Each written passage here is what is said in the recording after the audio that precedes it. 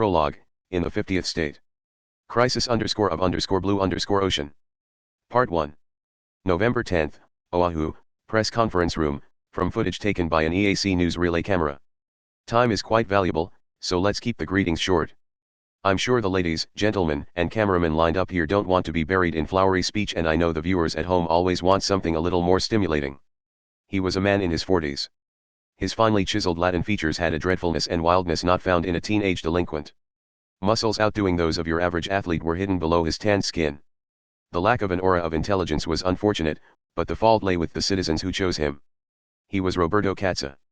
He was the President of the United States and the third Hispanic person to hold that position. If you mentioned that fact, he would readily reply that there was no point in taking pride in anything you were not first in, and that he would rather be referred to as the first president to be a high school dropout. That was just the kind of person he was. The suit, tie, leather shoes, and everything else he was wearing were all from supporting groups, but they seemed more forced on him than things he had chosen himself. He had a rare talent in his ability to fill his faults with a sense of familiarity that kept him from seeming sloppy. And so let's start with the questions. I gave the general outline of the plan at the address 2 hours ago, so try not to ask me anything I've already answered. Wasting our precious time will only make you the laughing stock of your viewers.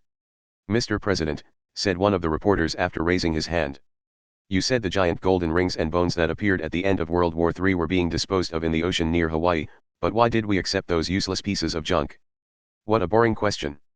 I guess the condor has more troubles than just the slump in readers. Why is this being done in our waters rather than international waters? Is there some political reason behind that? It's much simpler than that. The president lightly shook his index finger. Each of those objects is dozens of meters across.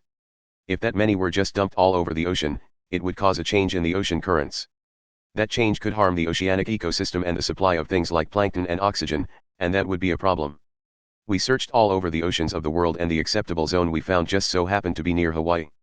Do you understand? But it seems the local fishers and surfers are raising their voices in concern. The results of the calculations by the glamorous devil were given to them. That's the nickname of the supercomputer in Florida, in case you didn't know. Anyway, from what I hear, they all fell asleep only 20 minutes into the explanation. It seems to me that they trust our conclusion. Some claim that they are being dragged to our waters so they can be recovered and studied in secret. You need to be careful about what you say, Mr. Reporter. This is something that hasn't even happened yet, so that is nothing more than speculation. And to be even more accurate, it is speculation from some anti-American propaganda being distributed from a German intelligence agency. Whoops, I probably shouldn't have named the country. I was supposed to keep the friction with the EU a secret. When the president even stuck out his tongue in front of the camera, the young reporter let his head hang down and his shoulders shook to hold back his anger. Getting people to let secrets slip was part of his job, but that had been more like a present given to him by the president. The president was not even allowing the game to begin. In a column printed in the London Ink God, he had been referred to as a strange politician who upped his approval rating using verbal slips like that. A female reporter raised her hand. It seems the EU is planning to dispose of their golden rings and bones via the Atlantic Ocean, but they do not have enough sources of funds to cover it. Do you have any comments on that? Oh, come on. I'm the US president, so ask me questions about the US. That's like bringing up another woman in the middle of dinner. And if I record that as proof of sexual harassment? When I truly go after a woman, I give her such a memorable experience that any previous complaints are blown away. A middle-aged reporter then butted into the conversation. Mr. Scandal, it sounds like you're going back on your marriage proposal, so are you going to be the first single president now? Nick, I can't change who I am. Or maybe I should become the first US president to go bankrupt from divorce reparations. But I'd have to have at least as many exes as there are states to manage that. Part 2. November 10th, Oahu, near the press conference room, from the footage taken by a tourist's video camera. Mama, where's the president? We might be able to catch a glimpse of him. A blonde girl of about 5 was in the center of the frame, and a motherly voice could be heard from out of the frame. The blonde girl was waving around a small American flag. If we wait here, will I be able to shake his hand? That could be difficult. They've been getting stricter lately due to terrorist attacks. We might not even be able to get near the convoy of black cars. The mother's response may have sounded harsh, but that was the state of things. If she did not tell her daughter that, then the girl could very well get away from her mother and charge for the line of cars. Due to the recent war, the strange state of security was beyond description. When it came to protecting the president, they would mercilessly neutralize even a 5-year-old girl. But that was also why a video that even caught a glimpse of the president's face was valuable enough to boast about to the neighborhood. Huh. What is it, Jenny? It's the president. The president is coming this way. Hey. The footage from the video camera shook in confusion. Even if the girl was only 5, she saw the president on the news each morning. The mother doubted she would mistake someone else for him, but suddenly, the footage shook wildly. It became almost impossible to see what was going on. It was snatched away. The mother had pointed the lens in the direction her daughter had pointed, but someone had grabbed the camera from her hand. As the frame showed the young mother's stomach at an angle, adult speaking could be heard from outside the frame. Kai, why are you, BFH? MMMR President. Sorry, Mrs. I'll be borrowing this for a second, said Roberto Cazza in a very different tone from when he spoke on TV. Unfortunately, I haven't gotten so indiscriminate that I go after mothers, so I hope we can keep this quick. Wait, why are you here? Mr. President, can I shake your hand?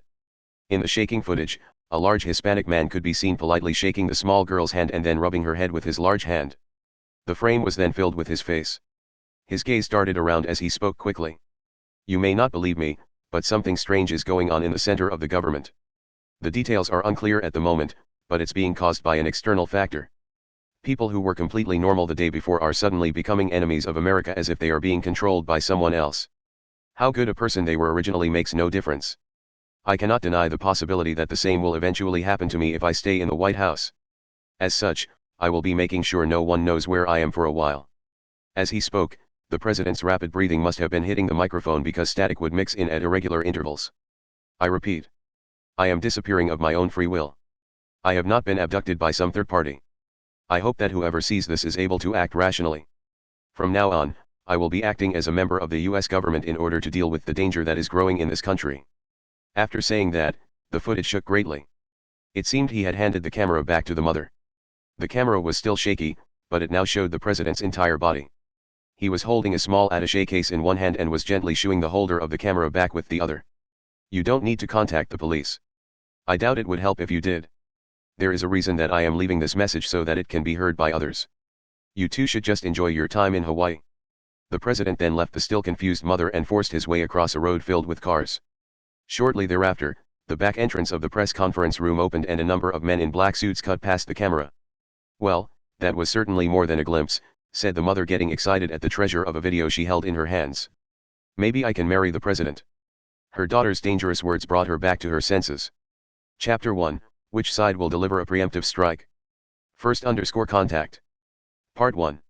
November 10, Oahu, New Honolulu International Airport Customs Gate, from security camera footage. Though it was neither the middle of the summer tourist season nor the middle of the winter tourist season, the area around the gate was packed with people.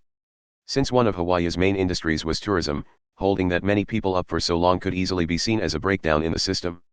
The crowd was mostly made up of tourists, businessmen, transportation workers, and people with cards hanging from their necks that were here most likely to conduct research into volcanoes or tropical fish. However, a few people in the crowd clearly did not fit into any of those categories. For instance, there was a spiky-haired Asian. And there was the number 3 level 5 walking beside him. While the two could probably be classified as tourists, a boy and girl wandering through an international airport without a guide or parents was peculiar. I guess Birdway and the others aren't here yet. This is where we were supposed to meet up with them, though, muttered the boy, Kamijatuma. For how little of the English language he knew, he seemed oddly used to being overseas. However, just a few minutes before, while on the plane, he had been trembling in his seat. From what he muttered about things like parachutes and speeds of 7,000 kilometers per hour, he must have had some dreadful memories related to airplanes. As for the girl, Misaka Mikato. Wah. I did spontaneously tell him that he wouldn't be alone this time, but I didn't expect to end up overseas all of a sudden. The dorm supervisor and Kuriko aren't watching. What do I do? I doubt this is just a day trip, we're probably going to be spending the night. What do I do? The unparalleled Onisama when viewed from the eyes of a middle school girl was blushing and panicking, but Kamisha showed no sign of noticing as he sat on his suitcase and fanned himself with his hand. The girl was so psyched that she could barely keep up with the present, so she was wholly incapable of asking herself questions about what they were doing there, and why they were meeting up with others who had flown in small groups on separate flights. An electronic tone sounded from the announcement speakers set up in various places around the airport. Kamijatuma looked up, but he frowned upon hearing a woman's voice speaking fluent English. What is she saying? I can't believe you would cross the ocean without knowing that much. How did you manage to answer the questions of the officials at customs? Mikoto muttered in disbelief, but she added more quietly to herself, does that mean he has no choice but to rely on my knowledge of English? Phew. Has the time finally come for me to seize the initiative in our actions here? As she mumbled to herself, she started to tremble for some reason. Part 2. November 10th, Oahu, New Honolulu International Airport Terminal 3, Cafe Simple Coconut, from the camera in a pet robot in the cafe. In the sort of airport cafe where 4/5 of the price was due to the location alone, Lavinia Birdway took a sip from a coffee cup and grimaced. I expected this to be sweet, but not this much. It has enough calories to rival an energy drink for a marathon runner. You should have been able to tell that from the way it looks. It's pure white. And how about you read the name of the place aloud too? Spat out Accelerator, Academy City's #1 Level 5. Birdway started shoveling in some tapioca which had come with her drink and said, what a gentle tone of voice. AHN. You seem used to dealing with kids, but you don't need to switch over to that mode with me. If you're going to act as my escort, it would help if you would treat me like a lady. Especially regarding my personal pride. TCH, Accelerator clicked his tongue and took a sip of weak coffee. It seemed like he hadn't noticed how he was acting until she pointed it out. He decided it would be best not to use his cell phone. He did not want anyone to know that he was contemplating whether he could contact that brat or not. The enemy was already on the island. It was possible their conversation was being monitored even now, and anything he let them know could possibly be used against him. So when are the others going to meet up with us? I have no way of knowing when their flights arrived or how busy their gates are, Birdway said simply as she battled with the contents of her cup that she was treating as a dessert. Even if Alistair's influence has weakened, it was difficult to get that many people out of Academy City. If you had all gotten on the same flight, we would have been tracked for sure. I had us split into small groups in order to eliminate the risk as much as possible. I bought our safety with money and time, so quit complaining. That must have been why the men wearing black that usually surrounded her were nowhere to be seen. It seemed their absence did not bother Birdway too much. Now that Gremlin has confirmed Imagine Breaker survival using radio's Onde Castle, they will be preparing themselves for interference from and coming up with countermeasures against that natural enemy of magic. They are sure to carry out something big here in Hawaii. We followed them here in order to stop them, but we are not the world police. We cannot slip past everything by using special rules, so we need to make the proper preparations before beginning the fight. Can't you pull it off somehow with that magic of yours? I probably could if it came to it, but it comes down to the dilemma of a phantom thief. Any method I use once will be analyzed. If I have a different way of dealing with it, I don't want to use any of my major techniques. So it's all for your convenience, Accelerator muttered in annoyance. You said Gremlin is hiding here in Hawaii, right? Yes, in all likelihood. But how are we supposed to find them? There are 8 main islands, and if you count the small ones, there are around 130. There are over 1.4 million residents alone, and adding in the temporary visitors gives you a total of over 3 million people. I doubt we're gonna find these hidden people just by running around randomly. I have an idea of how to deal with that. At the same time, Accelerator heard an electronic tone. Birdway looked up toward the ceiling. Looks like it's starting. Part 3. November 10th, Oahu, New Honolulu International Airport Terminal 2, from the camera in an automatic guidance kiosk. Hamazura Shiage was standing before a large board within the airport. To be precise, it was an electronic guidance board. Instead of just showing a map, it had a keyboard that allowed entry of one's destination so it could display the way there. It also had a voice recognition function so that users could be connected to an operator, but that was no help for Hamazura because he could not speak English at all. Not to mention that something else was further inhibiting his already regrettable level of knowledge. It was a girl of about 12 that stood next to him. She was Kuroyuru Midori. She was a cyborg girl who had been at the center of the Freshmen, an organization from the dark side of Academy City, and whose body itself was a mass of engineering secrets. Why did I have to end up grouped with you of all people? Wasn't there some better combination that had a little less bad blood from the past, or at least someone I could overpower if it came to it? I'm the one that was fucking kidnapped, Haamaeacheon. No.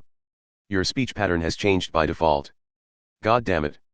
First you say you can't just leave me be in Academy City cause I'm likely to attack Firmia again, but you also couldn't bring yourself to kill me. You were a little too optimistic to think you could solve that conundrum just by bringing me with you. You didn't think about the fact that you then have to worry about the possibility of me ripping your fucking throat out at any time, did you? Normally, my biggest worry about a trip to Hawaii would have been what souvenir to get my lovely Taketsubo-chan. I'd be wondering if she would think something like macadamia nuts is too cliched, or if she would be glad I was sticking to the basics. So why is my life endangered before I've even left the airport? And like that, Hamazura Shiage was already thrust into grave danger.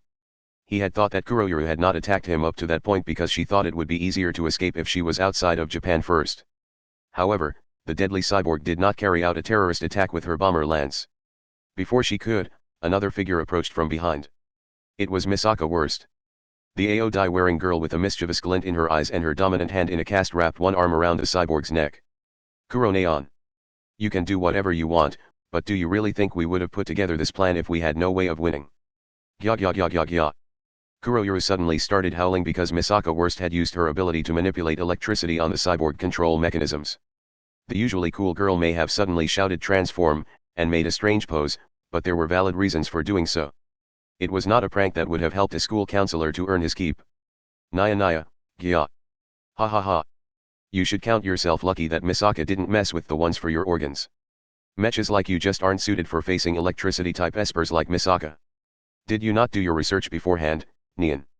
Damn those bastards on the board of directors. Oh? Do you think the ban on cyborg development was lifted in order to back the third season project? It's possible, but there's no proof, so it's really nothing but unjustified resentment. And really, this kind of security hole could probably be closed in 2 weeks or so if they actually bothered. Misaka had a selector put inside her, after all. However, no matter how easily fillable a hole it was still a major weakness until it was filled. And Hawaii did not have anything like Academy City's research facilities. I am saved, said Hamazura as he wiped sweat from his brow.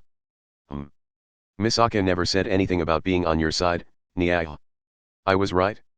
Someone made a serious error when they made these groups, shouted Hamazura, but the two girls soaked in darkness didn't appear to react. Like a delinquent, Misaka Worst leaned up with overt familiarity against Kuroyuru as the other girl's arms continued to convulse slightly. Misaka Worst then spoke to the cyborg with a stifling sense of superiority at having complete control over the situation. You know, how are we supposed to search for someone suspicious with so many tourists around? With so many unfamiliar outsiders all over the place, even asking around doesn't sound like much help. What would you do if it was fucking up to you? You just don't have the right edge to your voice when you do it. Are you sure you had his thought patterns implanted? Misaka Worst said as she cackled. Anyway, it seems Gremlin is an ideological criminal group. So they're overly sensitive. Yes, and that's what Misaka would try to take advantage of if Misaka had to. As the two girls continued their conversation, they heard an electronic tone. Afterwards, a woman's voice gave an announcement in fluent English. Hamazura looked up. Is there a lost child or something? It's something a hell of a lot more dangerous than that, spat out Kuroyuru. It's begun. Part 4. November 10th, Oahu, New Honolulu International Airport Terminal 3, Cafe Simple Coconut, from the camera in a pet robot in the cafe. The first to notice the oddity was Accelerator, who put his coffee cup down on the table. So you figured it out, asked Birdway, while having not finished her sweet drink. At first, it just sounds like an announcement telling you not to dirty your shoes on the newly waxed floors. But there is no reason to announce that over here, since the area they mentioned is 3 blocks away. That was an anti-terrorism warning. They want people to stay clear of that area, while also reducing secondary damages from a panic. They couldn't pull that off if some idiot was shooting up the place, so they must have found a conspicuous suitcase or something. Yes, something like that. Birdway sipped at her too sweet drink. But it was not necessarily Gremlin that left the suitcase there. For an instant, Accelerator thought she was suggesting that it might be some other terror group, but he immediately corrected himself. There was another possibility as to what she meant. I'll ask again, so you figured it out.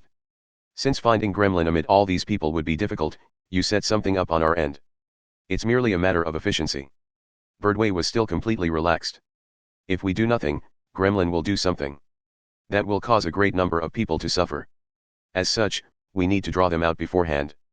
Whether they use methods that your common sense will help you comprehend or not, Gremlin is an ideological terror group.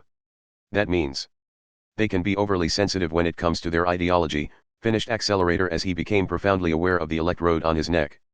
The men in black suits must have been the ones who had actually set up the suitcase. If that's what they're like, we can really get to them.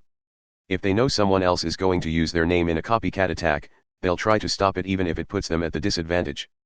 Gremlin is going to do something here in Hawaii, Birdway said with a grin. But that doesn't mean we have to wait for them to attack first, does it? The current commotion had a high probability of drawing out someone from Gremlin. If they could capture that person, they had a chance of finding Gremlin's hideout or learning of their plan. It was true that, as a mere matter of efficiency as Birdway had put it, that was the best method. However, I have one question. And what would that be? What is inside the suitcase you're using as a dummy? Birdway shrugged and said, reality always works best. If the police aren't panicking, Gremlin might get suspicious before they interfere. Accelerator felt that he had truly grown, since he did not break the table in half. Part 5. November 10, Oahu, New Honolulu International Airport Central Lobby, from security camera footage. Kamachi and Mikoto had looked for souvenirs in the duty-free shops before even taking a step outside the airport, but Kamachi suddenly made a strange sound and ran off after reading an email on his cell phone. He must not have known the dangers that a major gun-toting country could hold. This goes well beyond misfortune. Wait. Are you really going to cut across here? The announcement about the waxing was a hidden anti-terrorism warning. I just got an email saying Birdway set up a bomb. Of course, no one would go out of their way to approach an area being odorously waxed by a lawnmower-like device. If one thought about it calmly, it was strange how airport workers were watching alertly from the outer edge of the area being waxed, but the people who had believed the announcement did not seem to sense any danger. The warning signs and the foul odor were enough for most of the people to naturally distance themselves from the area. Meanwhile, Kamachi unhesitatingly charged straight into the area covered in half-dried wax. Mikoto grimaced at the smell and looked down at the clothes she was wearing, but continued on after seeming to have given up on something. The workers on the outer edge of the area frantically tried to stop them, but the two ignored their shouts. As he ran on ahead, the boy said, honestly, I can't tell who the real terrorists are here. Am I supposed to stop Gremlin or do something about the suitcase? Is that the suitcase you mean? A number of men were surrounding a large suitcase. They seemed to be airport security, so the police must not have arrived yet. Instead of heading straight for the suitcase, Kamachi hid behind a nearby pillar. Mikoto followed him. Is Gremlin the group behind all this? Do you think they're mixed in with those men? I'm not so immersed in that side of things to know if someone's a magician just by looking at them. Kamachi glanced around and spotted Hamazura and Misaka Wurst peering from behind a corner about 70 meters away. He took that to mean Accelerator was probably close by as well. Kamachi pulled out his cell phone and moved his thumb across its keys. Who are you calling? Birdway. After the phone rang a few times, she answered. I found the suitcase you set up. There are some people who look like airport security around it. Do you really think Gremlin will show up? They already have. Kamachi frowned and Birdway continued. They're having unexpected troubles on their end, too. They're trying to make it past the guards using a makeshift spell, but analyzing and dispelling it is easy enough. Are they altering their appearance? Is someone from Gremlin mixed in with those workers? Not there. He heard a sound over the phone, as if she had clapped her hands together. Immediately afterwards, Kamachi felt a chill as around 20 figures appeared out of thin air. They were all Western men. They wore the formal dress clothes of Birdway's subordinates. We are not the main dish, said the man in the center, mark space, before he pointed toward an area with nothing in it. She is the one you need to focus on. Nothing had been there just a moment before, and there was nothing there to hide behind, and yet a girl now stood there. She had blonde hair and white skin. The lines of her body were slender and beautiful, and she had a well-featured face. She looked less like a natural person and more like an ideal girl from a picture book. If you were to describe her, she looked like a princess, though it was mainly her clothing that accomplished that impression. She wore an odd dress that seemed to be made of countless thin membranes placed one on top of another. The lines of her body were clearly visible through it. The one aspect of her that did not look straight out of a fairy tale was the figure-correcting underwear binding her entire body, like a diving suit that lay at the core of her elegant dress. It was a type of modern corset that wouldn't be surprising to see on an infomercial. She was a magician from Gremlin. This was no longer conjecture or a story heard from someone else. For the first time, Kamachi saw the true enemy before his eyes. What he felt was not an obvious sense of intimidation. If he had to put a name to it, it would be a sense of something foreign. He had an unpleasant feeling that something there should not have existed. He felt somewhat anxious, as if overlooking her now would bring great disaster later. Fear and concern were part of a life form's reaction to danger, but what he was experiencing felt purer than that. Instead of the powerful emotion of fear causing him confusion, the raw feeling of danger forcibly honed his thoughts. The knowledge that she was a member of the organization that had unhesitatingly tried to drop Radio's Onde Castle on Academy City gave rise to a sense of rational hatred within him. Did Birdway forcibly dispel all invisibility spells in the area or something? The area of effect had likely been the entire central lobby. That was why the men in black suits, who had set up the suitcase, had appeared along with the magician from Gremlin. The Gremlin magician looked down at her hands and feet as if to check whether she could be seen by others. However, she did not seem panicked at all. "Old lady of the pumpkin carriage," she said in French, as if singing. Her pure voice sounded like that of a fairy tale princess. Please give me the test of the glass slippers. Please give me the strict and cruel test of the glass slippers that dropped my selfish and dishonest mother and sisters to the bottom of the pit of despair. Immediately afterwards, a supernatural phenomenon occurred. Part 6. November 10, Oahu, New Honolulu International Airport, from the security camera in a vending machine. Hamazura's eyes opened wide as he peered around the corner. The first thing he noticed was an unpleasant noise, like cracks running through glass. "What's with them?" asked Kuroyuru in a wondering tone, while being held by the nape of the neck by an electricity-type esper who was looking for an opening. It had happened just after the 20 or so men in black suits had charged at the girl in the dress while ignoring the airport workers, who were overcome with surprise at their sudden appearance. Every single one of the men tripped and fell to the floor that was wet with wax. It was as if they had run across an invisible wire or some other kind of trap. That was how it appeared to be, but that was not what had truly occurred. Hamazura heard a few groans, and then the men let out even greater cries of pain. They were all grabbing at their leather shoes. To be specific, they were holding the end of their shoes with both hands. It was as if every single one had suddenly had all of their toes snapped. It was as if everyone's feet had been broken within the range of some invisible explosion emitted from the girl in the dress. Hamazura let out a voice of confusion. "What the hell is going on? SHH. She's muttering something in French." The girl in the dress standing alone in the center of all the collapsed men was indeed muttering something. "Old lady of the pumpkin carriage. Please lend your power to pitiful Cendrillon. Give me the test of the glass slippers once more. Do so until all the arrogantly deceitful challengers hang their heads in shame. Cinderella, Is she a self-suggestion type gemstone?" Misaka worst rationalized what she was seeing like that, but Hamazura felt something was off. He did not detect the distinct scent of Academy City's espers, and yet what he was seeing seemed to be following set rules. That girl was a magician. She was from Gremlin. The girl who had named herself Cendrillon wielded the laws of a different world. She was one of those who had sent out Radio's Onde Castle for their own personal objective. Hamazura's breath caught in his throat. "What should we do?" Misaka worst asked bluntly. "I don't know what she's using, so I can't tell where the safe zone is. Without knowing that, I wouldn't suggest approaching her. It would be best to find a way to attack her without approaching. Misaka can think of someone that isn't safe to attack even from a distance." Part 7. November 10, Oahu, New Honolulu International Airport, from a joke pen camera dropped by its owner in the process of evacuating. Accelerator was holding onto an area of metal framework near the ceiling in the central lobby. He was inspecting the situation. Can she target everyone standing on the same floor as her? No, that level 0 and the number 3 hiding behind the pillar over there weren't affected. It must simply be the distance from her. If you displayed their locations on a two-dimensional map of the floor, Accelerator was closer to Cendrillon than Kamiju and Mikato, but the central lobby was tall. It reached up to a height of about 3 stories, so he was farther away from her in 3-dimensional space. With just one piece of magic, Cendrillon had sent an attack out in every direction which had immediately turned the situation in her favor. All of the men in black suits were holding their feet and writhing about. Accelerator could not see what had actually happened to them, but Cendrillon herself opened her mouth and explained. "Warning." She was speaking toward Kamiju, but the boy did not seem to understand her as she was speaking French. "This spell allows only my foot size, 22.5 centimeters. If your feet are smaller, the areas between the bones are forcibly widened, and if your feet are larger, your toes are severed." A vivid image of what had happened to the men entered Accelerator's mind. However, that was only a warning. That one only dislocated the toes. The real thing is next. "So what will you do?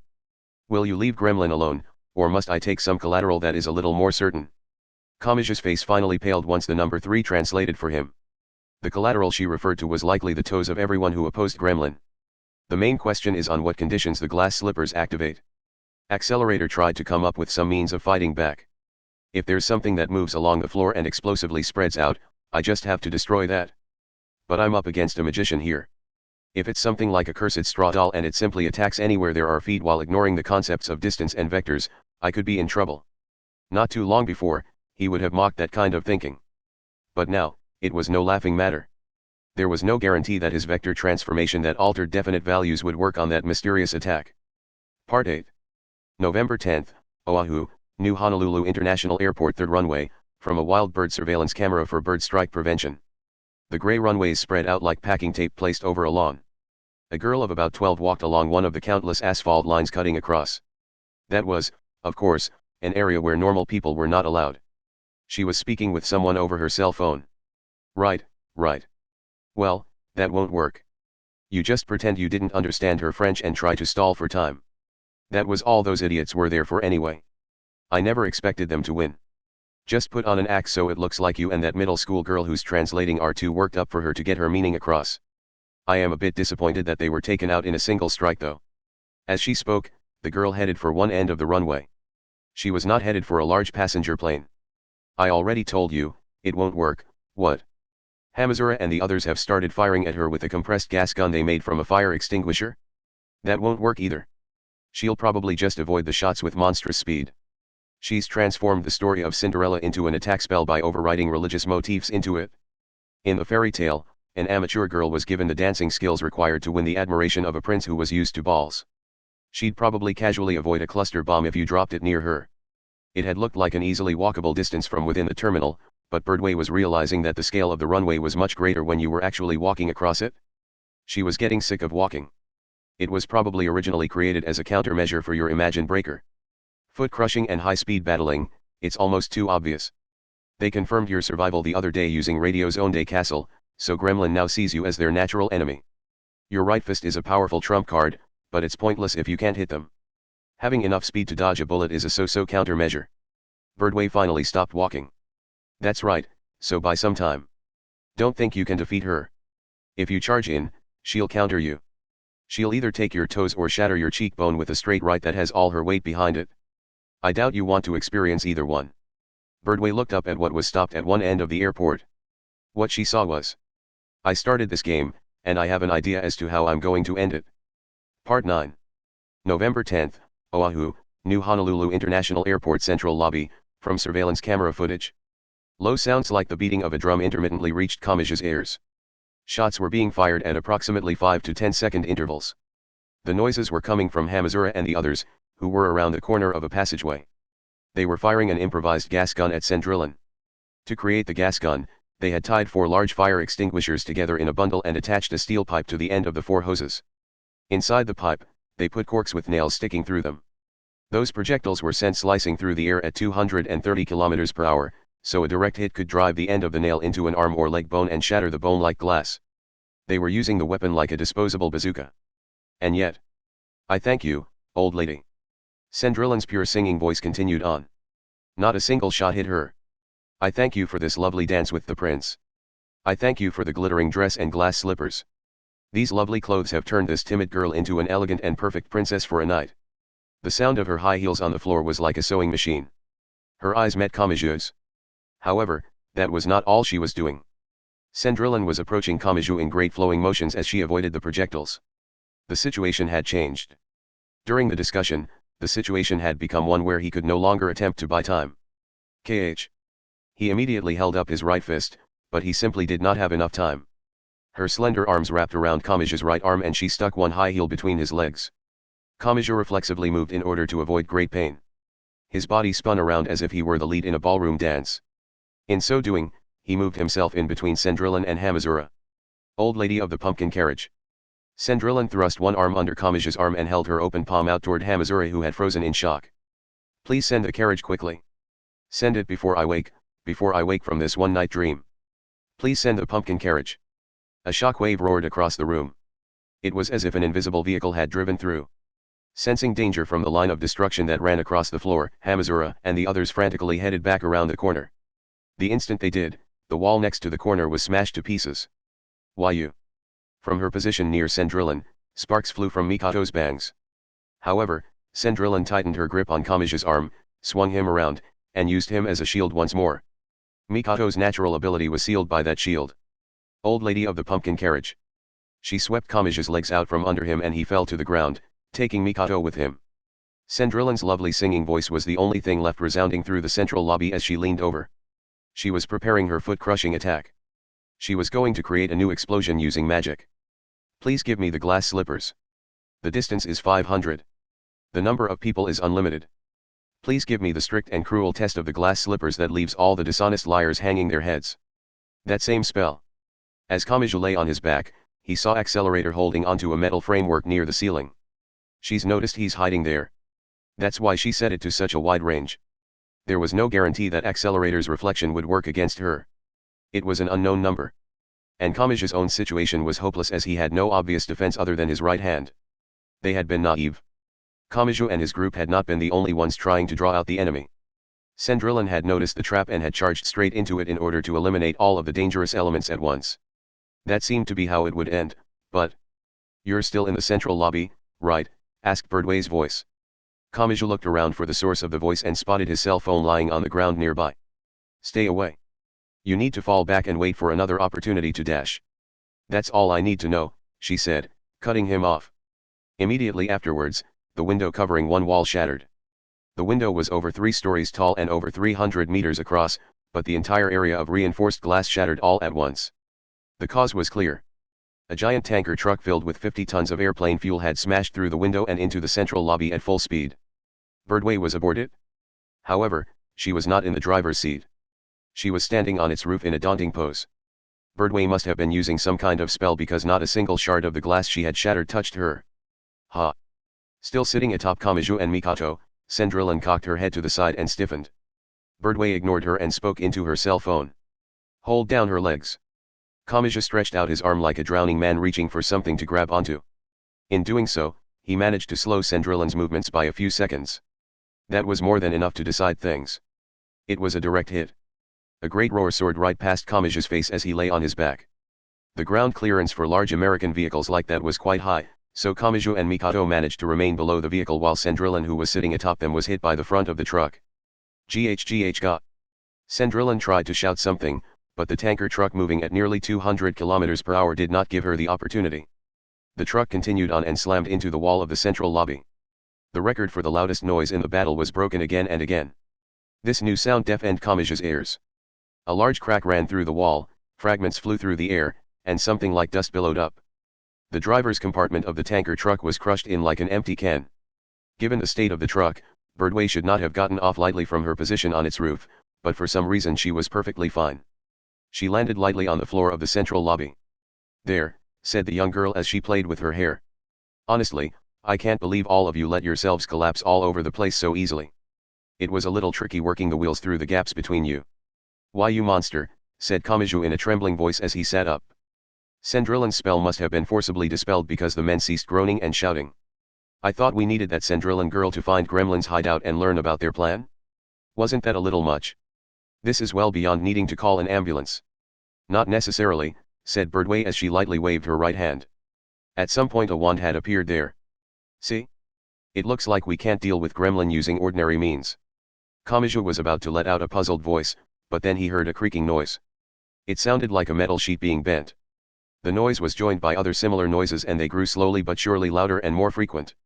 Between the tanker truck's smashed driver's compartment and the smashed wall, something was moving and breaking the metal panels in a way that made them seem weaker than paper. It was a finger. A slender, feminine finger was sticking out. The side was similar to someone sticking their hand in the closing door of a train or elevator and forcing it back open. Sandrillan. Of course. Cinderella was a flawless princess in front of the prince. A mistake would be unthinkable. All the external factors are readjusted so that it remains that way. I guess that convenient winner's aura is the ball. It seems something that is nothing more than a large mass will not be enough to put an end to her aspirations. A clear gap appeared between the tanker truck and the wall. Eyes covered in blood peered from within. "However," said Birdway as she spun her wand around in front of her, "Cinderella's dress has a limit to its functionality. Specifically, a time limit of midnight. The changing of the date has meaning, but if you take it to refer to the ending of a one-night dream, there is a simpler symbol that can be used. Namely." As Birdway spoke, she stopped spinning her wand around. It was pointing toward the tanker truck. At some point, a gold pocket watch with a narrow chain had been coiled around the wand. Where its hands pointed does not need to be said. However, it further reinforced the symbol and role she was using. Done. Immediately afterwards, the 50 tons of airplane fuel ignited and intense heat and light filled the central lobby. While it was better than having it sprayed into the air and vaporized, airplane fuel still had very different characteristics to gasoline. Kamachi immediately grabbed Mikato and hid behind a nearby pillar.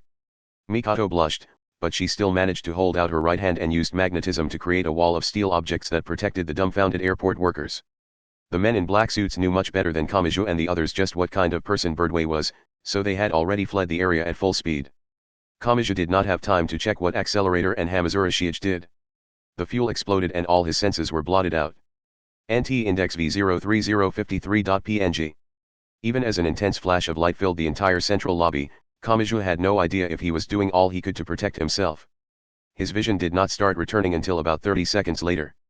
It took him another 10 seconds before he realized that proved that he was still alive. He saw flames. He also saw a girl spinning a wand in one hand while standing amid a sea of unnatural flames that were more white than crimson.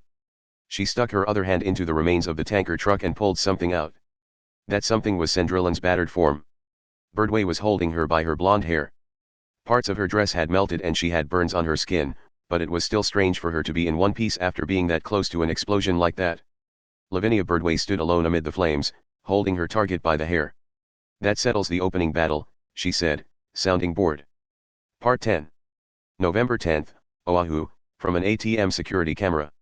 As smoke rose from the airport, Hamazura Shiage caught his breath while leaning up against the pole of a road sign out front. He had fled from the airport.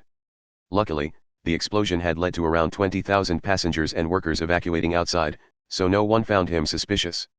He may have been saved by the image people had of the Japanese being so peaceful that they did not know how to deal with danger when they came across it. The men in black suits he saw here and there must have been the subordinates of the girl who had caused the explosion. They too were splitting up and escaping, but unlike Hamazura, they were unbelievably skilled at intentionally mixing in with the crowds even in a situation like that. Shit.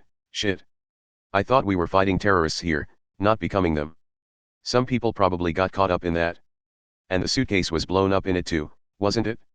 You certainly are quick to give your unofficial report of what happened. Anyway, I sense a darkness in that girl that's different from my own, said Kuroyuru Umidori as she turned back to face the airport. How far do you intend to run? Only as far as the cops won't find suspicious, said Hamazura as he breathed heavily. We've only just made it past the first barrier. Gremlin hasn't even made their real move yet, and we certainly don't want any difficulties with the cops before we've stopped them. In fact, they're the ones that the cops should be after. I see you make excuses to yourself as excessively as you reward yourself. Hamazura ignored Kuroyuru's scorn and wiped sweat from his face. Anyway, Birdway will call us once she gets some information out of that Cendrillon girl. It would be best if we hid somewhere until then. Oh, is that so? By the way. What? I haven't seen Misaka Worst for a while now. If she got separated from us in the confusion, then this just got quite interesting, don't you think? Especially in regards to my glorious return. Just after Hamazura let out that girlish scream while in a Munchesque pose, someone speaking Japanese chimed in from the side. Why are you two messing around out here? It was the spiky-haired Kamijituma. Part 11. November 10, Oahu, from a tourist's cell phone camera. Why did things end up like this, muttered Misaka Mikato as she brushed up her bangs. Standing next to her was Misaka Worst, an Aodai-wearing girl who had almost the exact same face and build as Mikato except for the mischievous look in her eyes, and her breast size. They had both gotten separated from their groups in the confusion and had run into each other while trying to find the others. Misaka is fresh from the third season project, so she doesn't know very many people.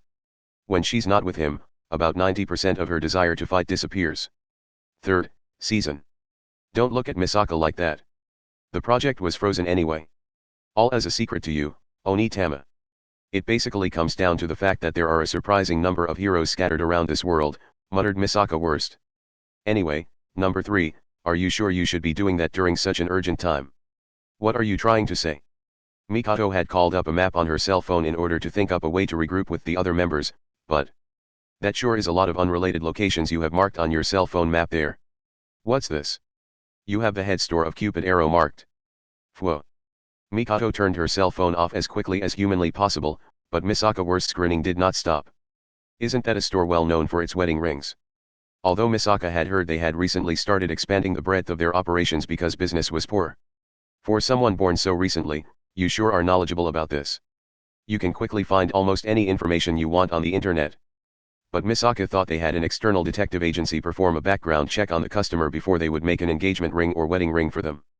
Misaka doesn't think they would accept an order from a middle school girl. Ugh. Anti-index v03059.png. Which means, haha, it must be that new service of theirs, ha. Those tag rings for lovers in a less serious relationship, hee hee. Dah.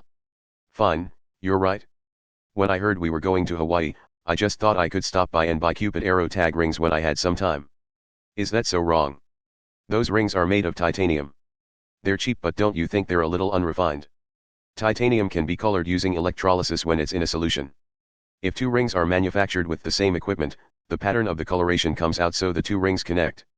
It's unscientifically seen as a charm to prevent the other from cheating on you.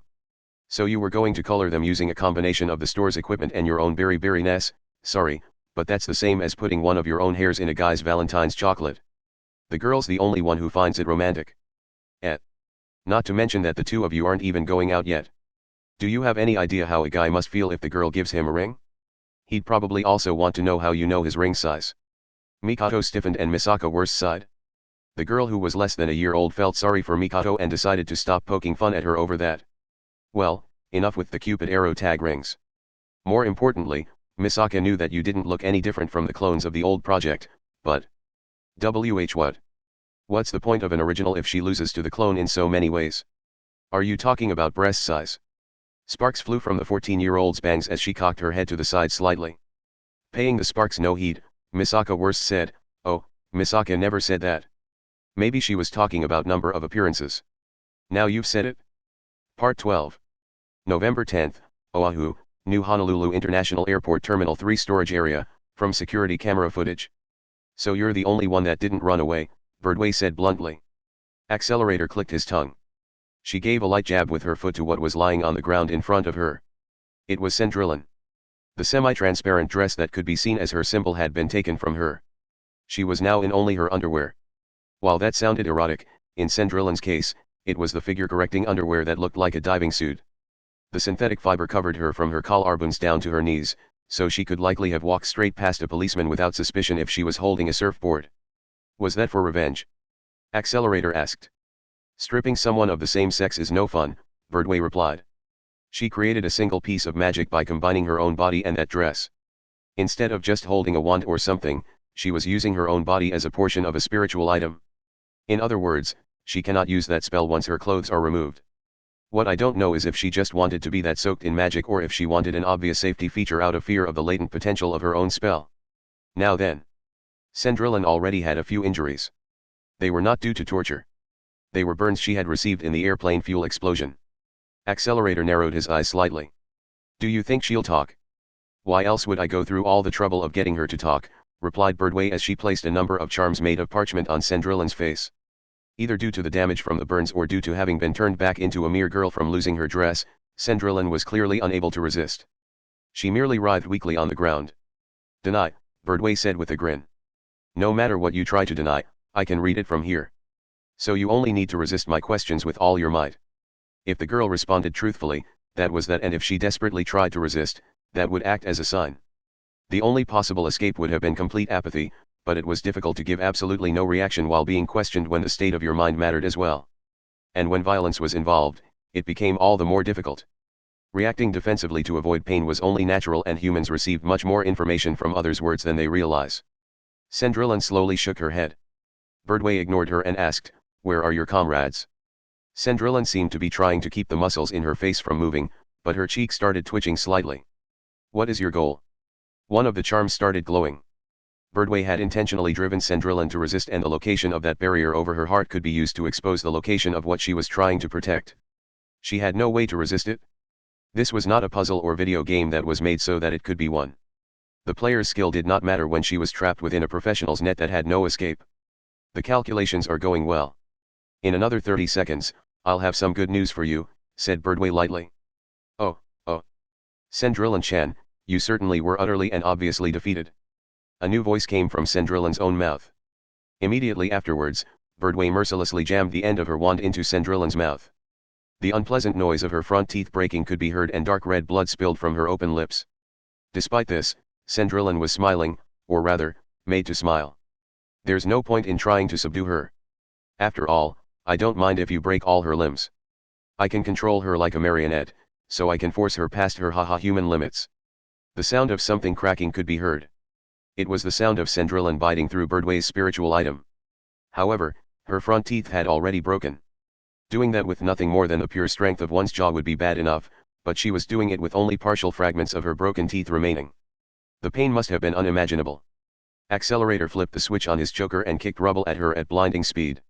She easily avoided the projectiles and jumped over 5 meters back. Only then did she speak to the one who was controlling her. I was waiting for you. Yes, yes. From the lack of your dress, I take it your fairy tale spell was destroyed. I will be activating my spell through you, so it would be a lot of help if you would use the magical release key to temporarily give me complete control of your body. TCH. Birdway clicked her tongue and spun around the remains of her wand. At some point, it turned into a small cup. However, Cendrillon chanted some kind of spell before Birdway could activate an attack spell. Total control on red 25. There we go.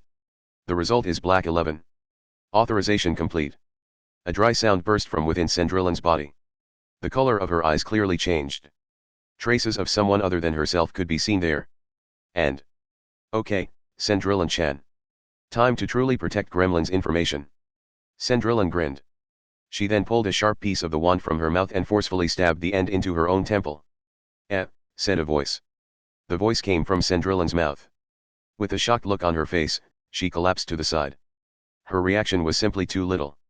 She did not brace herself at all as she landed. Her arms, legs, and hair were sprawled out and her red blood spread out in a pool. That was all. No more words came from her mouth. Not from Cendrillon and not from the person controlling her. Damn. I doubt that made it through her skull, but a fragment of bone must have stabbed into her brain. It must have caused a subarachnoid hemorrhage. I see. This will indeed make getting information more difficult. Don't look at me like that. I'm merciful enough to call an ambulance for her. What do we do now? I thought she was our last hope.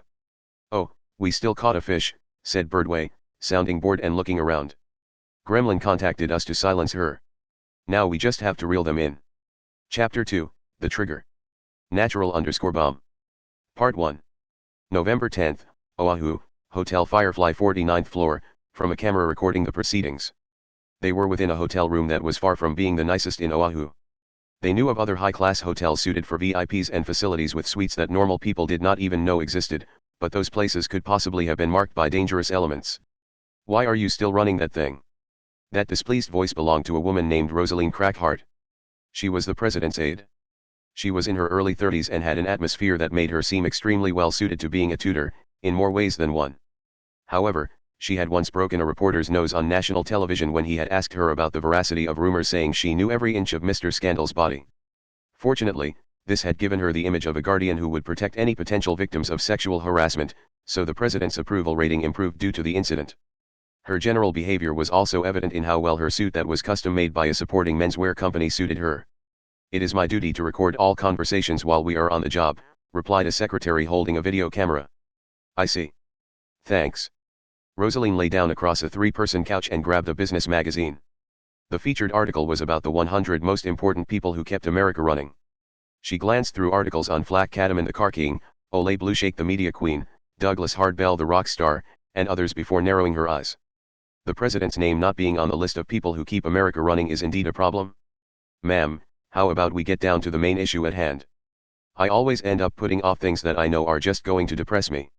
Rosaline tossed aside the business magazine while sprawled out on the couch. She then looked over toward one wall.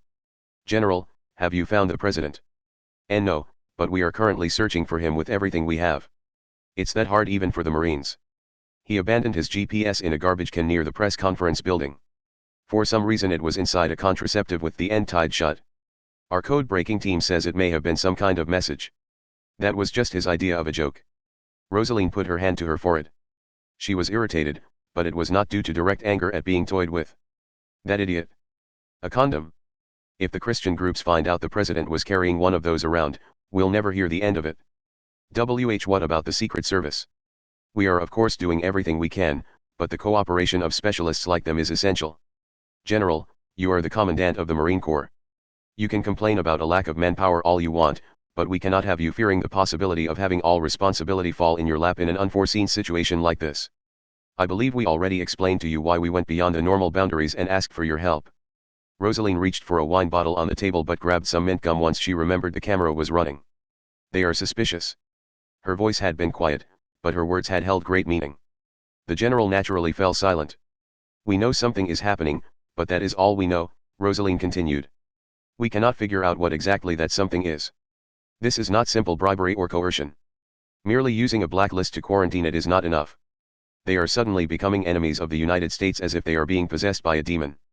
If the hostile elements were simply spreading out from a single person behind it all, They could possibly stop the spread by quarantining every single hostile element.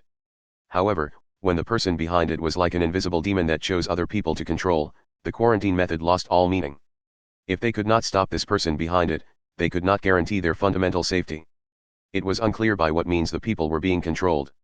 Rosaline and the others had surmised that there was a certain type of person that was more easily controlled, and they were maintaining their safety by distancing themselves from anyone who showed the slightest evidence of being controlled.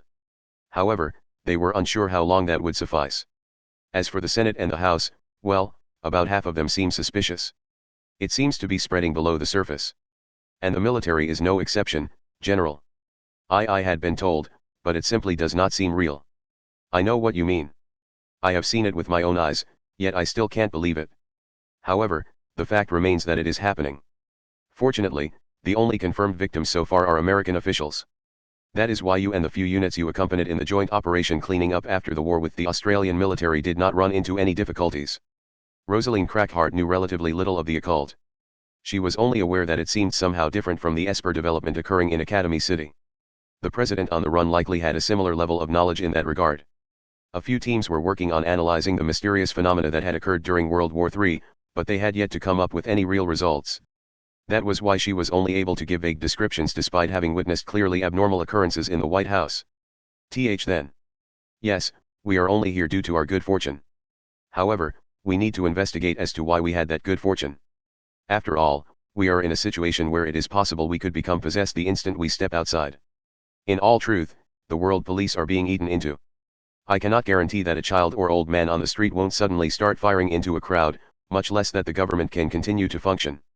Everyone in this country is at risk of being a victim or an attacker.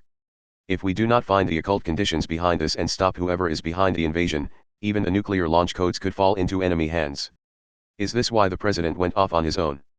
Probably. When that idiot learned of the situation, he started thinking about what he could do on a personal level to deal with this danger that is on a national level. He realized he would be immediately surrounded if he tried something on the mainland, so he played along until he reached an area where they had less influence. He must have thought their influence had not yet reached an island so far from the mainland. And yet no one knows the actual rules behind this. Then, the general wiped sweat from his brow. Are we putting the president in even more danger by chasing after him? If he has some means of victory. Do you seriously think he does? Rosaline glared at him with piercing eyes but softened her expression after she grew overly conscious of how the man winced. No matter the reason and no matter how dangerous the situation, we must have continual access to the president on the center stage. If it gets out that he has disappeared, he will be deemed no longer able to perform his duties and all authority will be passed to the vice president. Because he has what, that is unlikely to happen right away, but we still cannot relax, she said. And the vice president has already become suspicious. He has done nothing wrong yet and he says he is trying to cooperate with us, but it is possible he is the type of person easily controlled by whoever is behind this. As such, handing the duties of the White House over to him is too much of a risk. No one dared put the rest into words. They all felt the idea of one of the world's superpowers being usurped by some unknown person was not something to say even as a joke. Well, the one piece of luck is that the president took that with him, muttered Rosaline before speaking up. Do whatever it takes to find the president. Find him before his disappearance is discovered by the vice president and the other politicians undermined by whoever is behind this. Rosaline did not even look over as the general gave a proper salute. She muttered to herself with a look of pure displeasure on her face. More importantly, going missing is not the only way he can be made unable to perform his duties. A bullet through the head would do the trick just as well.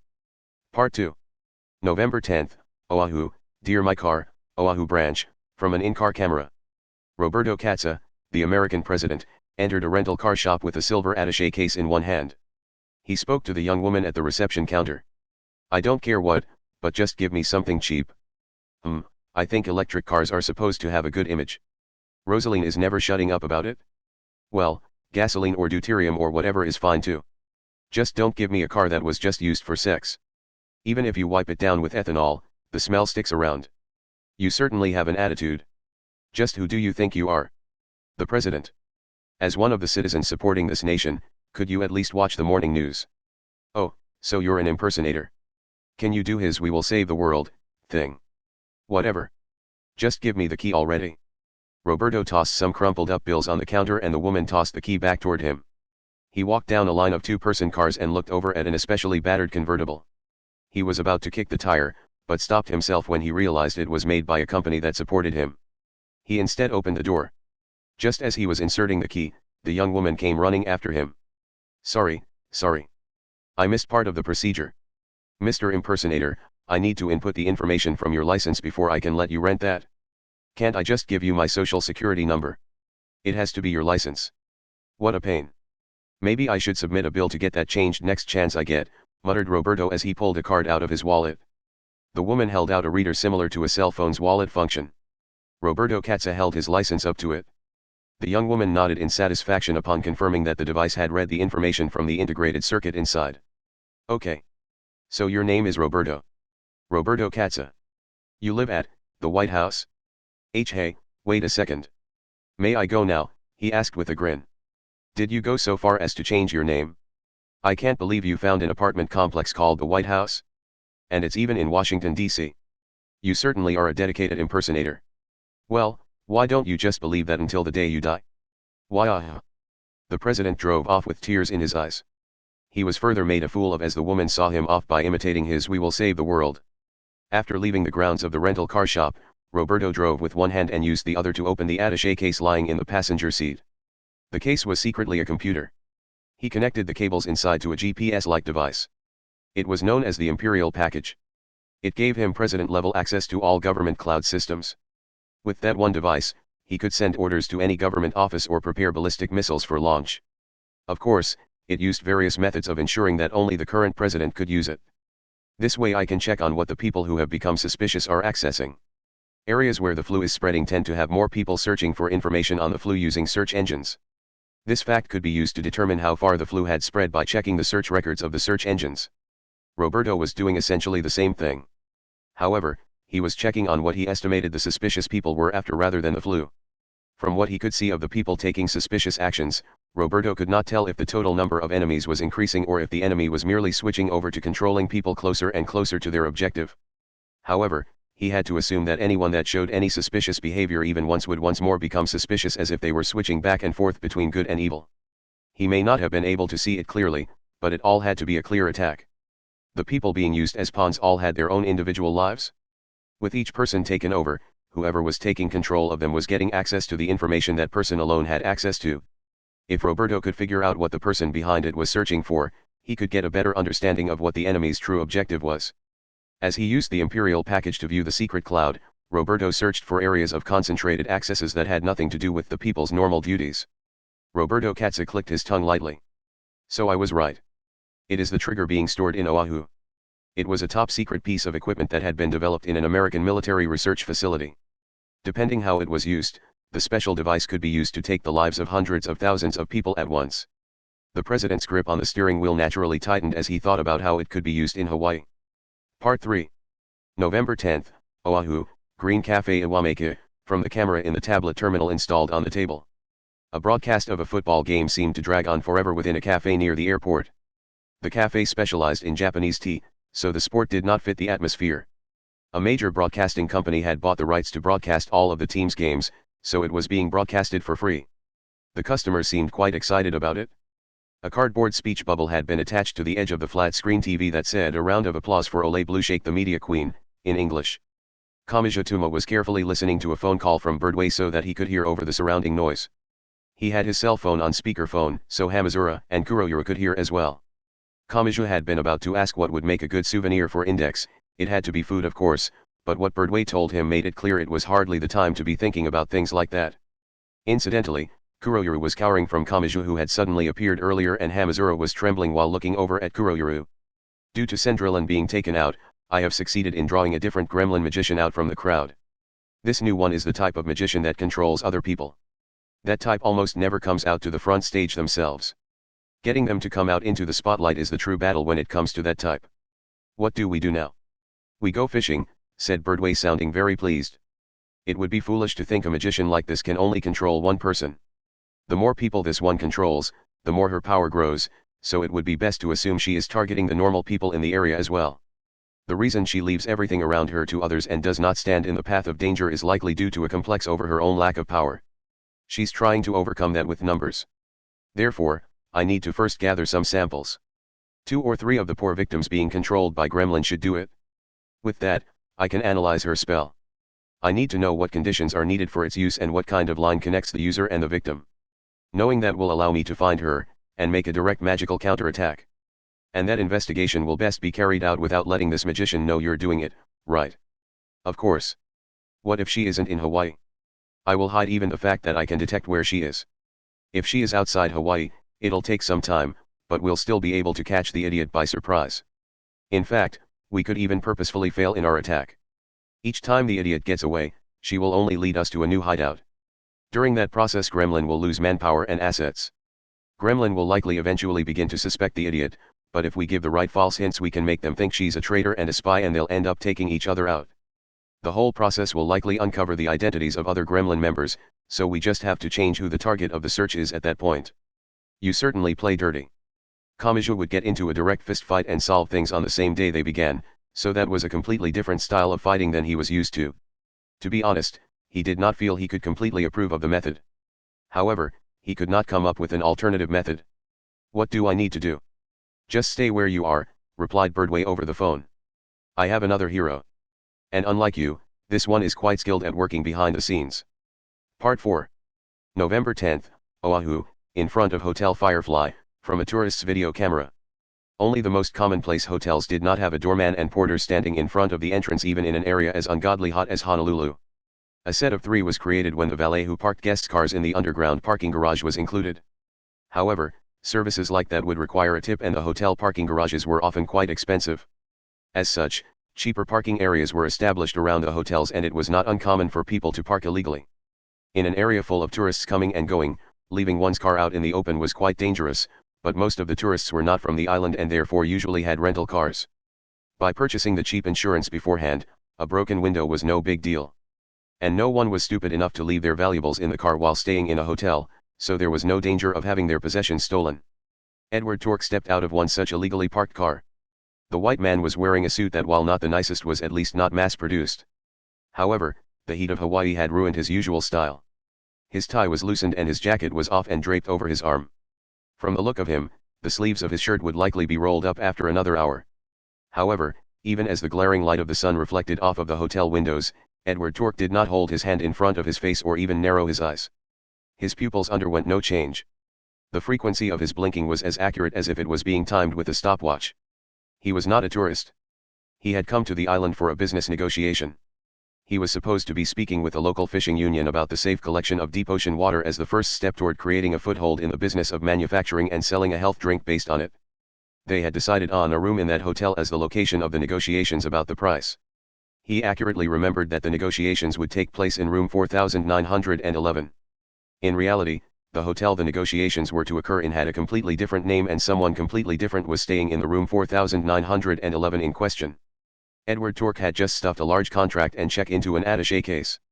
If he were to notice someone he did not know, named Rosaline, in the room, he would conclude that she was a robber after his money. And in the great gun nation of America, flight was not the only action people instinctively took in order to protect themselves. He had a revolver with a 4-inch barrel in his pants pocket. A single piece of altered information could lead to a great chain reaction. Edward Torque hummed a tune at the thought of the great business deal he was about to make while not suspecting that his actions were being used for someone else's purposes. And then the electronic billboard attached to the hotel wall fell down from directly above him. The great crash left the surrounding people dumbfounded and finally a great uproar began. The hotel workers hesitated to leave their posts at the entrance, but once their boss exited the building, they frantically ran over to the scene of the accident. However, they were unable to immediately move the crushed electronic billboard out of the way. It was disconnected from its power supply, but the internal circuits and other electronic parts must still have had some electricity stored within them. A great shower of sparks kept the hotel workers from approaching. No one was sure who had called it, but the siren of an ambulance approached. It was not until 20 minutes later that the rescue team managed to get the electronic billboard out of the way. And what? Said one of the rescue workers in surprise. The electronic billboard had been removed and the cracked asphalt showed just how great the shock of its impact had been. But that was all. Edward Torque, who had supposedly been crushed, had disappeared. Part 5. November 10th, Oahu, sewer rainwater pipe, from a camera for monitoring water levels during a disaster. This is the third one, muttered Accelerator as he dragged the poor victim down through the manhole and into the sewer. Birdway nodded in approval. That's all of them. Excellent work. Are you sure the person controlling them didn't notice this? Pretty sure. The rainwater pipe was filled with rotting mud and the like, which gave it quite an odor, but Birdway did not seem to mind. Despite her appearance, she may have been fairly used to harsh environments. The magician controlling them most likely collects information using the 5 senses of the victims. She would notice if you just outright attack the victim, but she won't sense any danger if it looks like they were knocked out naturally. How can you be so sure? How do you know this magician can't continue moving the target's eyes around after they lose consciousness? I can't say for sure, but we do have a precedent. A precedent? Cendrillon. If she could do that, she could have continued to collect information after Cendrillon collapsed and used it to put together a plan against us. However, that had not happened. Once I analyze the spell, I can track down where this person controlling the victims is, as well as detect any pawns trying to attack us while hidden in a crowd. That will be a perfect defense against the spell. Simply put, it'll be checkmate. The threat of having a normal person attacking disappeared once an enemy could be detected and dealt with head-on. Birdway and Accelerator were not people who feared a handgun. So you couldn't perfectly detect them up until now. So there's a possibility I was confidently attacking completely unrelated people. Don't get so upset. In all likelihood, these were accurate. This just brings that up to a full 100%. The rainwater pipe had pathways for workers prepared on both sides, and the 3 victims were lying on one of those dirty pathways. Now then. Since I now have all the necessary materials, it's time to get started on the analysis. If you want to learn a bit about magic, you can watch Part 6. November 10th, Oahu, smoking area within Coral Street Shopping Mall, from the camera in the magician's cell phone. The strangest aspect of modern cell phones was the increase in the number of camera lenses. They had a lens on the back of the phone for normal photography, a lens on the front for showing oneself in a video conference, and the number only went up with the addition of 3D photography and other features. At the current rate, it did not seem long before the entire phone would be covered in camera lenses like they were beads. A girl of about 15 was flipping her cell phone back and forth between front and back. She had short blonde hair and white skin. She wore a primarily green turtleneck and miniskirt, as well as thick boots that passed above her knees. On her head, she wore something like a headband made of tree branches. Her outfit made her stand out from the building made of glass and concrete. With an expression that showed that the clearly multifunction cell phone was just too much for her, she spoke into the precision device that she simply could not get used to. Yes, yes. It seems he failed. The attacker, Edward, has lost consciousness, and the room on Hotel Firefly's 49th floor is still untouched. It seems they are planning to move somewhere else due to the uproar over the electronic billboard. It looks like attacking the aid group is unrealistic after all. The way she spoke made it clear she was not used to speaking politely. Her tone of voice made it clear she was giving no thought to whether she was angering the person she was speaking to or what would happen to her if she did anger whoever it was.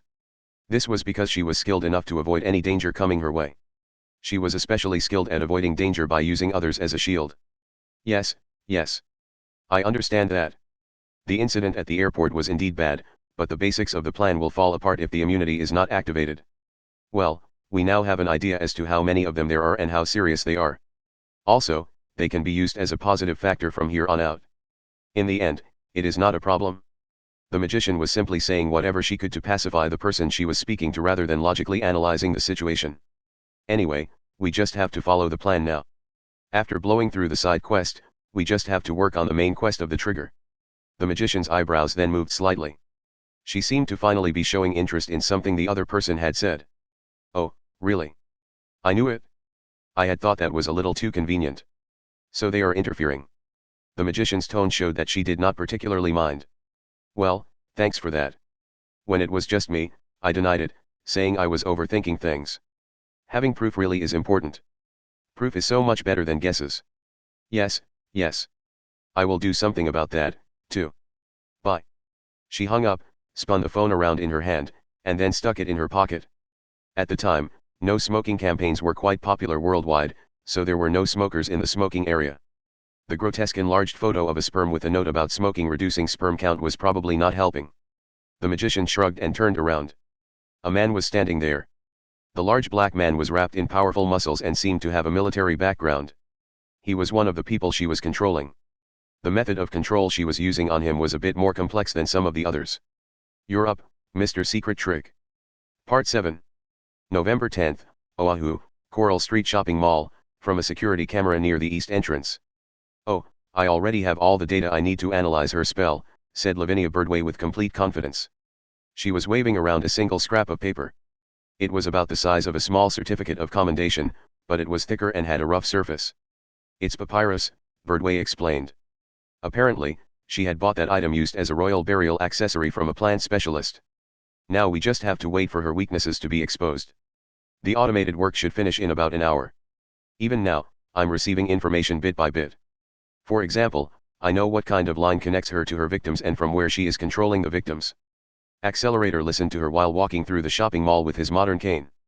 Basically, she used to be with the Russian Orthodox Church. Russian. She uses a spell based on a fairy. In her case, it is the Leshy. The Leshy is the ruler of the forest and the king of all animals that live there. Do you remember when she and Cendrillon said red something and black something when Cendrillon was giving up control? What about it? That was roulette. They were gambling. The Leshy loves gambling with the forest animals. The winner is of course given control of the loser. In this case, the Leshy is likely viewing her surroundings as the forest and the humans who live there as the animals. I don't know the exact conditions for that yet, but the analysis spell will reveal those conditions soon. Then it will all be over. For not having finished yet, you certainly are sure of yourself. I have enough to search out anyone she's controlling. Even if she tries a surprise attack, it has essentially no chance of succeeding. Despite having just said that, repeated gunshots rang out. They came from behind Birdway. From only 5 meters behind her. Part 8. November 10th, Oahu, beachside, from a camera along the main road to enforce the speed limit. A station wagon slammed into Roberto Katz's battered convertible at high speed at almost the exact same time Birdway was attacked. The two vehicles strayed from the road and struck one of the palm trees lining the road at even intervals. A coconut fell down and hit the president right on the head. Gweh, and nice. Now that's about as Hawaii-esque as you can get. If I wrote that in my journal, no one would believe it actually happened. The side of the car was crushed in, but the station wagon had struck the passenger side. The driver's seat was safe. He was worried about the imperial package for an instant, but it was meant to be used in emergencies, so it was surprisingly tough. It was not even scratched. The president closed the attaché case, ignored the door that refused to open, and jumped out of the convertible. Roberto Katz used a hand to motion back the panicking tourists who were approaching and then headed toward the station wagon. I'm not used to getting run into from the side at full speed. Despite the great shock of the impact, the station wagon's windshield was not broken. And the glass was tinted. Roberto was pretty sure the station wagon was not just some random vehicle, but he still approached the driver's side door and tried to peer through the window. Mister, there's something wrong when the one who ran into me is the one to pass out. As if in response, the window started to lower. And a right hand holding an automatic handgun stuck out. I can still kill you. Anyone who has a gun and a finger to pull the trigger can be an assassin. Kman, stop that. War and safety handguns are the most used in the country. It would be pretty sad if I had to be shot by a product from one of my supporting companies. They'd probably ask for their money back at my funeral because I gave their company a bad image. As Roberto Katza complained, he noticed something about the eyes of the man who was still leaning against the airbag. Mister, you aren't being controlled, are you? Part 9. November 10th, Oahu, smoking area within Coral Street Shopping Mall, from the camera in the magician's cell phone. As the magician pulled out her cell phone to check the time, she heard dry gunshots in the distance soon followed by the screams of onlookers. The scary thing about amateurs is how they will go through with something to the end once they are determined to do it. She was not speaking to herself, but she received no response. Standing next to the magician was a black girl of about 10. The girl was standing utterly still while using her right hand to hold the end of a flathead screwdriver up to her temple. It truly is frightening, the magician whispered. All I had to say was that I would have you tear your head apart like a frozen orange, and he was ready to do it. Birdway had analyzed the magician's spell. She knew that the magician used the stories of the Leshy to control people by spreading her role as the ruler of the forest animals. If the magician had sent one of the people she was controlling with the Leshy spell after Birdway, the traces of magic power and the spell would have been detected and eliminated before they could get close. The people controlled by the magician's magic could not approach Birdway. That was a foregone conclusion. However, there was not just one way of controlling people. For instance, she could control a certain daughter and order her father to do things while he maintained his true self. She is quite skilled, but that in itself creates openings. Since she is determining danger by the presence of my spell, I can slip right past her defenses. The magician grinned. In addition to the black girl, she had a few other children gathered in the smoking area. Every one of them would function as a hostage to pull off that kind of secret trick when it was needed. The magician had prepared as many disposable pawns for those tricks as she had hostages. For instance, one was targeting President Roberto Katza. And once he is past her defenses, it's all over. Whether she is a magician or not, she is still a human who can be killed by a single bullet. The girl's father must have wanted to make absolutely sure she was dead, or a police officer had shown up and shot him to death because further gunshots rang out. However, it did not matter. When Birdway was in a completely defenseless state, the first shot was all it would take. Part 10. November 10, Oahu, Coral Street Shopping Mall, from a security camera near the east entrance. Having been struck in the back by countless bullets, Lavinia Birdway collapsed to the polished shopping mall floor. Even so, the large black man continued to fire bullet after bullet from his handgun. The dumbfounded tourists frantically tried to flee in all directions from the center of the incident. Shouts and screams exploded out. Accelerator's eyes opened wide as he took in the developing situation. The large black man was trembling and tears were falling from his eyes, but he did not hesitate. He tossed aside an empty magazine and put in a new one. At that point, the number one finally came to his senses. He hit the switch of the electrode on his neck and the level 5 powers that gave him his name activated. He was thinking of breaking the man's wrist before crushing his neck when shit. That was dangerously close to being my moving death scene, said Birdway as she raised her head. The black man fell backwards in shock and shouted something. As Accelerator kicked him in the chest, he shouted at Birdway. What the hell did you do? Having a body substitute just in case is one of the most basic of precautions. In fact, modern Western magic goes so far as to embarrassingly say we need to kill our old self and be reborn as our new self. Birdway pulled a card from her pocket. It was a tarot card from the major arcana, the Hanged Man. The card showed a man hanging upside down from a tree branch, but it had holes through it. Meanwhile, Birdway herself had not shed a single drop of blood. If you use Crowley's tarot, it is the symbol of the death of the Son of God, who himself represents an age. It was originally not a symbol of execution, but if you intentionally misinterpret it, it can be extraordinarily compatible, especially for things piercing into the body. I wanted to make sure I had some defense against bullets before setting foot in a major gun country like this, but I didn't want to deal with a thick, sweaty bulletproof vest, Birdway explained. Now then, I know you're about to awaken to your true power due to the anger and sorrow of believing I had died, but let go of that man. Esper powers aren't that arbitrary. Even if we push him, we won't get any hints about who's behind this. I already have all the information I need on the spell and he isn't being controlled by it in the first place. What? This is an indirect method. To be honest, I'm pleasantly surprised. It isn't often that I praise someone, so remember this. Birdway ignored Accelerator's puzzled look and approached the large black man with long strides. The man immediately held the handgun up with both hands. It was unclear whether he had remembered what he was supposed to do or if he was merely reacting to the threat of the strange monster approaching him. If the magician's specialties lie solely in the field of controlling people, then guessing at the rest is a simple matter. Most likely, she is threatening you with someone close to you who she is controlling. I am not some hot-blooded idiot, so I will not give you some annoying speech. Nor am I going to kindly discuss this with you. I am simply going to tell you the truth as bluntly as I can. Despite the man being able to shoot her at any moment, Birdway let out her stabbing words while striking a daunting pose. You lucked out this time. She pointed at her small chest with her thumb. But next time will be different. No matter the reason and no matter what emotions are driving you, if you pull that trigger now, I will die. The trembling of your body will change to an irreversible truth. You won't get a third chance.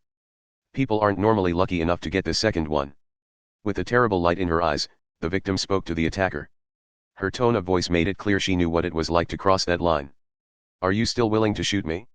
Do you have the guts to go through that great shock you gave yourself once more from the beginning? The large black man's trembling reached its peak. He had likely worked hard to prepare himself on his way there. He must have repeated the justifications for what he was doing again and again, piling one atop another. When he had done the deed but failed, the pyramid of cards had come tumbling down. If he had rationally built it back up from the beginning, if he had mentally rearmed himself by recalling what situation his loved one was in, he may have been able to shoot Birdway once more. However, he could not balance the cards with his trembling fingers.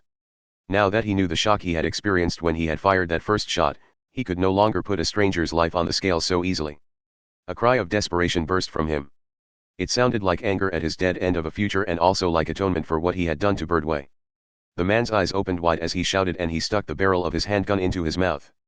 Accelerator and Birdway let loose kicks at the same time which knocked the handgun from his hand and knocked him unconscious. I went too far, said Birdway, making a conscious effort to bring her tone of voice back to normal. This has gotten a little trickier. I no longer have the Hanged Man. It's your own fault for being careless. Not really. The magician would only have put together that plan if she knew I had analyzed her spell.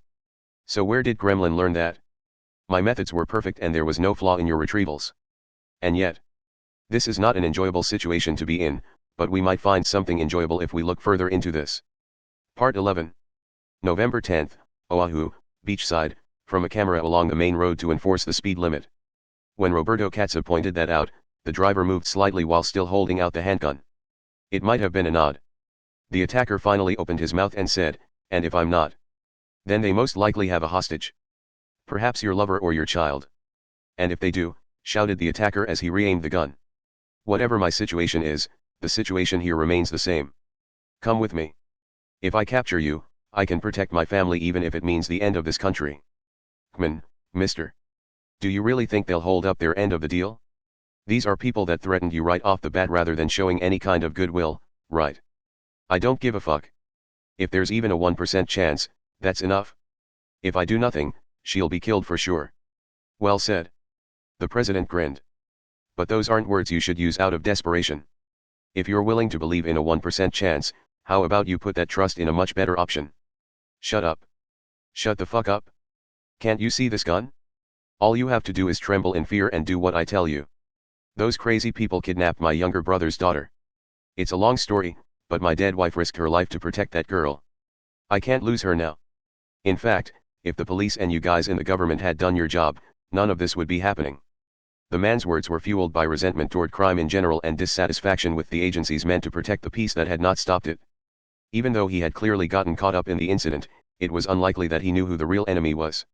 However, in a way, his words pinpointed the current crisis in America. Despite being the attacker, his were the words of a victim.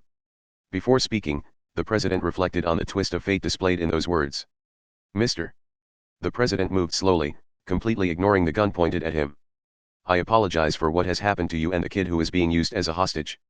In this country, we are taught to never apologize even when there has been a murder, but I bow my head to you. However, I have more to say. What you saw is the true enemy I must fight. I cannot stop until I have crushed it. After all, I am the president of this nation. It is my job to protect the lives and freedoms of its people." "Yeah, right. You people don't give single thought about our lives. There's no election coming up, so you don't need to patronize me like this. I don't expect any goodwill out of you self-serving politicians." The gun in his hand trembled, but Roberto Katza's expression did not change. He put his elbows on the frame of the crashed station wagon's window and peered inside. The driver carelessly pulled back the handgun and tried to put some distance between them. Roberto simply continued speaking. "Let's talk about the past. Before he died, my old man used to always tell me to grow up to be a strong man. He was a drunk and he never worked, but he always had a proper light in his eyes when he would say those words. What does that? His words led me to want to be as strong as I could possibly be. And that's how I ended up where I am now, as the President of the United States." Roberto Katza smiled slightly and stared the armed attacker straight in the eye. "Now I have a question for you, mister. Do you think the strong man I wanted to be was someone who would obey inhuman orders to save his own skin? Do you think it was the kind of man who decorates himself with his position and political power but pisses himself at the sight of a handgun? Do you think my dream was to become a chicken who is so overcome with fear at the thought of a single bullet that he abandons an innocent child who has been taken hostage?" For an instant, the attacker lost sight of reality. He forgot that he held the gun and that he had control of the situation. "Tell me, mister." He could only hear the words of President Roberto Katza. "What do you think the kind of strong man I long to be would do in a situation like this that angered him to the bottom of his heart?" Part 12. November 10th, Oahu, government vehicle, from the in-vehicle camera. The small refrigerator inside the high-class vehicle contained ice-cold champagne, but Rosaline Crackhart did not take any. She had reached for the refrigerator door, but the gazes of the secretaries had reminded her that she was on official business. The high-class vehicle had a leather sofa that stretched around the inner edges in a rectangle and an expensive-looking table in the center. Rosaline reached for a magazine on the table but tossed it aside when she noticed the large image of the president's face on the cover. One of the secretaries caught it in both hands and looked down at the page it had happened to open to. "Is this true? It says his father died of cancer, so he is prepared to reform the medical system so that no one else need go through that pain." Of course it isn't. He's just bragging as always. In fact, if you take everything he says at face value, his father has died over 80 times.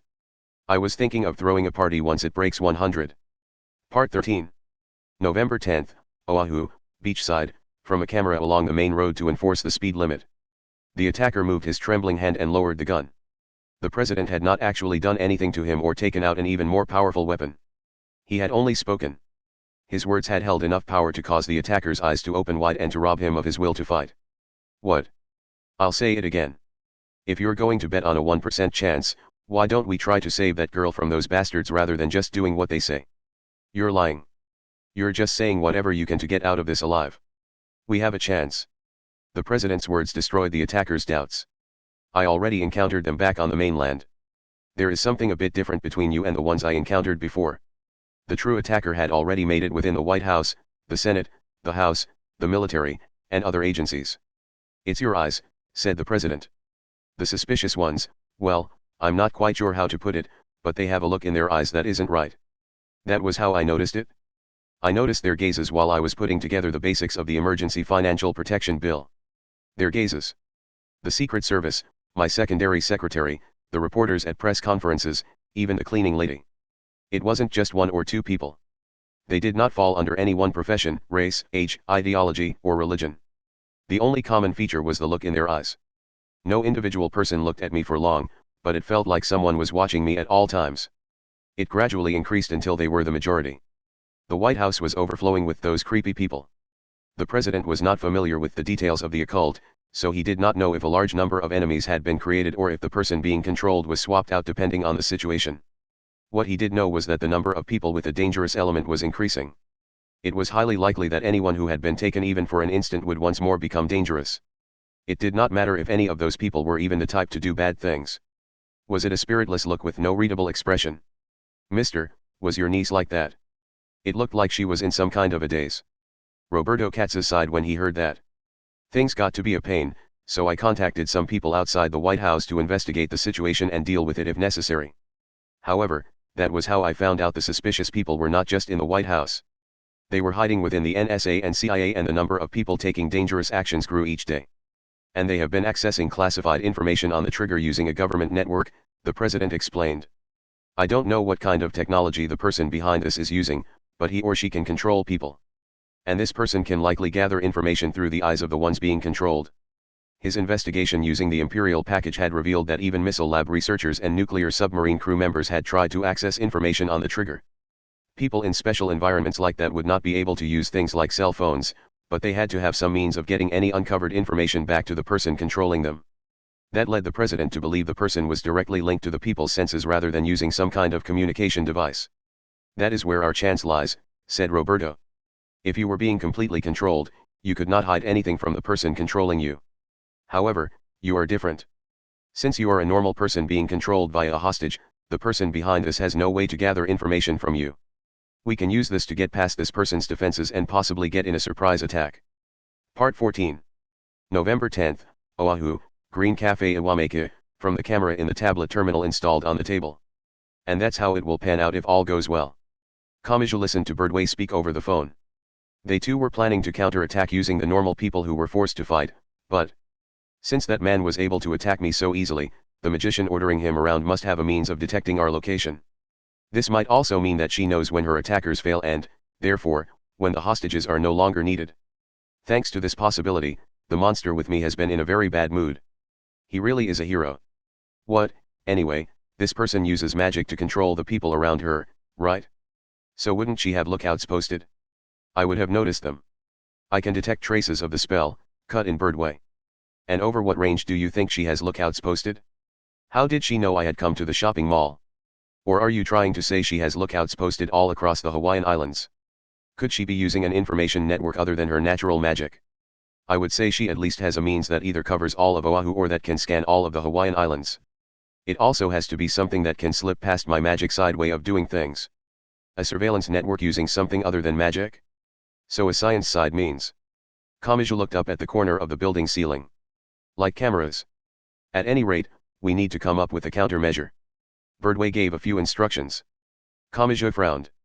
Will that really be okay? I'm the one that wants your opinion. After all, this is more of a science side issue, Birdway replied. No matter what the situation was, they had no choice but to head forward. That was how it felt to Kamachi. And can we really get those people wrapped up in this? Kamachi asked carefully. Even if they pointed guns at us, they're just normal people who have had hostages taken. Can they really withstand a magician battle? If we are going to bring Gremlin out of hiding here, we must take out this magician that can control people. And given how easily I was attacked, it's safe to assume they already know what we look like to a certain extent. That means our best chance is to get the help of people who are in the enemy's blind spot, said Birdway. Also, the hostages will be killed if we do nothing. To keep her identity a secret, the magician who used the hostages as a threat will likely eliminate the hostages in the end. In fact, she could kill two birds with one stone by giving the hostages weapons and telling them to kill their parents. God damn it, Kamachi cursed. As they listened over speakerphone, Hamazura's expression grew grim and Kuroyuru Umidori simply looked bored. What are we supposed to do? Before the battle begins, I want you to find as many of the normal people fighting for the sake of a hostage as you can. The more people on our side, the better. Also, if we know how many such people there are, we will know how many hostages we have to save. But how? Kamachi frowned. Unlike you, I can't detect magic or magic power. There's no need to worry about that, Birdway readily responded. I was attacked.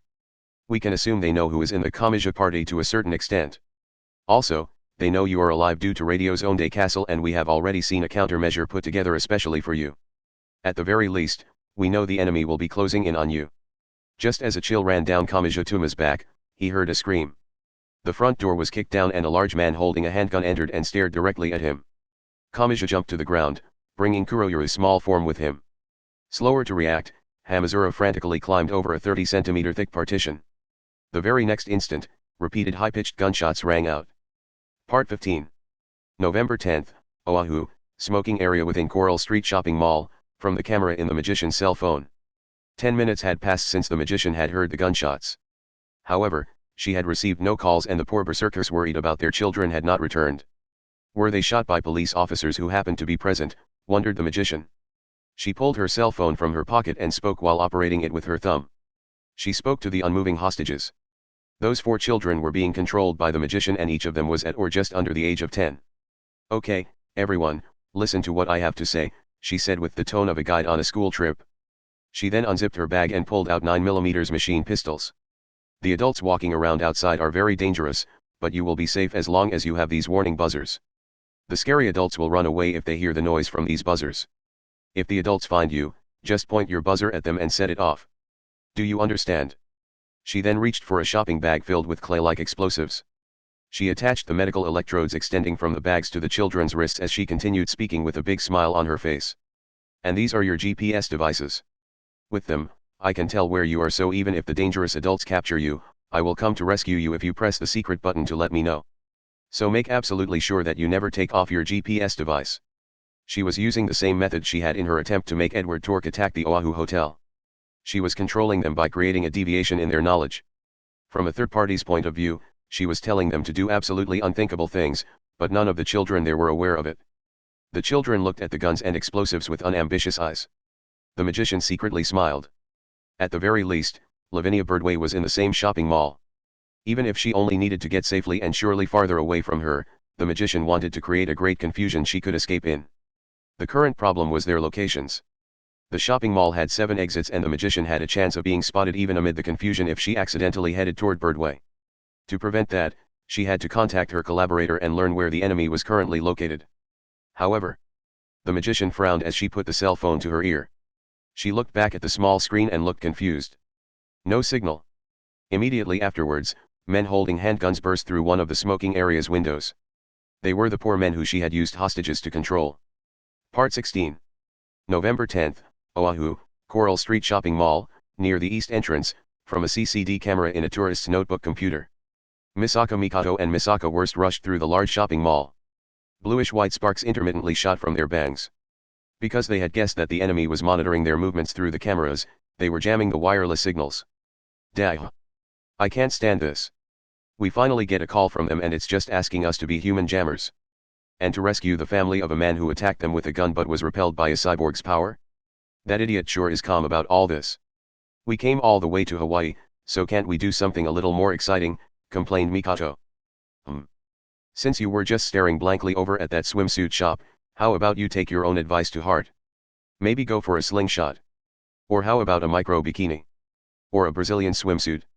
Misaka hears there is a kind with an I front and an O back. Does this country have some rule that says the less cloth used, the better?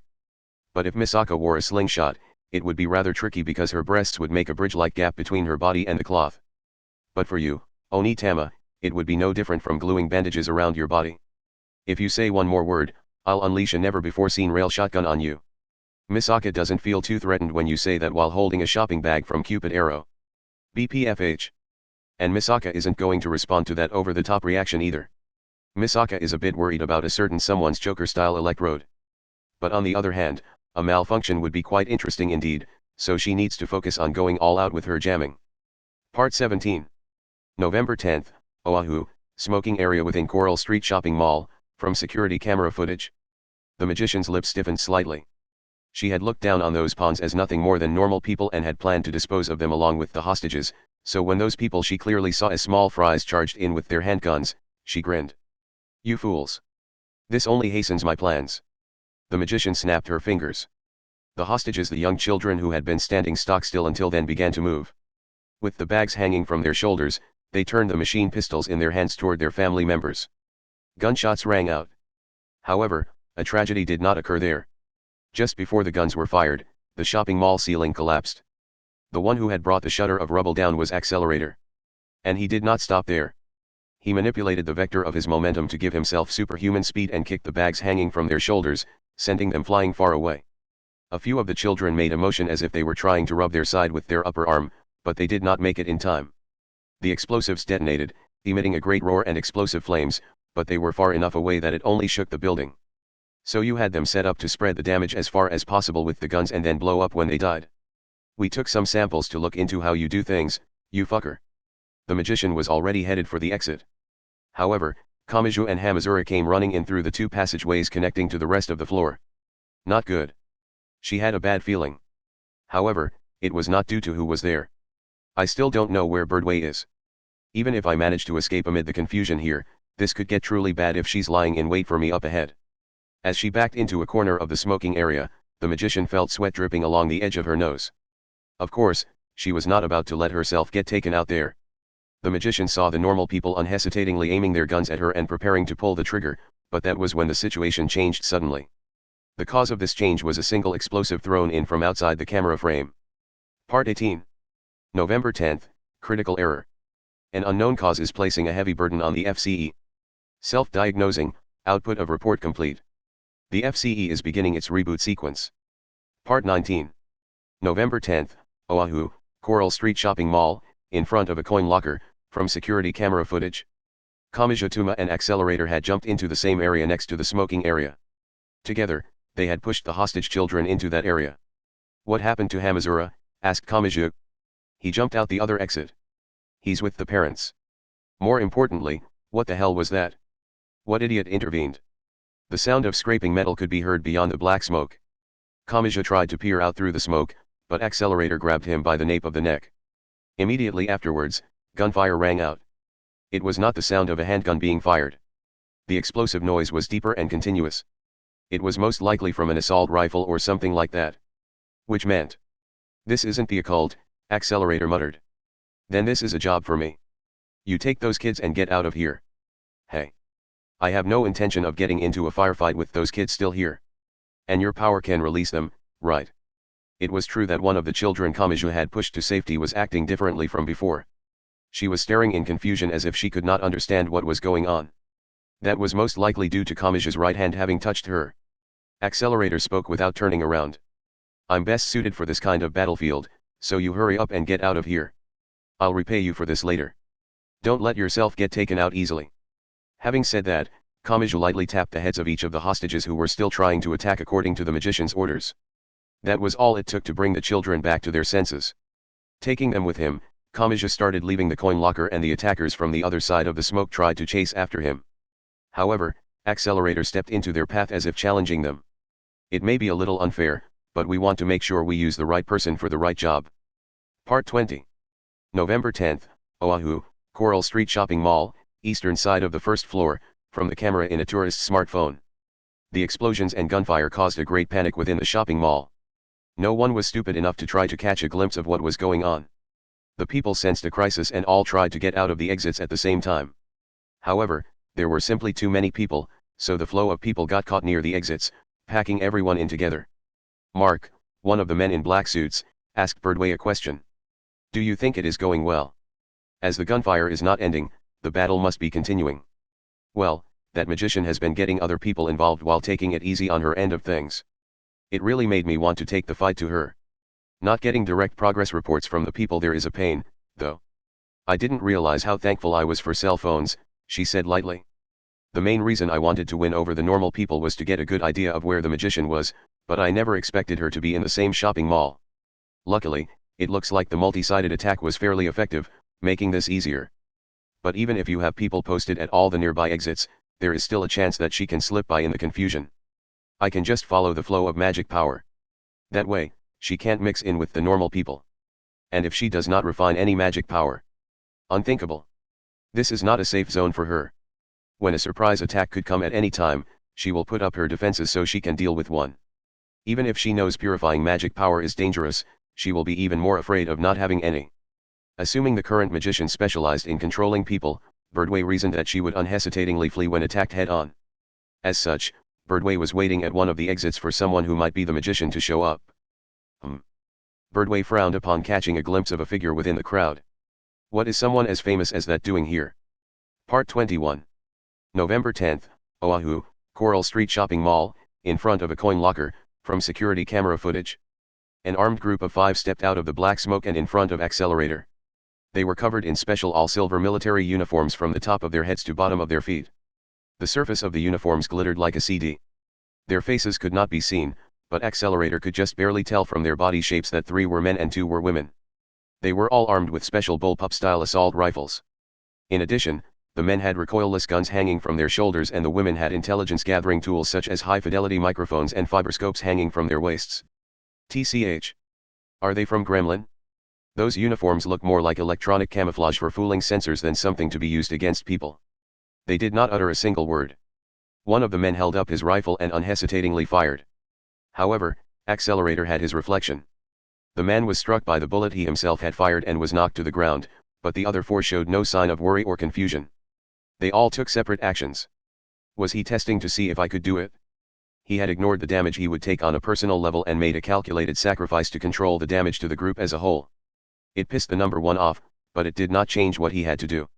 He manipulated the vectors of the force of his legs to explosively charge forward. The hunt had begun. No matter what the enemy thought or how they moved, Accelerator's reflection was overwhelmingly effective when it came to bullets and explosives. The attackers could do nothing to oppose the number 1 as he wiped them out. But there was one left. Just as he stretched his fingers out before her, bright red blood suddenly burst from Accelerator's right arm. Ah! A bullet had not made it past his wall of reflection. Accelerator could not be harmed even by invisible threats such as gas or a biological weapon. This had been caused by a non-external threat. That is, his body was being destroyed from the inside. The last remaining attacker jumped to the side and Accelerator was unable to correct his motion. He slammed into the wall. Blood was splattered on the wall and it did not quite seem real to him that it was his own. Still leaning against the wall, Accelerator said, "It can't be. One fact remains the same for every Esper," said the woman as she held up her bullpup-style rifle. When a scientifically created Esper uses a magical spell, they are assaulted by a certain side effect. "You're a magician." He tried to shout out but instead coughed up a clump of blood from deep in his throat. The attackers' movements. The way they had fled. The timing with which they had been taken out. It had all been calculated out to make Accelerator take certain actions to make him pull the trigger known as magic. The specifics of the magic he was made to use did not matter. It could be something relatively useless like sending a pale light from his fingertips or even something so trivial it could not be seen. What mattered was that they were making an Esper use magic. Accelerator managed to figure that much out, but he could also tell his consciousness was growing muddy. He had used something like magic in the past, but making careful adjustments while checking on one's limits was very different from charging in unaware. And a scientific Esper's powers were created purely from the brain. The muddying of his consciousness lowered his calculation ability, which in turn had an effect on his control on the macro-physical world he could see. Simply put, he lost his reflection ability. The woman whose face he could not see held her finger to her rifle's trigger. The name Gremlin refers to an occult fairy that causes malfunctions in scientific machines. Had you not given any thought to what that meant? Immediately afterwards, a gunshot rang out. Blood flew through the air. The dull sound of a human body falling to the ground was heard. Dark red blood leaked from the body as it lay on the ground. However, it was not Accelerator's body. It was the woman's body after she had been suddenly shot from the side. Even as she lay on the ground, She held the bullpup-style assault rifle in one hand. She blindly fired in the direction she had been shot from. But that just isn't gonna cut it, lady. You aren't going to hit anything firing wildly like that. Stability is more important than distance. No matter how good a gun you have, you can still miss at 10 meters with terrible form like that, said a deep male voice. 2 light gunshots rang out and 2 dark red holes opened in the woman's right shoulder. The rifle finally fell from her grasp and her resistance was replaced by groans. Don't even hold a gun if you can't hit. Are you trying to get yourself killed? This is the world's largest gun country. Who are you? Accelerator asked the boasting man. That's what I'd like to ask you, Japanese boy. I came all the way here to save the children, but you stole my thunder. Again, who the hell are you? I really wish people would start watching the morning news, sighed the middle-aged man holding a handgun. I'm the goddamn president. Part 22. November 10th, Oahu, White Beach Golf Club, from a tourist's video camera. The tourists poured out of the shopping mall and fled to the beach and other nearby areas. Unlike with a simple accident or disaster, the people were trying to escape a shooter, so they were mostly heading for other buildings to hide in. Normally, only members could enter the White Beach Golf Club, but the guards' shouts did nothing to stop the surging waves of people. They hesitated to draw their guns as a threat as it was an emergency and people's lives were at stake. Mixed in with the crowd, the gremlin magician operated her cell phone. Birdway and the others had been monitoring all of the exits, but they had not thought of the possibility of her destroying a wall and leaving through that. In a firefight like that, an extra explosion or two did not seem suspicious. After ringing a few times, the call finally connected. Without waiting for the other person to speak, the magician shouted into the phone. Why did you send them? They were meant for a later stage. Either way, the plan would have been brought to a standstill if you had been captured back there, said the young woman's voice coming from the phone. And I have things I must do while the enemy is focused on you. Then. They already know what you look like. If it is only a matter of time before the pursuers reach you, we must proceed even faster than planned. From here on out, this is a blitzkrieg. We must shake free of them faster than they can respond. Part 23. November 10th, Oahu, from the in-vehicle camera of an electric cart. Because he had no idea when the enemy's comrades would return and injure Accelerator further, President Roberto Katsa could not leave Accelerator where he was. Instead, he dragged him into the passenger seat of the kind of electric cart used in golf courses. He wanted to watch the reunion of the hostages and manipulated attackers longer, but they had no time, so he drove off in the cart. Incidentally, his rental car had been rendered completely unusable. He started to seriously consider whether he could call it a public expense and get reimbursed. It's a good thing this is a tourist area. Electric carts are a lot simpler than a normal car. You're supposed to input a 4-digit number, but you can bypass that and start them by opening the cover and connecting a single cord to an open port on the circuit board. A certain company had a few different models of electric cart and each one had different types of security, but they all used the same circuit board. Depending on the model of the cart it was for, different electronic parts were connected to that circuit board and different ones of the several input ports were chosen. That was how the different products were given a sense of individuality. However, holes for electronic parts and input ports not needed for that model still existed. A common circuit board was used to reduce costs, but that meant a signal could be sent through a route the machine was not made to handle. It was possible to cause an intentional error. It was because of his interest in those kinds of things that the president was sometimes called the swindler who had risen to a higher position than any other swindler in history. If he was not careful, Hollywood was likely to make a movie about it. Accelerator clicked his tongue while breathing shallowly. If we had taken one of those damn reinforcements with us, we could have gotten some information. That's too much of a burden. I'm no Hollywood star, I can't carry 2 people at once. The president gave a light smile. More importantly, you need to do something about that blood. I'm only borrowing this. I'd like for this to end up being a cart of good fortune that is rumored to have been driven by the president, but at this rate it'll be rumored to be a bloodthirsty cart that kills everyone who uses it. I don't want to cause any problems for its owner. TCH. If you need something to use as a bandage or gauze, take this. The president handed him a lace handkerchief. It did not look like a man's handkerchief, but that may just have been part of the strategy he used in regard to his image. Accelerator took it with an irritated look on his face. Why did woman's underwear come out with it? Sorry. That belonged to a career woman I met at a bar 2 days ago. At some point, it found its way into my pocket. Accelerator tossed the women's underwear aside and glared over at the president. How much do you have to do with this incident? That's what I want to know from you, Japanese boy. This is my country. Do you realize you're having a barbecue in someone else's yard without asking? Currently, the occult is running rampant through the White House and Congress. Its tentacles have spread through the military, the police, and the intelligence agencies. The phenomena you saw back there have eaten into all of the public institutions. In some cases, it has reached people who have the authority to decide to invade another country.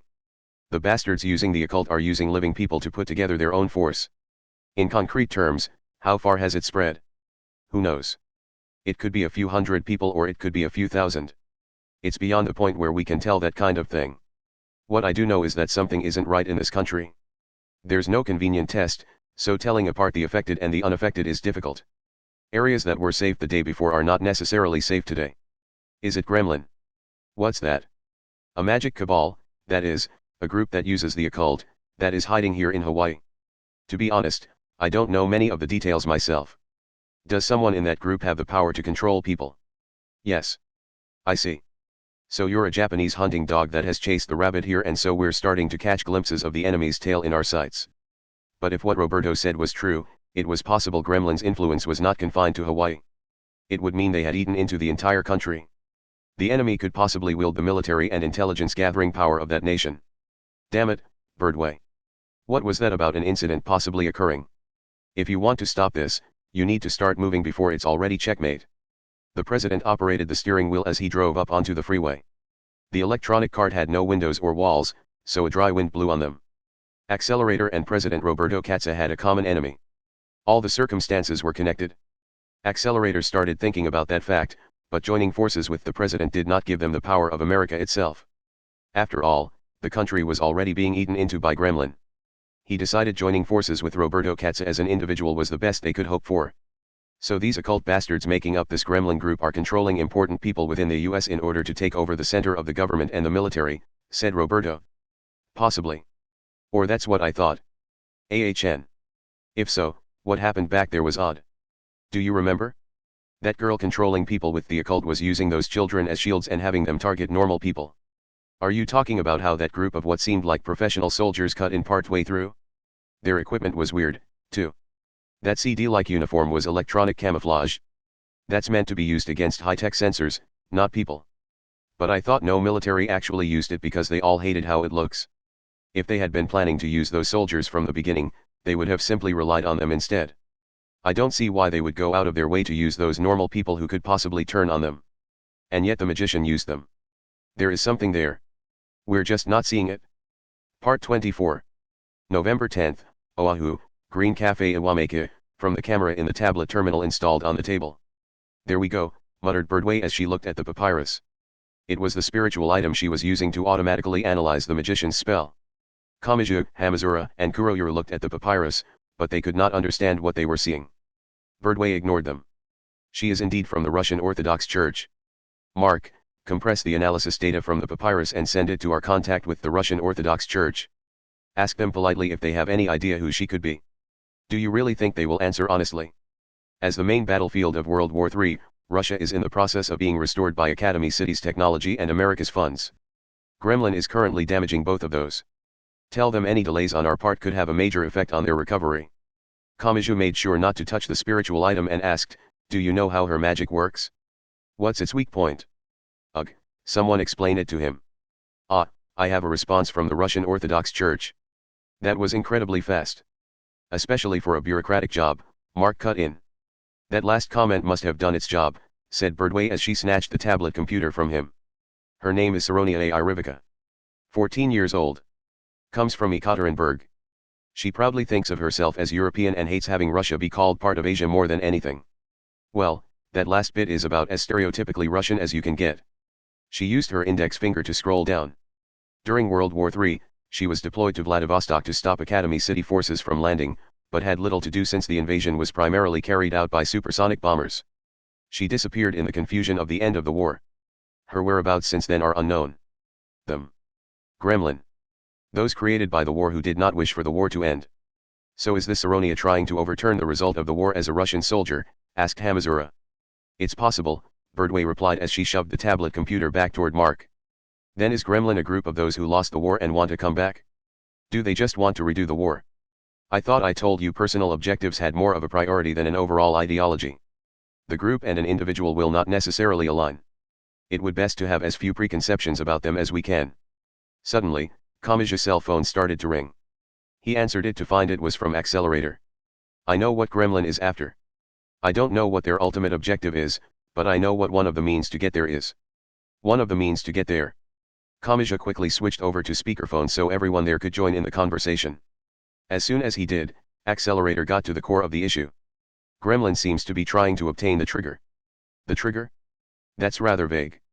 Is it from the science side or the magic side? Technically, it's called the small-scale induction-style active volcano controlling device, but that's a pain to say, so they call it the trigger. The device is being developed by the American military. I don't like the sound of that name. As the name suggests, it's a toy used to control the activities of an active volcano. It can't stop a volcanic eruption, but by distributing the energy of the explosion, it can control the damage done. To keep it simple, you can think of it as a device that uses a special combination of explosives to apply stimuli to the underground magma which artificially causes small-scale eruptions. By letting the pressure escape before a major eruption occurs, the worst-case scenario can be avoided. In addition to the avalanches and pyroclastic flows that directly damaged the areas at the foot of the volcano, air lanes had been cut off by volcanic ash in recent years. Given how much economic damage from natural disasters such a device would avoid, it was certainly worth researching. You're saying Gremlin is after that? To be specific, the people being controlled by Gremlin all seem to have been searching for data on this trigger, spat out Accelerator. But the trigger really only applies the proper stimuli to the underground magma and that's it? If it's intentionally used incorrectly, it could be used to cause a major eruption. If Gremlin was after the trigger, it was almost guaranteed that they were planning to cause a major eruption in some active volcano. In fact, that was about the only way the trigger could be used. But where? Which active volcano was Gremlin going to detonate? Kilauea, replied Accelerator. That's the largest active volcano in the Hawaiian Islands, so that has to be it. Kilauea, muttered Birdway quietly. The opening at its peak alone is over a kilometer in diameter and it has other smaller openings lined up for 20 or 30 kilometers. The trigger is a system that can artificially cause volcanic eruptions, right? Asked Kamachi. Accelerator clicked his tongue and responded. If Gremlin uses the trigger, they can even cause eruptions that would be impossible naturally. In the worst case, it's possible they could send lava erupting from all of the openings at once. Kilauea is on the island of Hawaii and over 80% of its area is mountainous. The network of roads has brought development onto the mountainsides, but most of the population is still focused in the few level areas. So if Kilauea has a serious eruption, the lava would all flow there. And that's only what would happen with a normal eruption, said Accelerator. If an artificial eruption is caused using the trigger, it will not end there. Apparently, Kilauea will start a chain reaction that will spread through underground connections to Mauna Loa, Mauna Kea, and Hualalai, causing them all to erupt. If that happens, well, all of the island of Hawaii will be washed over with lava, said Birdway easily as she ignored Kamachi and Hamazuri who had fallen speechless. If you add the residents and tourists together, I guess the death toll would probably be around 500,000. It isn't fun to think about, but it is on the scale of what I would expect from them. Chapter 3, The Target of the Scorching Lava. Case_2_war. Part 1. November 10th, Oahu, Main Road, from a camera in a public bus. Kamachi, Mikato, and Birdway were riding in a large bus. Hamazura, Misaka Worst, and Kuroyuru had gone elsewhere. Kamachi's group and Accelerator's group were attempting to prevent the trigger from being taken from Oahu, and Hamazura's group was setting up a defensive line near Kilauea just in case. So they're going to kill 500,000 people by causing an artificial eruption in Kilauea. NNN, groaned Mikato. Do you have a question? Asked Birdway as she stared out the window. I know these terrorists are planning something monstrous. Mikato did not have a proper understanding of gremlin or magic, so that was how she interpreted it. But didn't you all say that the Senate, the House of Representatives, and all sorts of other government workers were being controlled in order to gather information on the trigger? Well, I guess they must have someone like our #5. She can most likely control quite a few people at once. What's your point? Doesn't that seem a little indirect?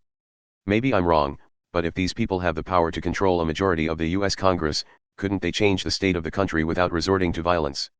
Yes, if this was just an issue about America, Birdway responded. But Gremlin is an enemy on an even greater scale. If you look beyond the United States, what they gain from this becomes clear. What are you talking about, little girl? Pay attention now. The trigger itself was developed in American research facilities and the incident itself is making use of a portion of America's Congress, military, police, intelligence agencies, and other government organizations. If a large-scale terror attack is carried out in which Kilauea is artificially set off, the people's anger will not be aimed solely at the terrorists. It is quite likely that they will be quite upset with how useless the American government is. Also, Hawaii has many times more foreign tourists than local residents. Most of the victims in this incident would be tourists, so it would no longer be a purely national issue. Many nations, many governments, and many politicians would thoroughly investigate the events leading up to the eruption, and America would be harshly blamed for the truth those investigations uncovered. And every country is in need of money after the war. But America of course does not have the money it would take to meet the inevitable demands for reparations they would receive. The chaos would continue on. So they're trying to damage the entire science side, spat out Kamachi. And all they're doing is creating an impetus. Once Kilauea erupts, the countries of the science side will start fighting amongst themselves on their own, effectively driving a wedge into the gears of the science side, Birdway continued. Even if Academy City is at the center of technological development, it is America that keeps the world economy running. If America is struck down, the economy will stagnate. And then, the cycle of unemployment, poverty, and hunger would spread explosively. And despite being at the center of it all, America would be less affected than the more distant emerging nations. Once those surrounding nations learn they are suffering more than the ones that caused it all, their anger will swell up even further. That will complete the downward spiral. So there's even a danger of terrorism and riots completely unrelated to gremlins spreading throughout the world. If that happens, everyone will be too busy dealing with that to pursue the traces of gremlin. Exactly, Birdway agreed. They are having America drive cracks into itself using its own power. That is what is important here. That is why they are going out of their way to use such an indirect method. Birdway grinned. And this also applies pressure to the other developed nations that support the science side. What do you mean? When a new enemy appears, normal nations respond by developing more powerful equipment and deploying it. However, this plan involves crushing America using its own device. That means the more a nation augments its military might, the greater the risk. If they want to reduce the risk, they have no choice but to get rid of the very equipment that is supposed to protect them. You mean? If this plan succeeds and America is utterly destroyed, the other developed nations will come to a standstill. Politicians are human too. After seeing someone fail miserably before their eyes, they will want to avoid doing the same thing. But they can't fight if they don't prepare military might. That may be what common sense says, but they will not want to bring all the risk onto themselves. That is simply how politicians think. As such, no one will do anything and nothing will change. A standstill, stagnation, a political vacuum, and obstruction of economic activity, all of that may be their goal, or their goal may be to freely strut through the vulnerable world that it creates in order to spread even more destruction. I may not be sure of their overall goal, but at the very least this will bring the world into a state that is much more convenient for a group like Gremlin that hates the post-war focus on the science side.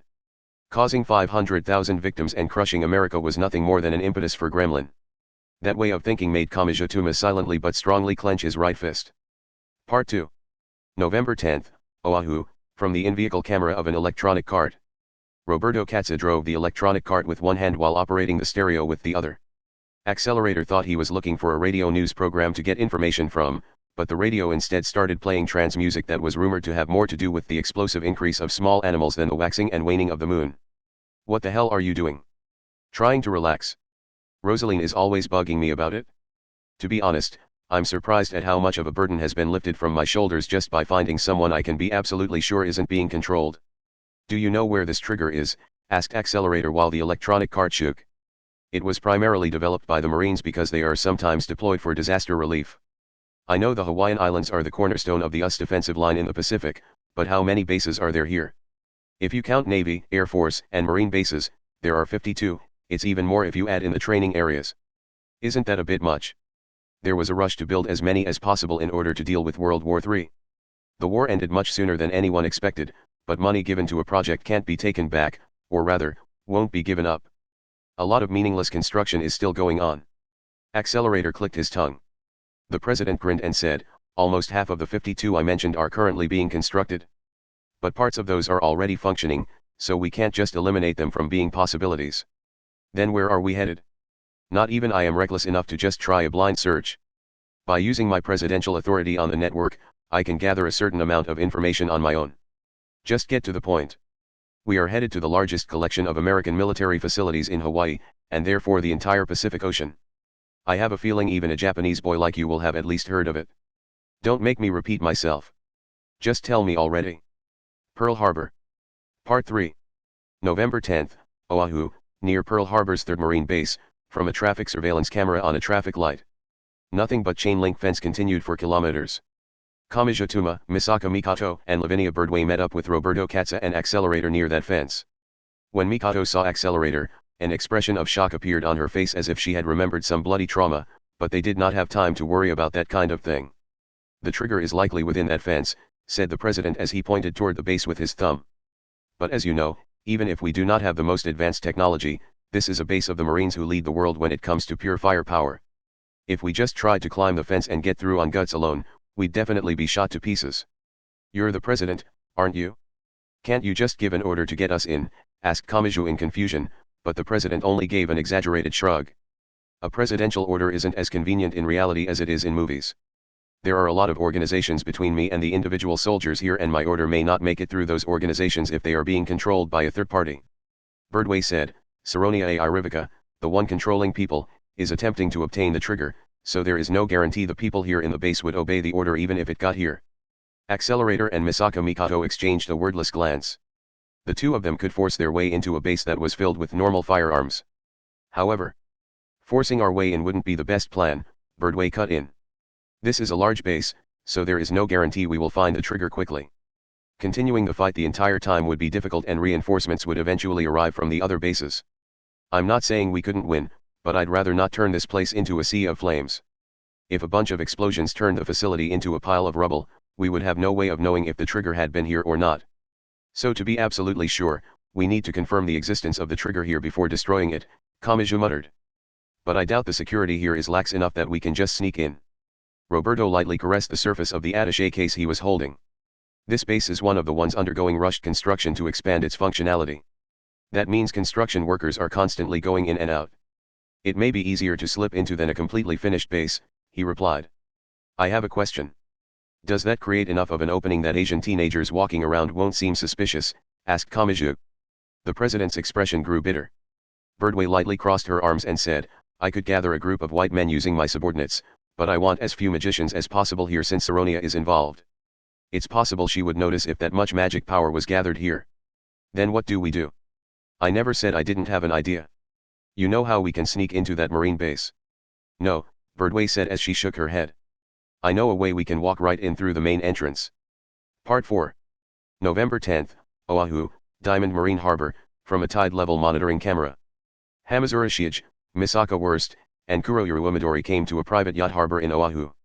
It was called a yacht harbor, but it primarily held small ships that used gas engine-powered propellers, had air-conditioned bedrooms, simple kitchens, and shower rooms, and were almost on the level of a villa when it came to facilities and price.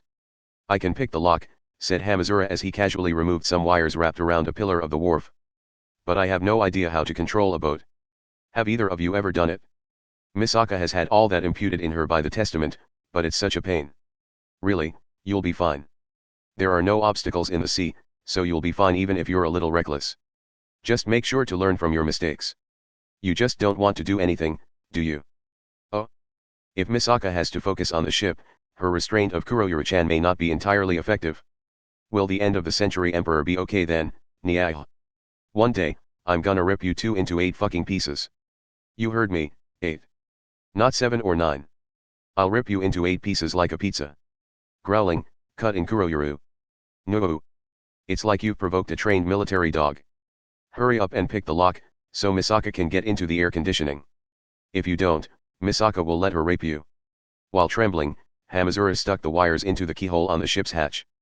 He looked around and said, the lock itself is outside tech, so picking it is easy enough, but I'm afraid of someone seeing me. Especially since everyone here supposedly has a gun. Misaka Wurst patted Kuroyuru on the top of the head and said, don't worry. Don't worry. Kuroyuru-chan will keep watch for you. Why the hell would I do? If we add on your cat ear part, you gain a large increase in information gathering ability, right? FGH? Why do you have that accessory part? Hehehe. Resist if you like, but can you prevent the cat ear connection when you can't use your arms, Nyai? Now, it's about time you became the cute black cat assassin-chan, don't you think? Yuh. NT index V03155.png. Kuroyuru tried to step back, but she was at the end of the wharf and had nowhere left to flee. Misaka Wurst did not especially care about changing Kuroyuru's appearance, but she approached the cyborg girl with the cat ear part in hand because she wanted to destroy her atmosphere of darkness. Feeling cornered, Kuroyuru let out a sob. And then. Why Why? Why does this kind of thing always have to happen to me? Why? Shouted Misaka Worst in surprise as she took a small step back. Kuroyuru may have been a level 4 with the power of Bomber Lance, she may have had a portion of Accelerator's thoughts implanted in her during the Dark May project, and she may have led the new generation of darkness that were the freshmen, but she was still fundamentally a 12-year-old girl. She had a strong resistance to simple relationships that were nothing but kill or be killed. However, she was not used to insults of that sort. She simply did not have enough experience with such situations to ad-lib her way through them. As Kuroyuru cried and large tears fell from her eyes, Misaka Worst averted her gaze and looked to Hamazura for help. However, Hamazura only looked at Misaka Worst with an expression that said, "Ah, you made her cry." Having lost her mental escape route, Misaka Worst thought for a bit. Finally, she said, "But it hasn't even been a full year since this Misaka was created, and it's only fair to forgive the youngest one if she's a little selfish." "How can you say that so easily, you villain?" With all three of them shouting, they boarded the high-class yacht which soon left the harbor. Part 5. November 10th, Oahu, Pearl Harbor's 3rd Marine Base, from the West Gate surveillance camera. While the same could not be said for an overseas garrison, no one was going to attempt a head-on attack of a base in the country. As such, the first thing one had to learn as a guard was how to kill time, or so many people thought. In reality, the guards did have work to do. This work did not involve harsh firefights with dangerous elements attacking the base. Instead, it involved driving off citizens groups, keeping an eye on the usage of tax money, and third-rate reporters who had no good material that week. In the base, it was known as crow extermination and was put on the same level as cleaning the toilets. With the airplane fuel bombing at the airport and the shooting at the shopping mall, I wish they would just give us the order to shoot those bastards up. I don't need an assault rifle for this crow extermination. A plunger would be enough. An African-American Marine named Nike Canox tossed aside a gravure magazine and brought his feet from the table and down to the ground. He had heard something over the radio. It seemed the people who would help kill sometime that day were on their way. The assault rifle hanging from Nike's shoulder was unpopular with the troops, but no one dared mention it to the higher-ups. He opened the thin door of the guard room and stepped outside. He no longer had the benefit of the Japanese-made cold mist sprayer in the guard room, and the annoying sunlight stabbed at his brown skin. "Stop! Stop right there! Who the hell are you people?" Nike shouted in the direction of the row of people walking his way. "I'm the president. I'll cut your funding, cowboy." "Hurry up and get out the ID reader," shouted back a solidly built middle-aged man with tears in his eyes. When Nike looked closer, he recognized the man from his frequent news appearances. He was the legendary man who had supposedly tried to appear wearing only a Speedo in a commercial for an ad remedy, but had been stopped by his monstrous female aide. He was the man who a women's association on a variety program had said had no character to his proposals. In response, he had said with a smile that he would propose a bill to expand the number of nudist beaches, and had subsequently been knocked senseless by his female aide right there in the press conference room. But who were the children behind him? Nike was completely dumbfounded, so he simply held out the tablet. The man punched in his social security number and placed his palm on the screen. Nike had assumed he was just an impersonator, but his ID went through perfectly fine for some reason. Nike pulled the tablet back and shook it lightly. "Is this thing broken?" "What? Do you think that kind of system will just so happen to have an error that just so happens to let someone through just from getting a bit of dust or sand in it? If you do, send a complaint to its maker, Musket Computers. In 3 hours, they'll sue you for defamation." "Yeah? But, then. I am President Roberto Katza. Surely you know that I disappeared from a press conference in Oahu 2 hours ago. It may not have been revealed to the public yet, but the news has to have been spreading through the military." Oh. Nike had no idea what was going on and was unsure whether he should salute or not, but the president merely pressed on. "The truth behind all this is that a terrorist plot is underway that involves abducting me. The people behind me are the civilians who saved me. However, the danger is not over yet. I'd like some help and protection, but we need to get inside here first." "No, wait. Wait a second. What am I supposed to do?" "Oh, right. Contact command. Once the electronic processing is done, I can issue some guest IDs and then. Do you really think we have time to wait? I thought I told you the danger wasn't over? They're approaching as we speak. Just getting inside the fence isn't good enough. We need to think about using the mortars, and at the very least need to evacuate into reinforced concrete buildings." "But, cowboy." The president stared Nike in the eye. When Kennedy was assassinated, a few people besides the shooter had their names carved into history as villains. Even after all these years, the ones that allowed the mistakes in security are seen like that. Do you want to have the same happen to you, cowboy? Come in. It was partly due to the ID reader saying the president was who he said he was, But Nike Canox was mentally overpowered and let him pass. When the civilians headed for the gate after Roberto Katza, Nike had enough sense to try to stop them, but those people could very well be targets because they saved me. Cowboy, are you going to throw out these heroes and let them die? Nike could not say anything in response. He could not recall there being any manual for what to do if the president showed up unexpectedly. In a daze, Nike moved aside and let the 4 civilians into the Marine base. Part 6. November 10, Oahu, Pearl Harbor's 3rd Marine Base, from an auxiliary control camera. What just happened? Asked Kamachi for about the dozenth time as they passed through the west gate. Roberto shrugged. Don't ask me. I just nervously did what she told me to do. I thought this base was supposed to have fallen to the Saronia person. Oh, it has, said Birdway with a nonchalant expression. However, her invasion has not reached the lowest ends. Most likely, she only has direct control over the commander at the top. How can you be so sure? Because of what happened in the shopping mall, Birdway responded, sounding bored. According to the president, Saronia has control of at least the US Congress and is controlling people in other government and military organizations. We do not know how many people she can control at once, but there are around 600 people in Congress. To hold a majority of those, she needs half that. If she is skilled enough to control that many people at once, don't you think the scene at that shopping mall should have been more of a disaster? For instance, she could have had all the tourists attack us like zombies with new ones added for each one we defeated. Now that you mention it. However, she was only controlling the 4 hostages, Birdway said as they continued walking. Assuming the president is telling the truth, Saronia's spell must take time to prepare and must have a limit on the number of people controlled.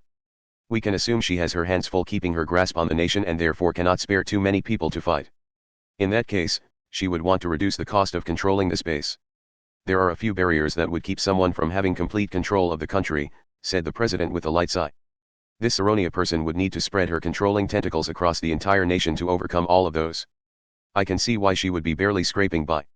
So you're saying this person is being more economical by only controlling the commander at the top and using official orders to control those lower down, asked Mikoto with a tone that said she still did not have a good grasp of the concept of magic. Birdway nodded and said, also, we can assume Saronia's human controlling magic is somehow special. Normally magic can be used by anyone who knows how, but there are some exceptions. This is one of those. What are you basing that assumption on? Asked Accelerator. If anyone could use the magic, Saronia would just have to make someone she was controlling use the same magic. By repeating that, she could control any number of people in a geometric progression. However, that is not happening. Saronia is the only one using the spell and she clearly has limits on what she herself can do with it.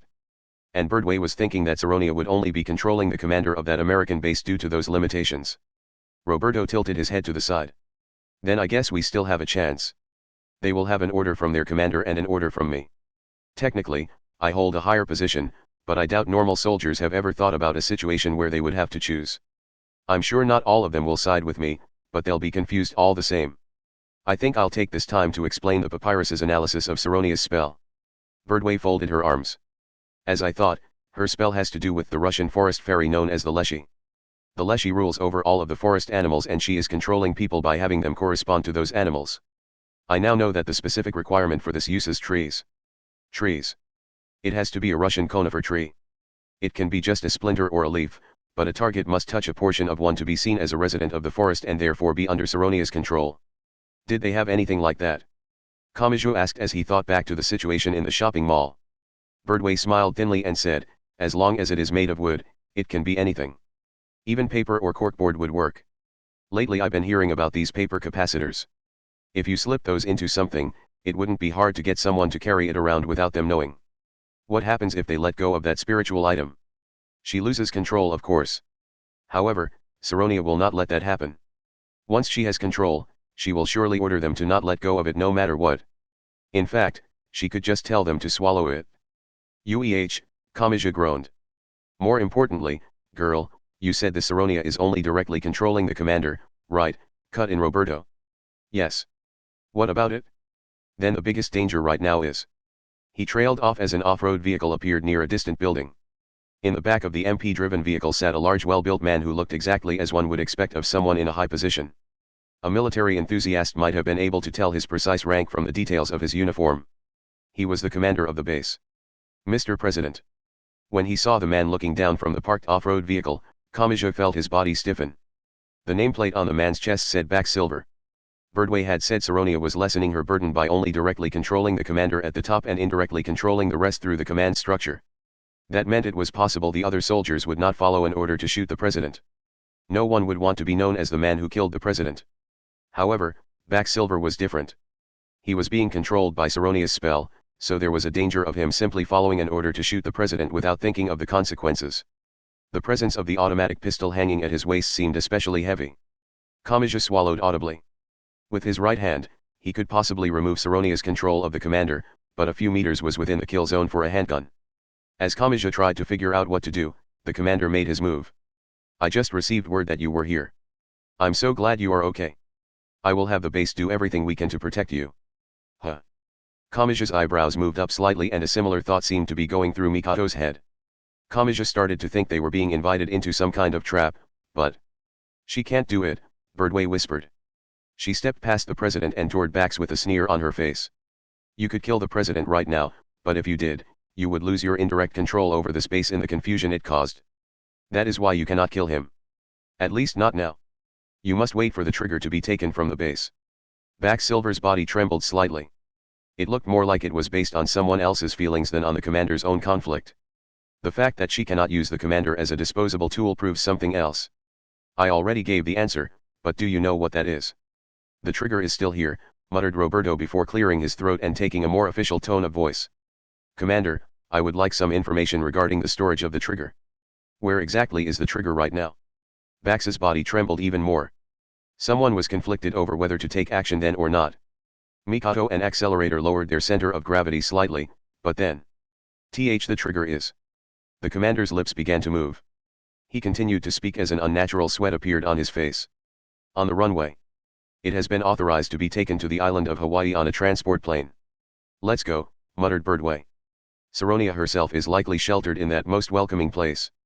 As Gremlin wishes to use the trigger on Kilauea, it would be fastest to transport the user along with the device. But there are 3 transport planes. Which one is the trigger on? Asked Mikato as she stared over at the runway. Suddenly, a gunshot rang out. Kamachi and the others frantically turned around and saw the base commander had drawn his handgun. However, the bullet had not hit anyone. The nearby MP grabbed him and held him down to the ground. Most likely, the MP had jumped at him before he had fired. Don't worry about him, said the president quietly. We will take out the cause and bring this all to an end. Part 7. November 10th, Oahu, Pearl Harbor's 3rd Marine Base, inside the cargo hold of a transport plane, from a maintenance control camera. Kamachi ran toward one of the 3 transport planes. Accelerator and Birdway headed toward the other 2. Luckily, the transport planes had not yet taken off. It seemed the cargo had not been fully loaded yet. The cargo door on the back was sitting open. The door doubled as a slope for vehicles, so it hung down onto the asphalt runway. Kamachi, Mikato, and Roberto ran toward that slope. Why are you following me, Misaka? If I let you out of my sight now, I get the feeling you'll disappear again.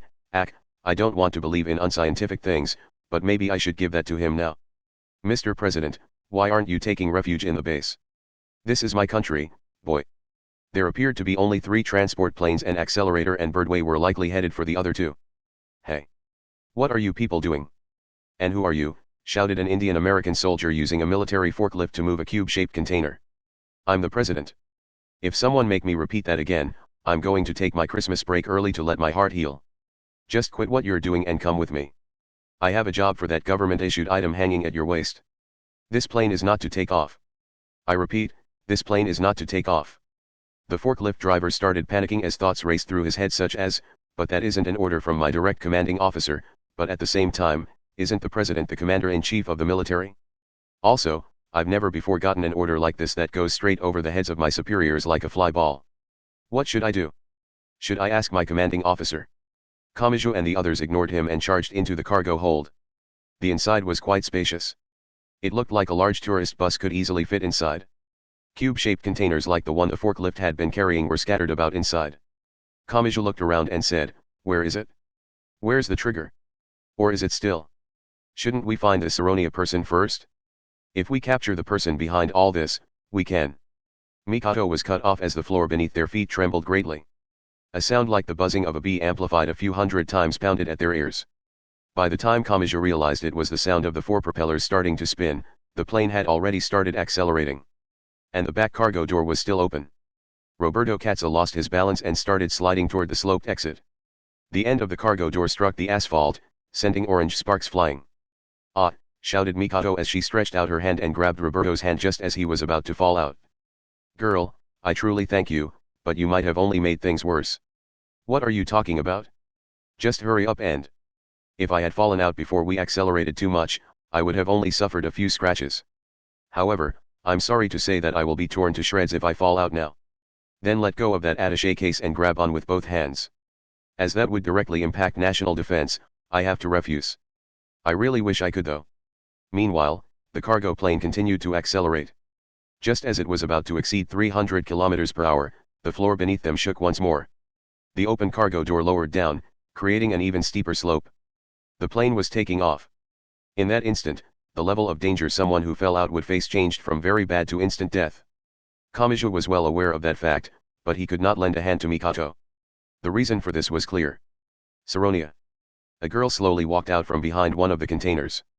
She was a gremlin magician. She was the one with a method of controlling people based on the legends of a Russian fairy known as the Leshy. Her mostly green clothes, knee-high leather boots, blonde hair, and white skin made her stand out vividly. She may have been lightly dressed for someone claiming to be the ruler of the residents of the forest, but the unrealistic aspect to it seemed to match the idea of the fairy known as a Leshy. However, she truly did not fit in within the cargo plane filled with non-metal materials. She gave off a natural sense of danger like a protected animal such as an alligator or scorpion inside of a city. Now that she had appeared, Kamachi could not help Mikoto. Whatever magic she used, she would aim for his back if he focused on saving the president. He would either be simply killed or controlled like a zombie, and he could not allow either to happen. Without turning around, Kamachi spoke to Mikoto, who was still holding onto the president's hand. "Can I leave the president to you? I'll manage somehow." "Damn it, did they just remove all the metal parts when they made the new version? There's almost nothing I can grab onto using magnetism." At the sound of an approaching footstep, Kamachi tightly clenched his right fist. Saronia specialized in magic that controlled people, but she had no such people there. If Kamachi, Mikoto, and the president could avoid being controlled, there was a good possibility he could get through with his right fist. But then she used her right hand to lightly snap her fingers. Immediately afterwards, Kamachi's body was forcefully slammed against the right wall. He had not simply stumbled over and hit the wall. His feet had completely left the ground. After his back struck the center of the wall like a bullet, Kamachi's breathing literally stopped for a few seconds. "Ga, ba." For an instant, he thought Saronia had used some kind of magical attack. But she had not. Mikoto and the president had been thrown about, too. If Mikoto's leg had not gotten wrapped around the thick cylinder that opened and closed the cargo door, the two of them would have been thrown out into the sky. "I see. So you're controlling the pilot. Did you know that even a large cargo plane like this can perform acrobatics?" Saronia snapped her fingers again. To be fair, no one in their right mind would ever attempt it.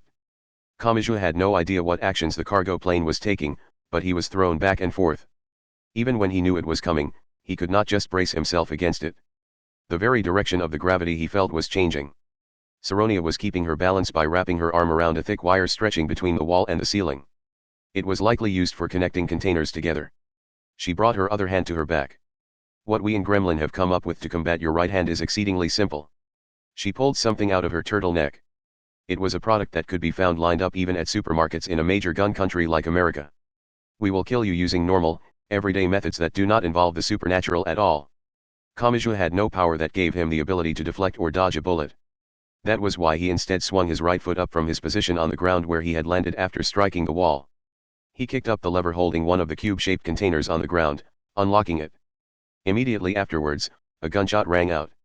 The plane's acrobatics created a small world that ignored the gravity of the Earth. The container floated up and orange sparks flew as it acted as a shield for Kamachi. However, the abnormal gravity was not constant. For an instant, the container had helped Kamachi, but it then fell toward him. Still collapsed on the ground, Kamachi frantically rolled to the side. The mass of metal landed next to him and broke to pieces.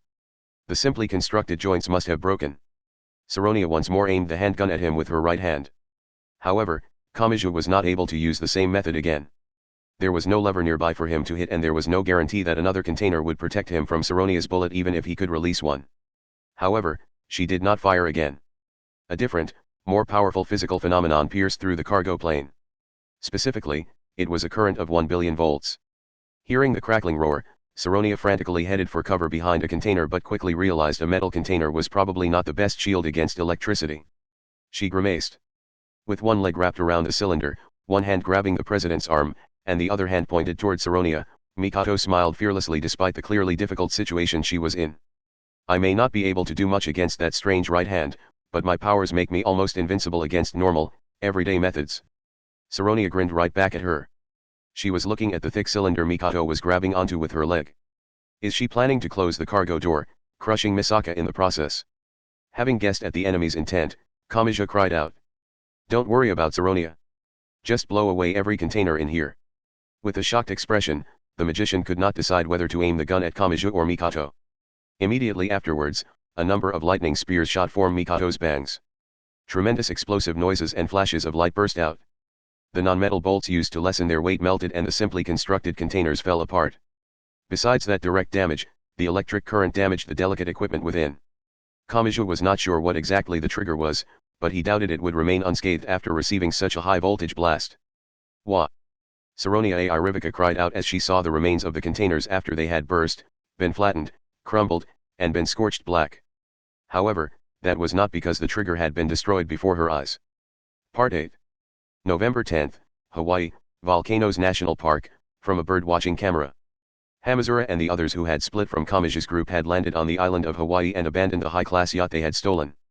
The volcano at the center of the issue, Kilauea, was one of Hawaii's greatest tourist attractions. The mountain itself and the nearby volcanic craters were all part of a national park. The largest crater was at the summit, but dozens of smaller craters existed on the mountainside and near the base of the mountain. They could smell a sulfurous gas smell similar to at a hot spring. Hamazura and the others were supposed to use stolen vehicles to get to Kilauea before Gremlin and to stop them if they tried to bring in the trigger. It seemed Kamaji and the others had a real chance of succeeding, so there was a possibility that Hamazura's group would not have to actually do anything. However, what is that? Hamazura slowly lay down on the edge of a large caldera that was over 10 kilometers across. Several men were there. They were much too close to the crater for tourists who were simply looking around. The crater was not as large as Kilauea's famous Hail Mama crater, but it still had a very dangerous-looking crack a few dozen meters long that glowed orange. And the men appeared to be setting up some kind of large device. It looked like a giant drum with 4 legs. The 4 legs were spread out like a cross and the men were affixing them with special stakes that were driven in using either electric power or compressed gas. I have a bad feeling about this. It reminds me of Russia. To make matters worse, that one device was not the only one. A few dozen of the drum-like devices surrounded the large crater. He had no real proof, but a single term naturally floated up in the back of Hamazura's mind. Is that, the trigger? Looks like it. But how? Why? I thought it hadn't been brought to this island yet. Misaka can only think of one possibility, said Misaka worst as she lifted her index finger. The gremlin, magician, was it? Anyway, that dangerous element the others are after was not aware of the real plan.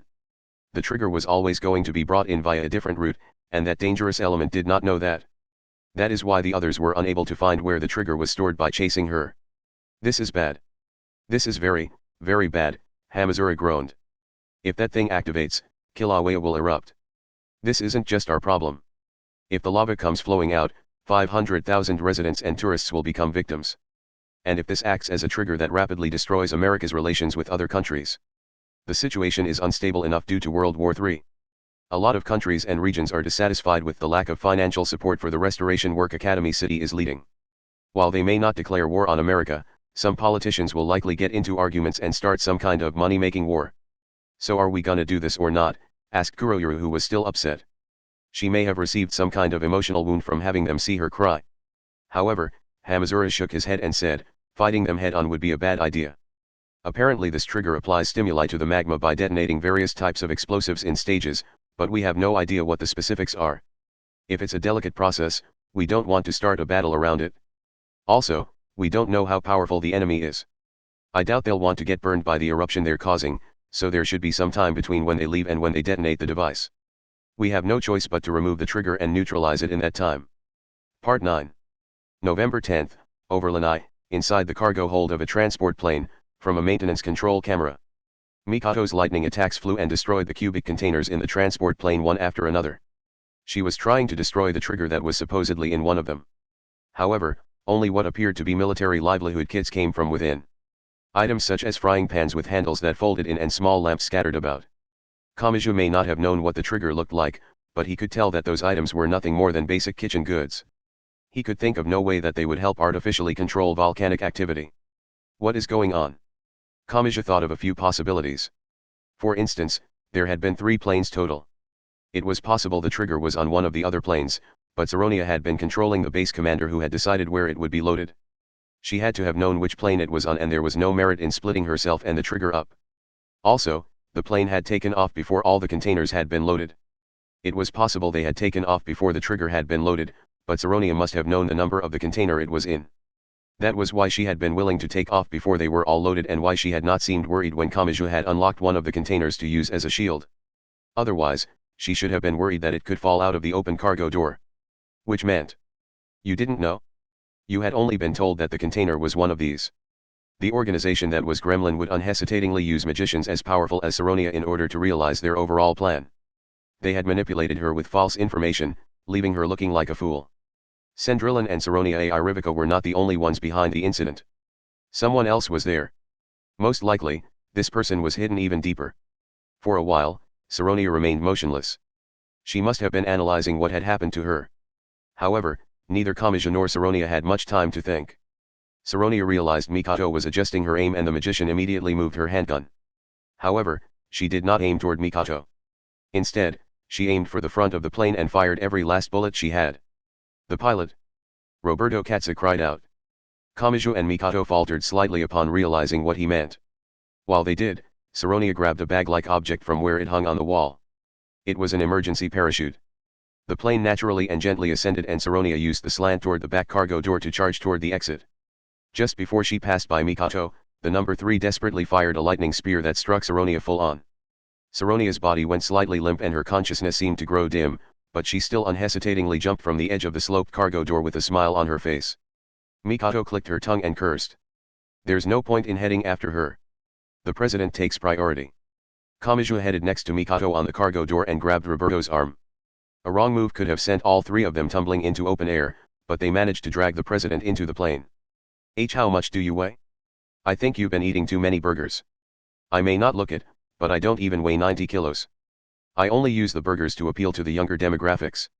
Rosaline is always telling me I would get more votes if I lost weight, but I think I'm pretty slim given my height. After catching his breath, Kamaji recalled the situation they were in. Misaka, check to see if there are any more parachutes. What about you? I'm going to check on the pilot. If those bullets made it through the wall, he might be injured. I'll go too, added the president. I doubt you'll be able to communicate properly with just Japanese. The pilot might attack you on Saronia's orders. If he's doing well enough to try, then I'll be happy. Kamaji and Roberto stepped over the wreckage of the containers and headed for the cockpit. Part 10.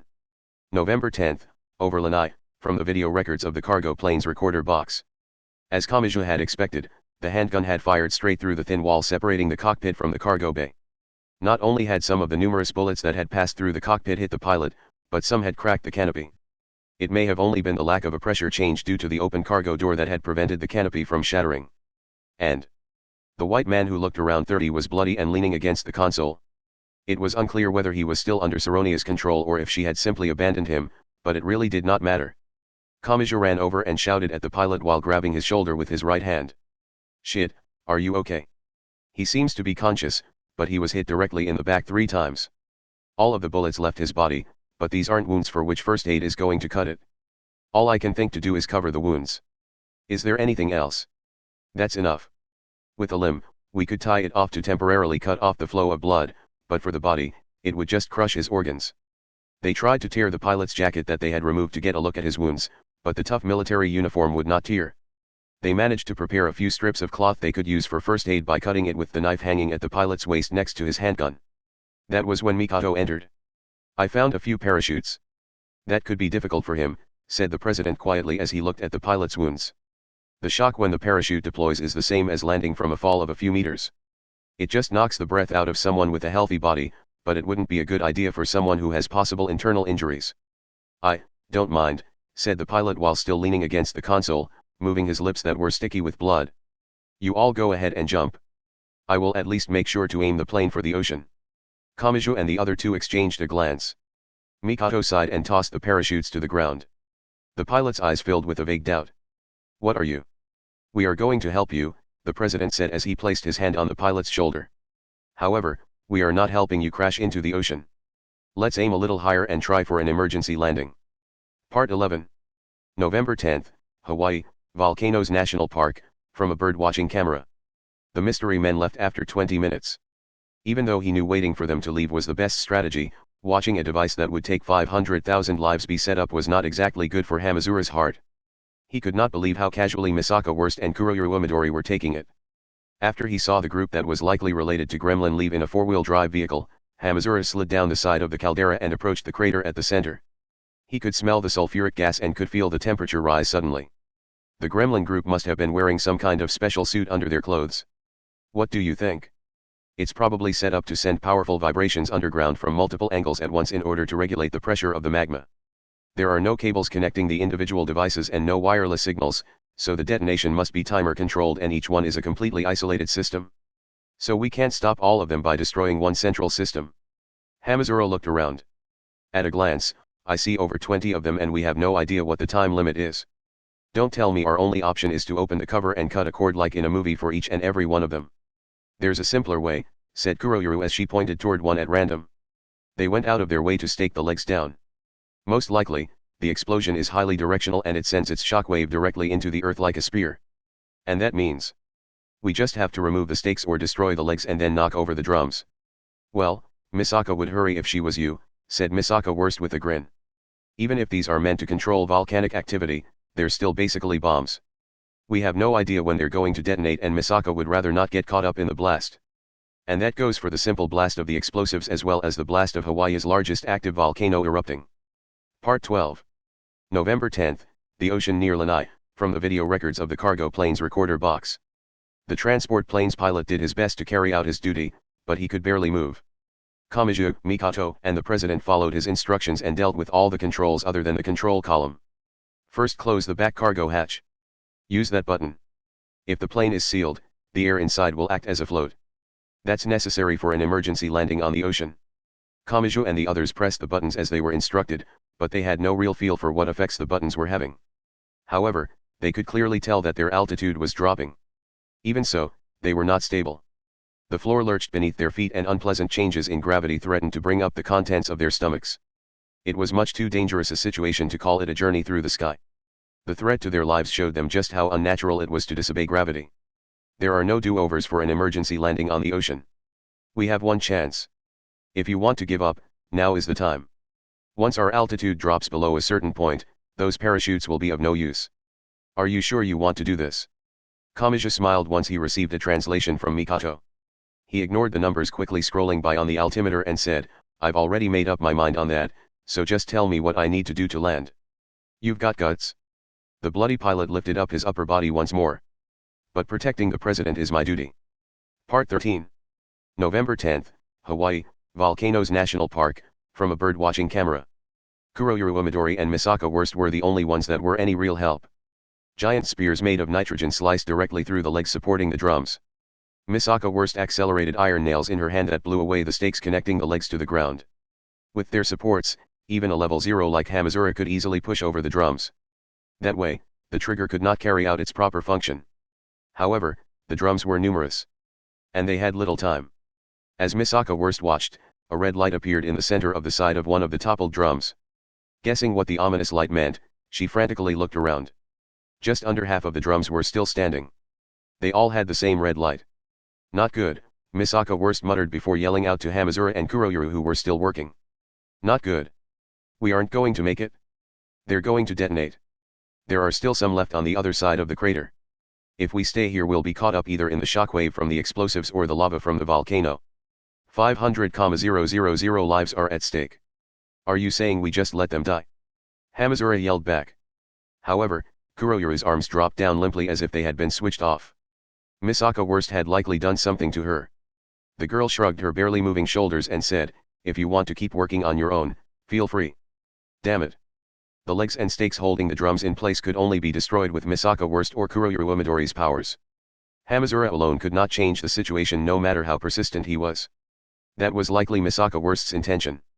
Misaka Worst heard a footstep. Her cheek twitched slightly when she realized it was from Hamazura heading back for the trigger. Hey.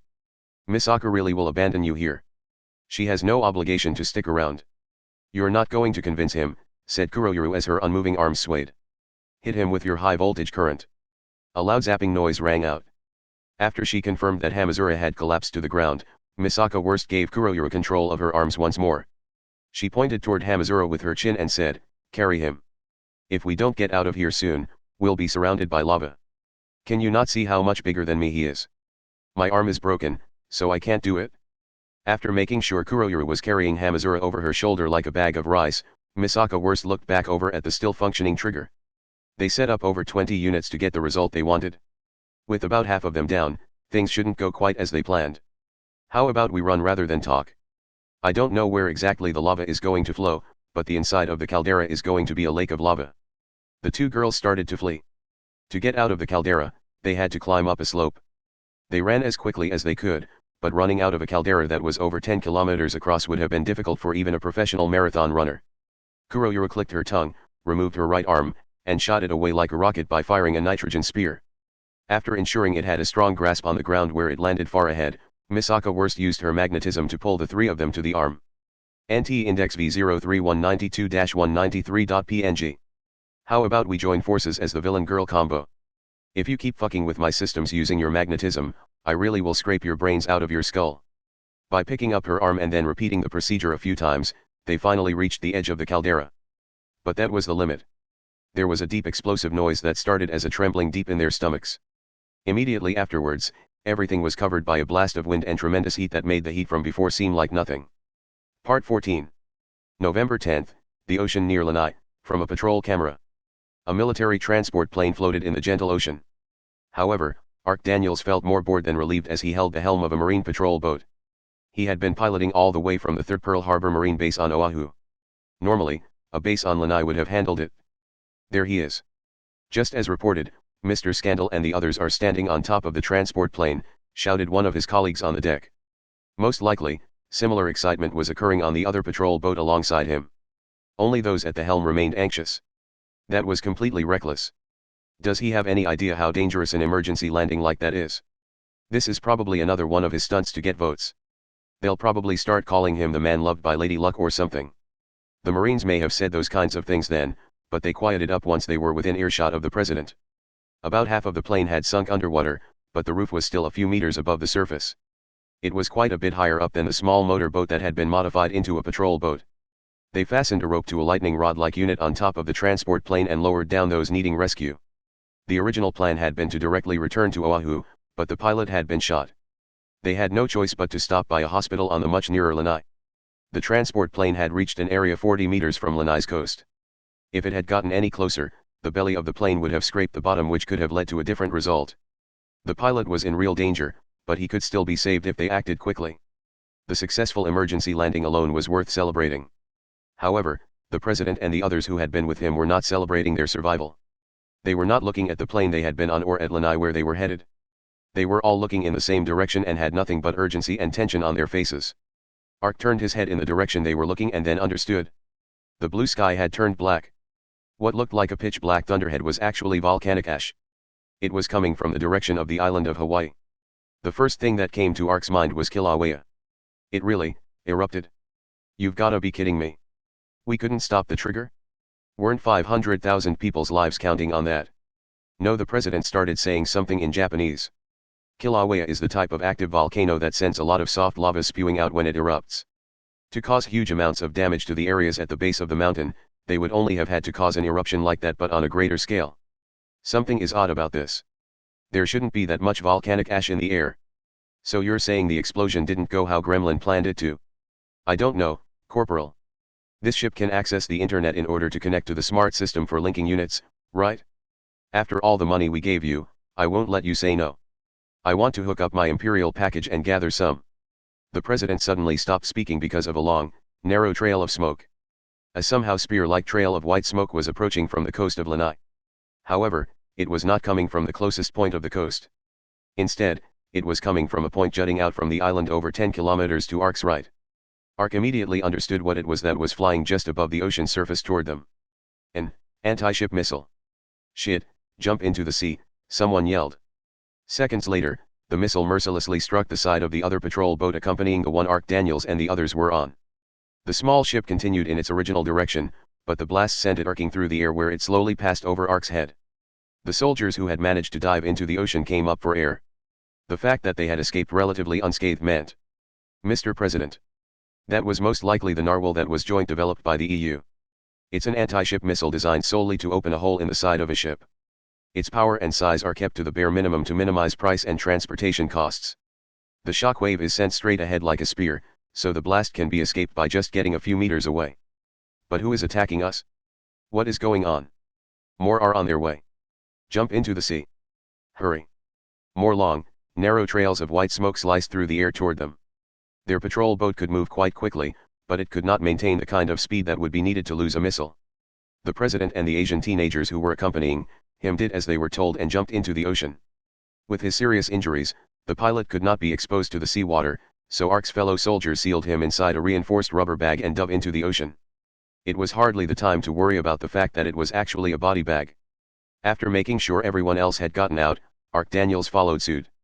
Immediately afterwards, numerous anti-ship missiles struck the abandoned patrol boat and mercilessly blew away their transportation. "Is the bombardment over?" asked Ark tentatively. Using his official tone of voice, the president replied, "I doubt they have sensors that can detect individual people. They are going to send out a unit to see if we are dead, so we need to thank our lucky stars that we are alive and get out of here." Send out a unit? What is going on here? "Don't ask me," said the president. This means war. I don't know what country is behind this, but if they're trying to kill our president on such a large scale, we need to get revenge. Mister, as long as they don't actually kill me, it doesn't matter. I'm not going to waste our soldiers' lives on something like that. The anti-ship missiles had been a model that had been joint developed by the EU, but bombing Europe over it would have been beyond stupid. Even if the weapons had had flags drawn on them, the evidence would still have been weak. If it was intentional misdirection, the United States would end up targeting completely unrelated people. Mister, you said those missiles were narwhals, didn't you? What about it? Do you know the specific model? Were they DS or Rs? I am sorry, sir. I've heard before that the different models sound different, but I can't actually tell them apart that way. Not only are narwhals relatively easy for other countries to get their hands on due to being a joint project, but the D model was specifically designed as an export model to obtain foreign currency. However, they are quite expensive and their maintenance format is too unique, so no non-EU countries have bought any. Only a few gray flags have bought them. Gray flags? Ark audibly gulped. You're saying mercenary PMCs are behind this? Perhaps. I can't deny the possibility of it being some other country, but there would simply be too much of a risk of us taking revenge on them as you suggested before. This simply does not seem like something anyone with a set homeland would do, spat out the president. But whoever it is that has been sneaking around behind the scenes has now shown themselves in a big way. It isn't going to end here. Most likely, they're beginning an avalanche-like offensive. So they're declaring war on us. This would be a lot easier if we were up against people gentlemanly enough to do something like that, Roberto said as he pointed straight up. Even if it wasn't complete, Kilauea still erupted and it looks like that ash is going to cover the sky. Do you know what that means, Corporal? That airplanes can't fly through here, cut in the Asian girl in English. Yes. That means no emergency reinforcements from the mainland in the form of fighters or bombers. And, added Roberto Katza, if those anti-ship missiles are deployed across the island of Hawaii as well as Lanai, then we can't expect any bombardments from ships or landing operations using landing ships. Evading anti-aircraft missiles in a fighter that can fly at Mach speeds is hard enough, so there is no real way to evade anti-ship missiles with ships that cannot go any faster than a few dozen kilometers per hour. So the Hawaiian Islands are completely isolated. Since they waited to carry out such a brazen attack until after causing the eruption, it seems to me that they were trying to create this isolation. The isolation itself may have been their objective or it may have been nothing more than preparation to give them the freedom to do something else. But the Hawaiian Islands have more bases than any other region in the Pacific. The firepower we have here should be more than enough to. That assumes this will be a simple clash of firepower, said the president with a bitter expression. But our enemy has a kind of power to which common sense does not apply. I have seen it with my own eyes. And this missile attack shows that they also have plenty of power to which common sense does apply. They have the power of numbers that is supposed to be the strength of our United States. As the president spoke, he seemed to be arranging all the information in his own head. What would happen when those two powers were brought together? How much damage would be done? He gritted his teeth and said, at any rate, their plan has advanced beyond a certain point, bringing everything more to their favor.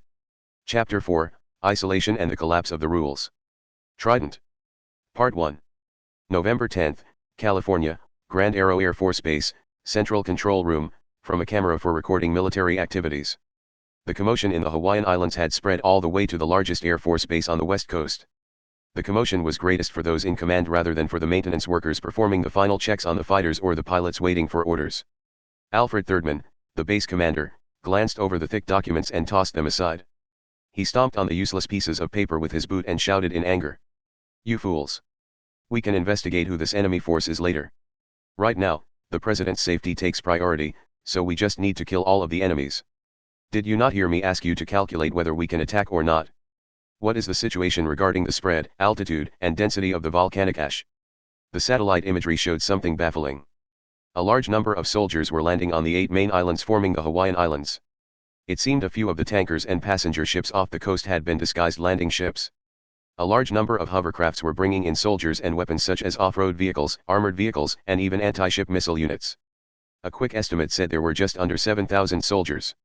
However, in addition to those soldiers to fight on the front lines, there were likely maintenance workers and communications officers for logistical support. With those included, it was possible the number was as high as 10,000.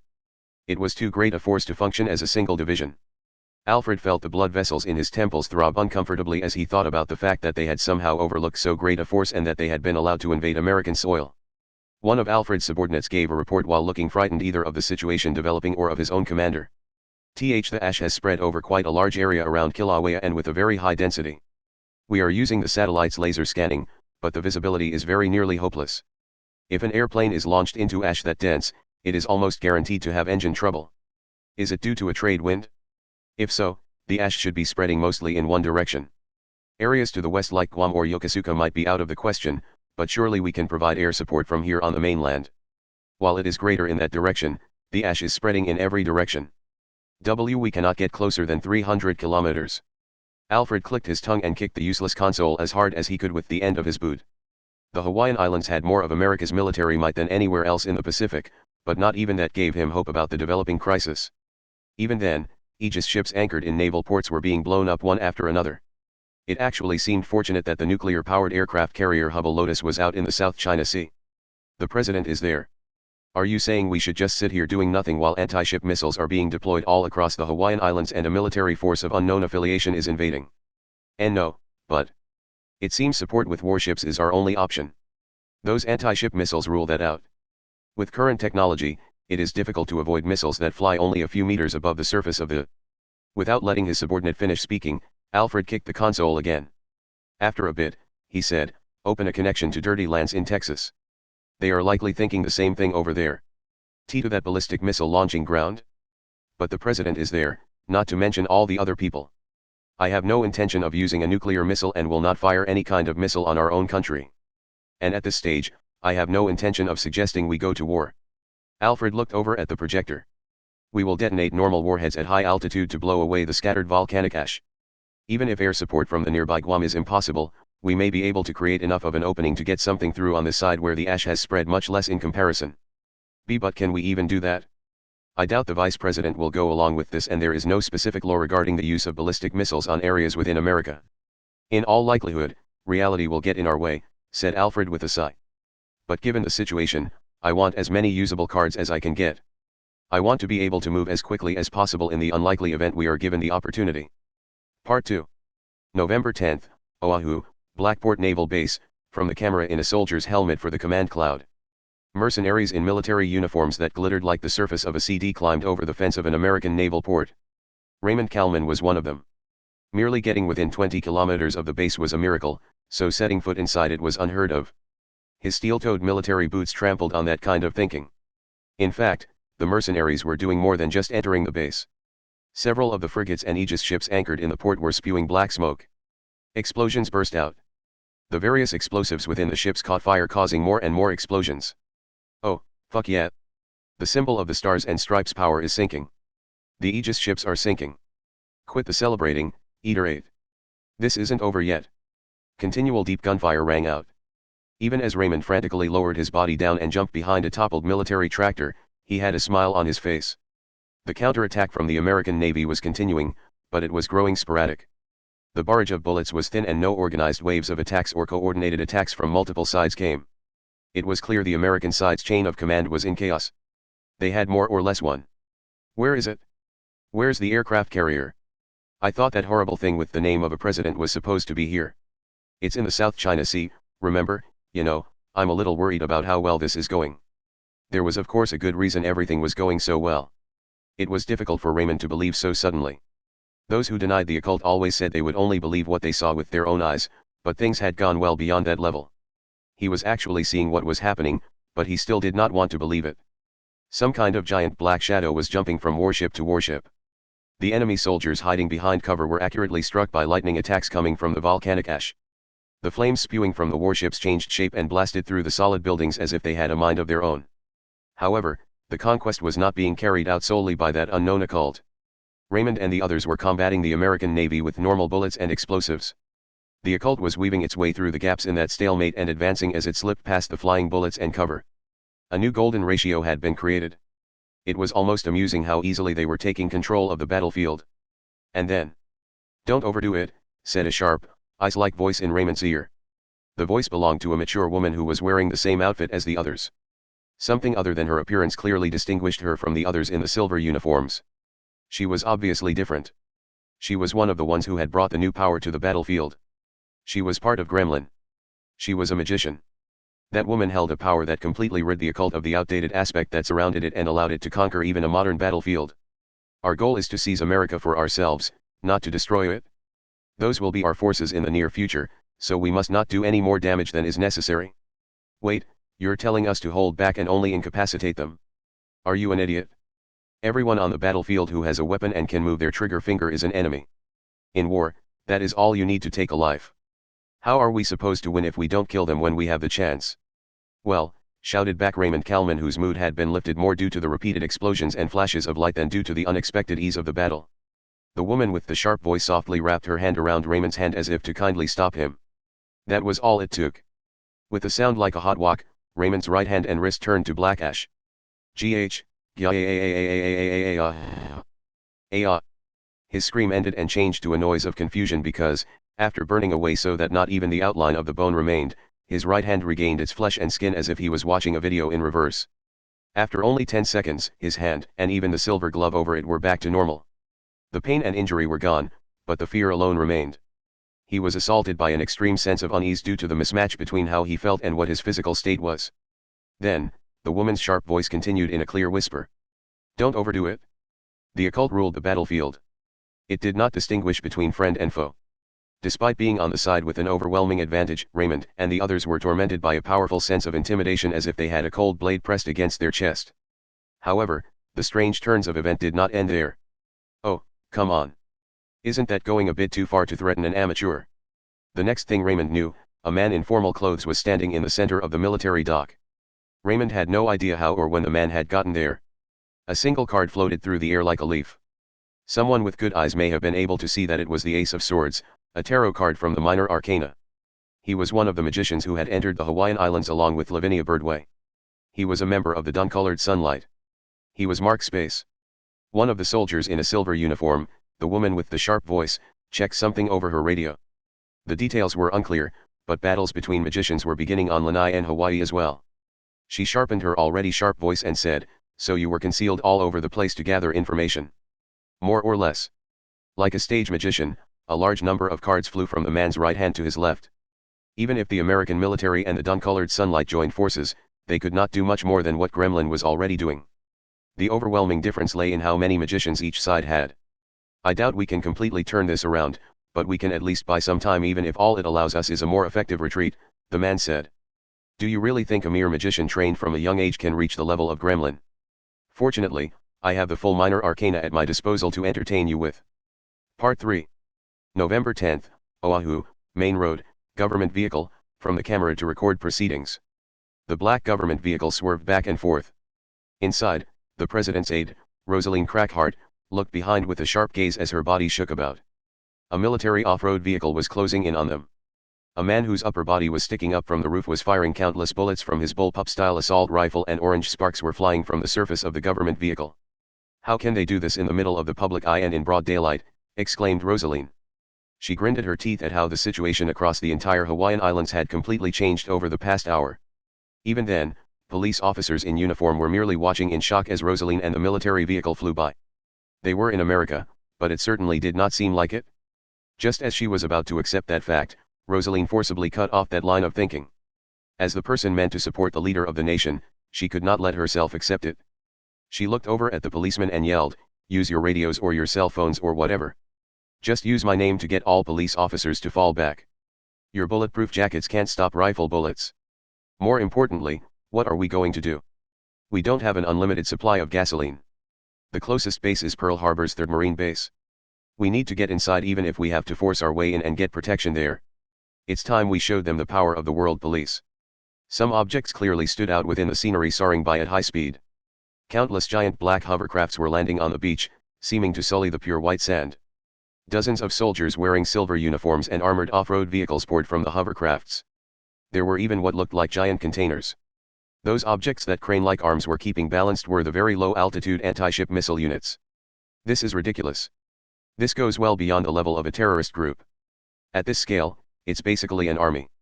And that would mean this is basically the beginning of a war. A gray flag. But from where? There is no uniformity to their movements. Most likely, this is not a national army trained together from the beginning. This is most likely a mercenary PMC that gathered soldiers that already had a certain level of experience. But that isn't the real issue here. Who hired them and for what reason? As Rosaline gritted her teeth, the government vehicle charged into the Marine base. However, she was not given the hope she had expected. The government vehicle came to a sudden stop in front of the base. It had not been asked to stop by soldiers. No soldiers were there to stop them. Instead, a sea of flames spread before their eyes. The largest collection of the world police's military power in the Pacific was burning. There was no longer a defensive line around the base. Long-distance bombardments had torn the long fence to pieces and enemy soldiers were beginning to charge in. They were made up of teams of 5. They all wore matching full-body CD-like silver uniforms that erased any individuality, but the center members of those groups of 5 were clearly different. In a clash of firepower, the American Marines were the very best. They may lose to Academy City when it came to unique technology, but in standard fields, America clearly ruled the world both in quality and quantity. And yet that ultimate army was being overwhelmed. They were being overwhelmed by the mercenaries pouring into the base like an avalanche in groups of 5. The source of the mercenaries' success was those center members. They alone did not rely on guns. Flames blew from their hands, ice spears poured down like rain, lightning leaped about like a living being, and cracks opened in the ground that brought barricades crashing down. Those phenomena bearing their fangs against the Americans did not follow the laws of physics or chemistry. The flames burned through supposedly unburnable steel and the lightning attacks passed through supposed insulators like concrete. That alone was not always enough to settle things, but when the Marines frantically fled from behind the barricades, they were further cornered by the mercenaries' assault rifles and grenade launchers. It was not merely normal firepower. It was not merely the occult. Their combination like that was something not seen even in World War III. If they had been brought together in a different way, the combination could have embodied peace greater than anything else. However, this was the complete opposite. While Rosaline sat dumbfounded, something even more baffling occurred. A few hundred meters ahead, one of the silver soldiers looked her way. Immediately afterwards, he leaped toward her like a long throw in baseball. He landed on the hood of the government vehicle and silently held his hand out toward the car. Something shot from his hand and before Rosaline was able to comprehend whether it was fire or ice, a new figure seemed to fly in from the side and kick the silver soldier. The new figure had white hair and red eyes. Rosaline had no way of knowing, but he was the level 5 who was said to be the strongest even in Japan's Academy City. TCH. There's just no end to them. Birdway. Can't you just blow them all away with some convenient magic? This is just a waste of my battery. You know, magicians use up a part of their body to use magic.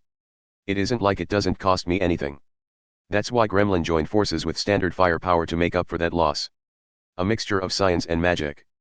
Yes, and with a different type of construction than with the Rome/Russia alliance during World War III. A sea of flames spread out. Everyone was fleeing in terror, but those two alone seemed set apart from it all.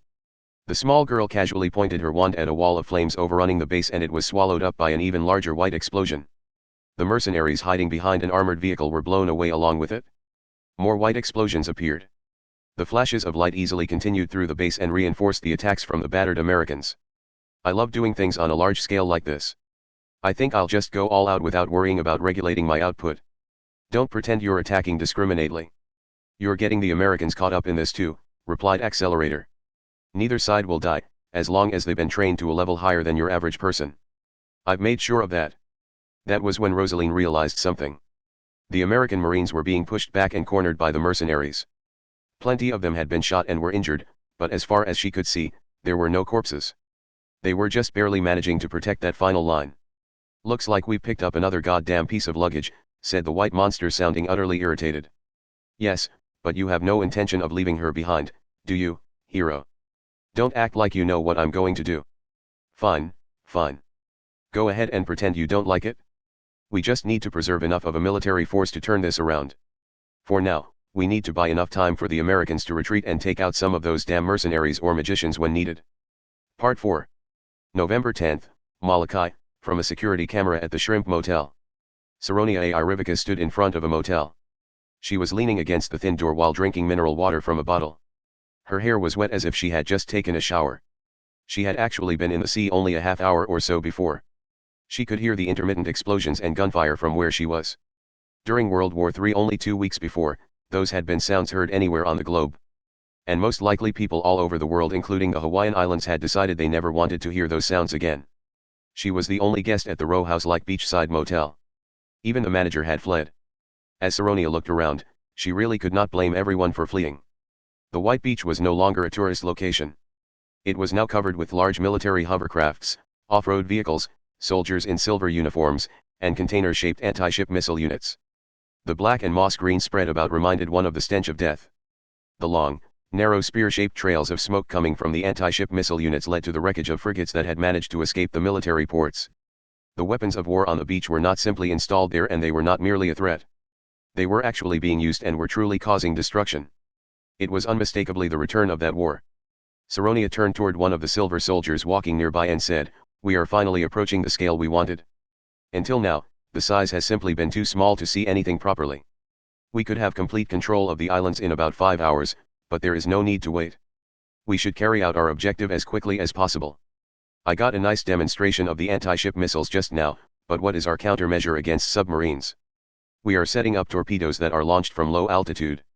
After flying for about 100 meters, they enter the ocean and continue from there like a normal torpedo. The model was designed to carry out anti-submarine attacks from land. Make sure to strengthen your anti-personnel defenses. There is always a possibility of specialized soldiers, frogmen, I think they're called, swimming in. Do you really think a few people can overcome our advantage? It would be like taking on a full soccer team of 11 by yourself. Just be careful. Don't forget our true objective here." Suddenly, the silver soldier's cell phone started to ring. After a short conversation, he handed the phone to Saronia. "It's from Knowledge 12. "Who's that?" "The one who hired us." "Oh, her. Hand it over then." Saronia's manner of speech suddenly grew much more polite. "Hello. This phase is going quite well. Are there any problems on your end?" "The lack of any obvious problems has put me on edge, so I am nitpicking everything." "Oh, so there are no problems. How is the influence on the center going?" "What I can do with the range of my power is going well enough, but you know very well that is not enough. That is the entire reason I am having you help. It seems a little indirect to me, but it takes quite a bit of preparation time for even Gremlin to capture the United States. We just have to be patient." Despite the gravity of what she was saying, Saronia's tone was light. "By the way, we have the vice president, so can't we just hurry up and say the missing president cannot continue his official duties?" "Unfortunately, no," said the person over the phone uninterestedly. "Do you know what Air Force One is?" "The president's personal jet. It has the bare minimum of equipment needed for him to carry out his duties, and he can command all of the nation's armed forces from within it in an emergency. The imperial package that Roberto Katza has is the same. It gives him complete authority on the government cloud and allows him to send out presidential orders from anywhere. Just having him out of the White House is not enough. As long as he has the imperial package, he is seen as able to carry out his official duties as president. Then we just have to follow the plan without searching for shortcuts. Please take care of things on your end. I suppose I will take care of some final preparations before things truly begin," said Saronia casually. "Oh, one more thing." The silver soldier trembled slightly. It almost seemed the negative emotions radiating from Saronia's body could pass through the electronic device and reach the person that she was speaking to. "I realize you were just trying to keep me from having the difficult task of fighting while protecting the trigger if my position was discovered, but if you try to trick me and use me as a diversion again, I will have your head along with the president's." Part 5. November 10, Lanai, Star Lounge Shot Bar, from security camera footage. Kamiya Tuma, Misaka Mikato, and Roberto Katsa forced open the door to an empty bar and hid inside. After the emergency landing in the transport plane, being recovered by the American military, and being attacked by anti-ship missiles, they had somehow made it to shore. Ignoring all law, machine gun-equipped off-road vehicles were brazenly patrolling the main roads. Their clothes were covered in seawater and sand, but it was hardly the time to complain about that. I should have realized it, said the president as he sat directly on the floor and placed the attaché case next to him. I should have realized it when I was told there was someone controlling people via the occult, but this person had a restriction on the number of people she could control. Realized what? I had thought the occult had eaten into the entirety of the government. I had thought the Senate, the House, and everything else was in the grasp of some strange power, but I was wrong. But, what, stammered Kamiya. He had thought that was precisely what Saronia had done. That had been why the president had sensed danger, fled his own protectors, and headed out on his own. Gremlin had used people in the military and government to search for information on the trigger and had partially used it on Kilauea. But only a few people were being controlled, spat out Roberto. It's the same as those soldiers. You can control people without relying on some strange power. Why you mean? There is someone out there with the power to forcibly control people, but that does not match what is going on here. The occult is barely being used at all. You can control people using orders without relying on all that. It's the same thing I usually do as president. His tone was oozing chagrin over the complete reversal of victim and attacker, as well as the fact that his own subordinates and forces had clearly betrayed him. However, Kamiya simply could not follow his train of thought. What was actually happening in Hawaii? No, in the United States of America. Wait a second. Birdway used that automatic analysis spell to reveal what Saronia's spell was. She truly does have a means of controlling a large number of. Now I'm a complete layman when it comes to the occult, said the president, cutting Kamiya off. But are you absolutely sure there is no chance the automatic analysis was intentionally led to a false result? Wait, you mean? Both this Birdway person and this Saronia person are experts in this field, so this is not a one-sided fight between a pro and an amateur. That means the odds of success are 50-50ths. Isn't it possible Birdway was tricked? But what about your Imperial, whatever it's called? Didn't you use data from there to deduce that Saronia was controlling a large number of people to gather information on the trigger? And the trigger really was in that Pearl Harbor base, so. It is true that the people accessing information unrelated to their duties over the central government cloud were accessing data on the trigger. And it is likely that information was indeed reported to Saronia's group. The president shook his head. But all I saw was the flow of data. It is entirely possible they were following Saronia's group's orders while still in full possession of their senses. But what about Sandrillan? Before we ran into you, we fought a magician named Sandrillan in the airport. In order to silence her once we caught her, Saronia controlled her in order to have her commit suicide. Even as he spoke, an argument against his own words came to Kamiya's mind. Sandrillan herself may have been putting on an act. They may indeed have heard Saronia's voice, but that could have been a simple communications spell. Kamiya could not deny the possibility that Sandrillan herself had attempted to kill herself in order to match what Saronia had been saying. It was an action unthinkable of someone in their right mind, but it had successfully dulled Kamiya and the others' judgment. It was possible Sandrillan had managed to pull it off by gathering together everything she had to give Gremlin a better chance of retaliating against them. If that was true, they would have to rethink everything from the very beginning. I doubt the children in the shopping mall and the pilot were cooperating with Saronia of their own free will, but it's possible that the number of people she can control is much smaller than we thought and that the orders she can give people are much simpler than we thought. In fact, the ability to control people might be nothing more than a side effect of some other attack of Saronia's. Her true power may lie elsewhere. Saronia Irivica's true specialty may not be controlling people. Part 6. November 10, Oahu, wreckage of Pearl Harbor's 3rd Marine Base, from an auxiliary control camera. Birdway was leaning up against the side of a transport plane that was tilted to the side due to a broken axle. She was being fired on by the mysterious armed forces light machine guns. Upon hearing something from over her cell phone, she magically manipulated the papyrus in her hand, checked some information, and then threw it down to the cracked asphalt. Damn it, Balbina. How could you sell me this piece of crap? A woman in black clothes who Birdway had met up with when Trident had appeared said, her specialty is selling individual materials, so it isn't really her fault, boss. I would say the fault lies with you for not constructing your own spiritual items because you find it to be too much of a bother. This means I have yet another task, said Birdway, ignoring her subordinate. She lightly waved the wand in her hand and an explosion of light blew away a group of soldiers using an armored vehicle as a shield. I need to recheck Saronia's specs. I need to analyze the method, effects, and range of the magic she uses. I need to redo the analysis I left to the spiritual item. Can you really finish that before you run into her at the end of all this?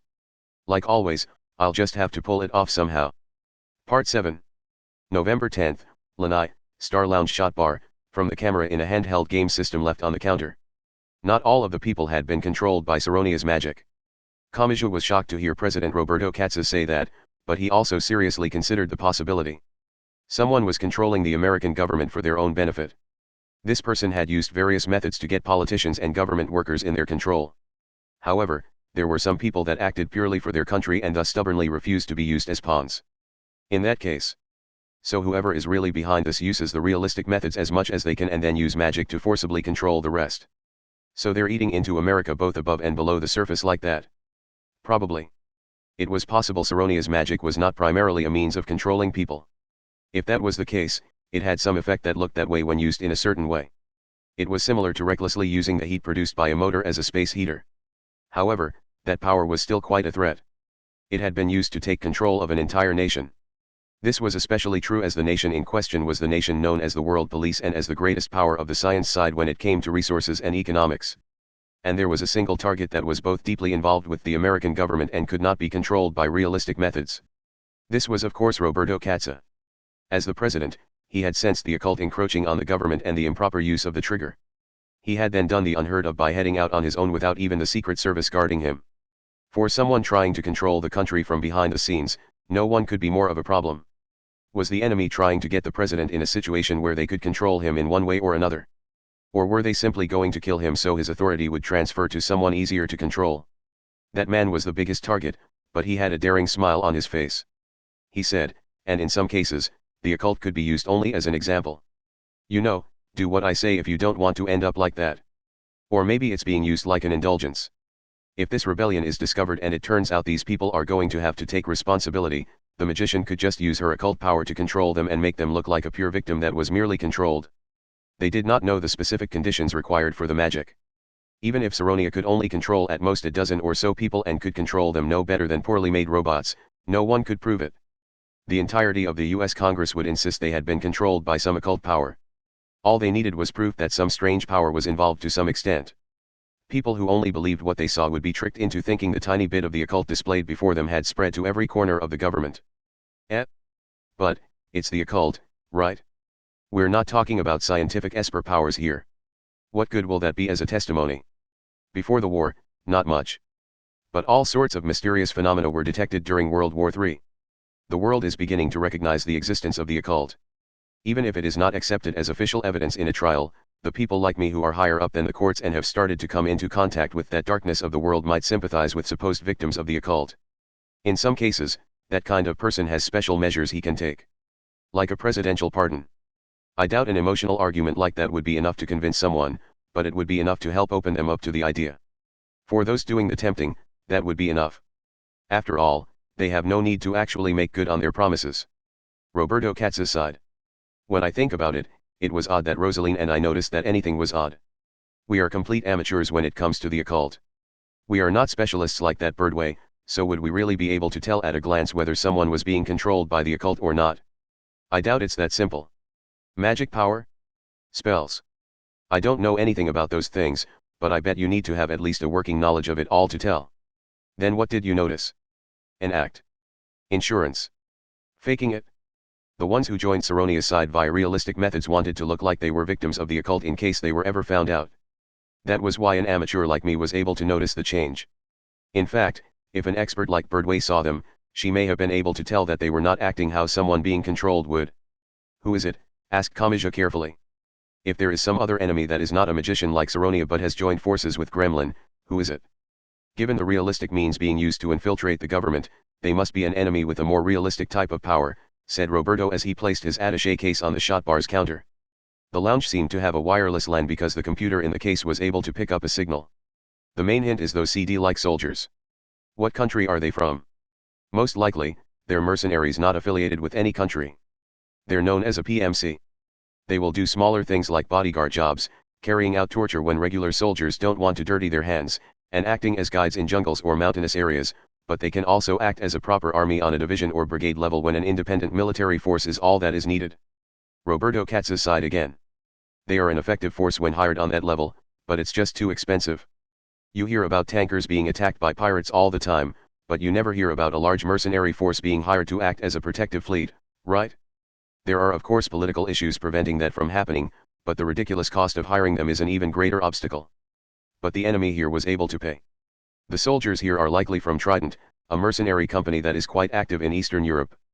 They have D-model narwhals, they use electronic camouflage, they can deploy on such a large scale, and their movements show that a lot of them are former American soldiers. That's the only PMC it could be. It's one of the largest and it has an army, a navy, and an air force. Just how large is it? The estimation I've heard is around 50,000 soldiers. Apparently, they have been able to cut down on their numbers quite a bit with a software update for their warships. That's about the population of a small town, isn't it? Those soldiers are experts, right? How did they get that many people? They only use mid-career recruitment rather than going after new graduates. Also, 150,000 soldiers around the world retire every year and about 2/3 of those are not at the usual retirement age. Not to mention that those statistics are from before World War III. They have plenty of reasons for quitting and life after retirement is not always kind to them. Trident has more former American soldiers than soldiers from any other nationality. I've been appealing for improving Social Security for them once they retire, but it seems some people think the continuous expenditures would put too much pressure on the economy. The president sighed yet again. Well, whatever the details, that is a collection of former professionals. They may be retired, but Trident puts them through a special training program to retrain them and raise their value as if they were replacing rusted gears. During World War III, NATO was thinking of hiring them, but negotiations broke down before a price could be settled on. The kind of funds needed to make a deal with them should make a noticeable flow of money in banks' databases. No bank wants to have money flowing out of their vaults, so they would put out a warning. Have you found it? Unfortunately, no, but that still gives us a hint. The Imperial package can only check things within the range of America's power. That means whoever is behind this purposefully made the deal outside of that range so that they could not be traced. The president typed on the Imperial package's keyboard, looking through even more classified information. It had to have been someone who would gain from intervening here in America even if it costs them that much money. Someone with large amounts of money distributed outside of America. Someone with a hidden connection to Eastern European governments or banks. Someone who could hire Trident. Someone with a system that allows them to monitor our movements here in Hawaii. Can you narrow it down to a single person? No. First of all, there are over 30 people in America alone that are famous for having more assets than the United States. Combined multinational businesses sure are a scary thing. They aren't divided by national lines. They clearly have a different means of division that is based around money and economic blocks, readily admitted the president. However, a few of the large powers that keep the US moving are influenced by a certain other person. People like Flack Cattleman the Car King and Douglas Hardbell the rock star are actually underneath this certain other person. A lot people could be the one behind this, but the common one at the top seems the most suspicious to me. And in that case, he pressed a few more keys and his answer finally appeared on the screen. The Imperial package displayed a single large photograph. Ole Blueshake the media queen. It has to be her. Part 8. November 10th, Hawaii, Volcanoes National Park, from a bird-watching camera. It was strange that he had not been killed. That was what Hamazura Shiage truly felt. The island of Hawaii had become a hell of lava. The giant caldera that was over 10 kilometers across was filled with orange lava and some had overflowed and was flowing down the side of the mountain like spilled corn syrup. Perhaps due to the incomplete effect of the trigger, the lava was not headed in the direction of any towns. Hamazura and the others had not been swallowed up by the lava either, but the air around them had steamed up like in a sauna and the stench of sulfuric gases was so thick Hamazura feared it would kill him. The volcanic ash covering the sky above darkened the area like the time just before dawn. Smooth ash was constantly raining down and pieces of rock the size of fingertips stabbed into the earth as they landed. However, a different situation was developing that made them almost forget about that twisted form of nature's fury. In fact, Hamazura felt almost glad that he was so near the caldera that had become a lake of lava. Beyond the ash that obstructed vision like a thin fog, gunshots and explosions rang out from the base of the short mountain. Hamazura could also see soldiers in silver uniforms dotting the ground as well as hovercrafts and armored vehicles. Ole Blueshake, he said into his cell phone as he lay down on the white ash. He had his phone on conference call with Kamachi, Accelerator, and the rest. He had no idea what she was doing, but he could hear explosions in the background as Birdway replied. She is America's media queen who went over her father's head and inherited her grandfather's network.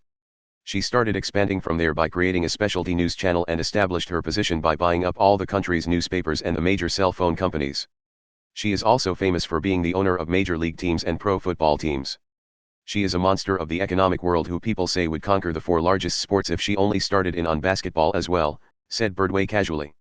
She is very skilled at getting fields unrelated to the information business wrapped up in the information business.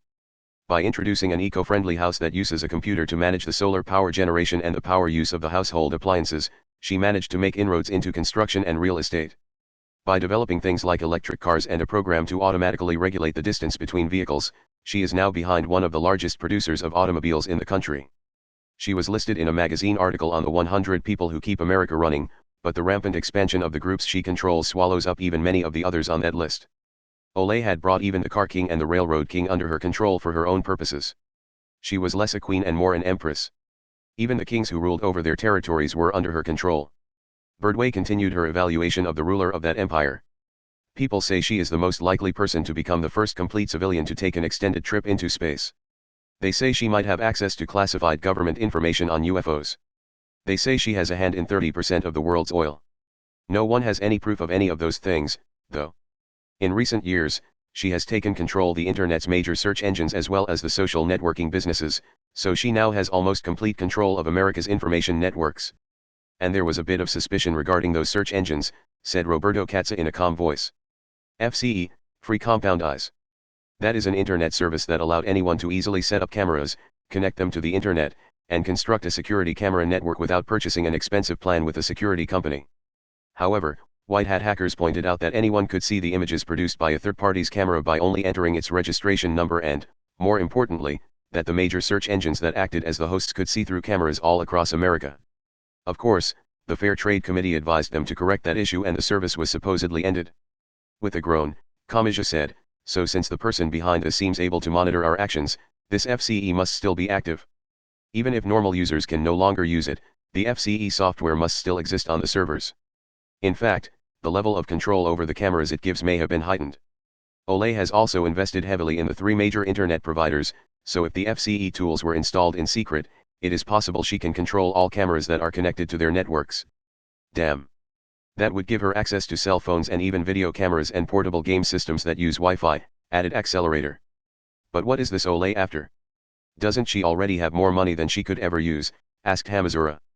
For someone with as much as her, he doubted there was anything pressuring her into straying from the proper path. Or had some other problem arisen due to the very fact that she was rich? The president replied with a bitter tone, Olay Blueshake is said to be the third house of Congress. What? She simply has that much influence. One's exposure in the media is directly linked to gathering votes and she holds every kind of mass media in her hand. To be honest, not even the presidential election can completely escape her influence. Even my campaign was partially backed by Olay. So it had already been that you couldn't win in an election if you got on the wrong side of the media queen. I see. She started by influencing the members of Congress whose orders influenced the military and other government organizations. Information circulates better than money, after all. And then Saronia's magic was used to control the politicians who stubbornly continued serving their country for personal ideals, commented Birdway. She tried to take control of the US for her own ideals by leading those who would help her toward getting elected, said Roberto Katza in a low voice. And yet America did not head in the direction she wanted. Or perhaps it would be better to say that, at that time, the country was in a situation where she could no longer leave it to anyone else. World War III, said the president simply. A short silence increased everyone's tension. To be honest, it's hard to say that war went the way America wanted it to. In fact, we were more or less left out completely. It's possible this led Olay to abandon her old methods and try to control the US in a more direct fashion. And so she contacted Gremlin and Trident, muttered Hamazura with a groan. If you know all that, why don't you just have her arrested? Because no one knows where she is. She has a lot of enemies, after all. Her residence is officially listed as being in Washington, D.C., but I'd believe you even if you told me she had built a base on Mars to live in. With the conversation over for the time being, Hamazura hung up and put his phone back in his pocket. Misaka Wurst spoke up from next to him. So what are we going to do now? Meet up with the boss and the president, of course. We don't gain anything by staying isolated like this. Kuroyura frowned at that and said, are you serious? Don't they have anti-ship missiles deployed all over these islands? If we head out in a pleasure boat, we'll be sunk in no time at all. Then we just have to get on a boat that won't get sunk. Hamazura pointed toward one of the landed military hovercrafts. We just have to mix in with them somehow. If there really are thousands of them, they'll be negligent when it comes to identifying individual soldiers. If we dress up in those CD-like uniforms, our faces will be hidden too, so they won't even be able to tell we're Asian. Misaka thinks they would notice if we killed some of them and stole their uniforms. This is the world's largest gun country. They sell handguns at supermarkets. Hamazura wiped sweat from his brow. An enthusiast gun store will have equipment for guns as well. I'm pretty sure they said those soldiers were wearing a combination of equipment from various countries, but that gives us more of a chance than if it was original equipment. And even if we can't find the exact same models of some things, we might be able to get away with it and say we altered our equipment a bit for personal preference. You and Misaka might be able to pull that off, but someone as small as Kuroyuri-chan would look suspicious even in a military uniform. Then we just need to stuff her in a bag or something. She's small to begin with and her arms can be detached. We can make her pretty compact if we need to. Don't you fucking dare, growled Kuroyuri. That means the only problem is the FCE. If they see us do it, a disguise is pointless.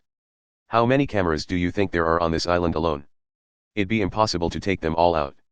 Once we've changed, they can't tell us apart, so we only need to destroy the cameras until then, said Misaka worst as she pulled a nail from her pocket and started manipulating magnetism.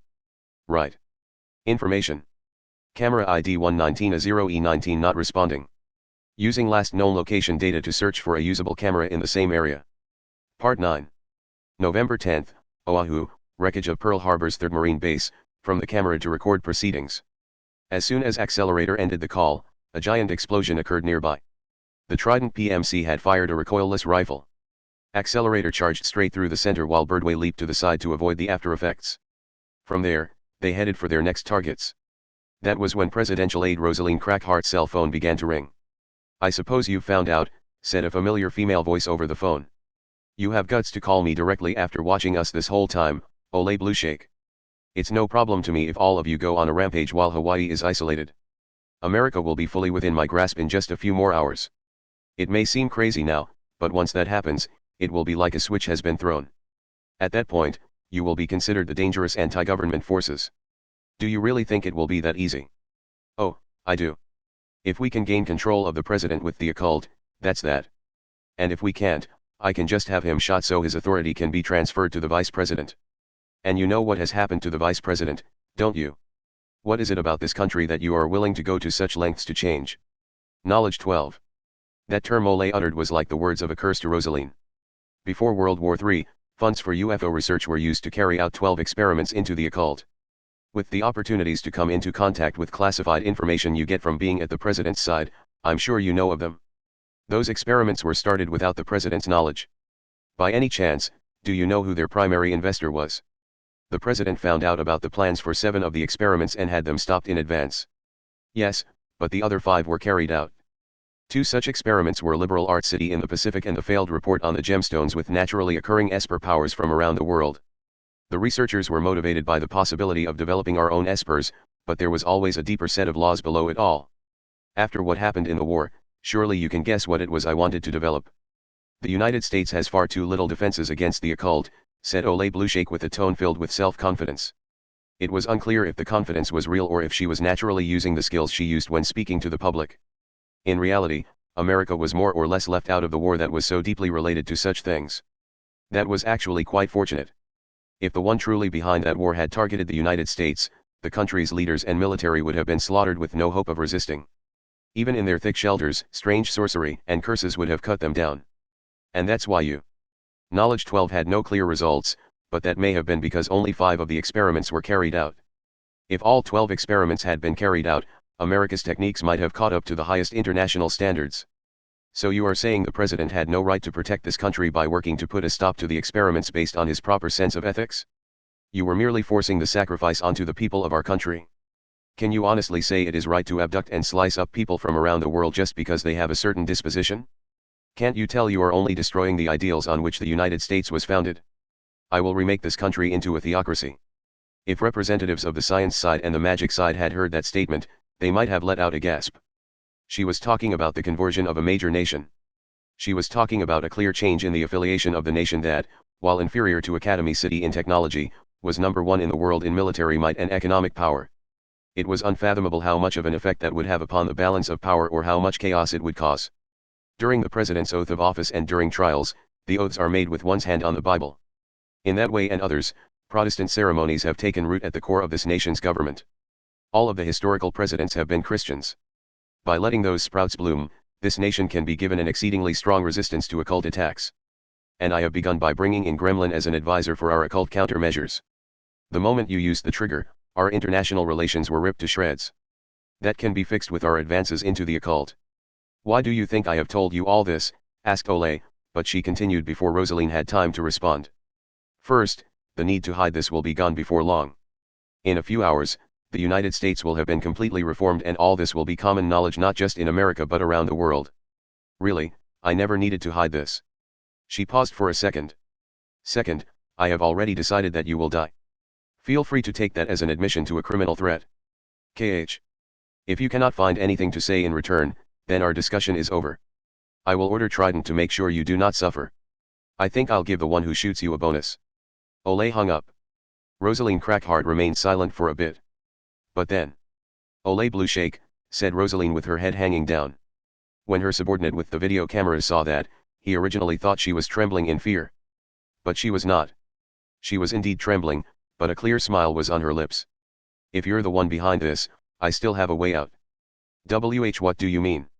Ole's, no, the entire Blue Shake family's cornerstone lies hidden on Kauai, said Rosaline quickly before grabbing a map from the government vehicle. She spread it out on the hood. Lindy Blue Shake, an 8-year-old girl, is the only one left to continue the Blue Shake family line. For that family that values its bloodline highly and has the next in line inherit its great media network, she has irreplaceable value. Ole is sterile, so abducting that child would be the same as grasping Ole's very core.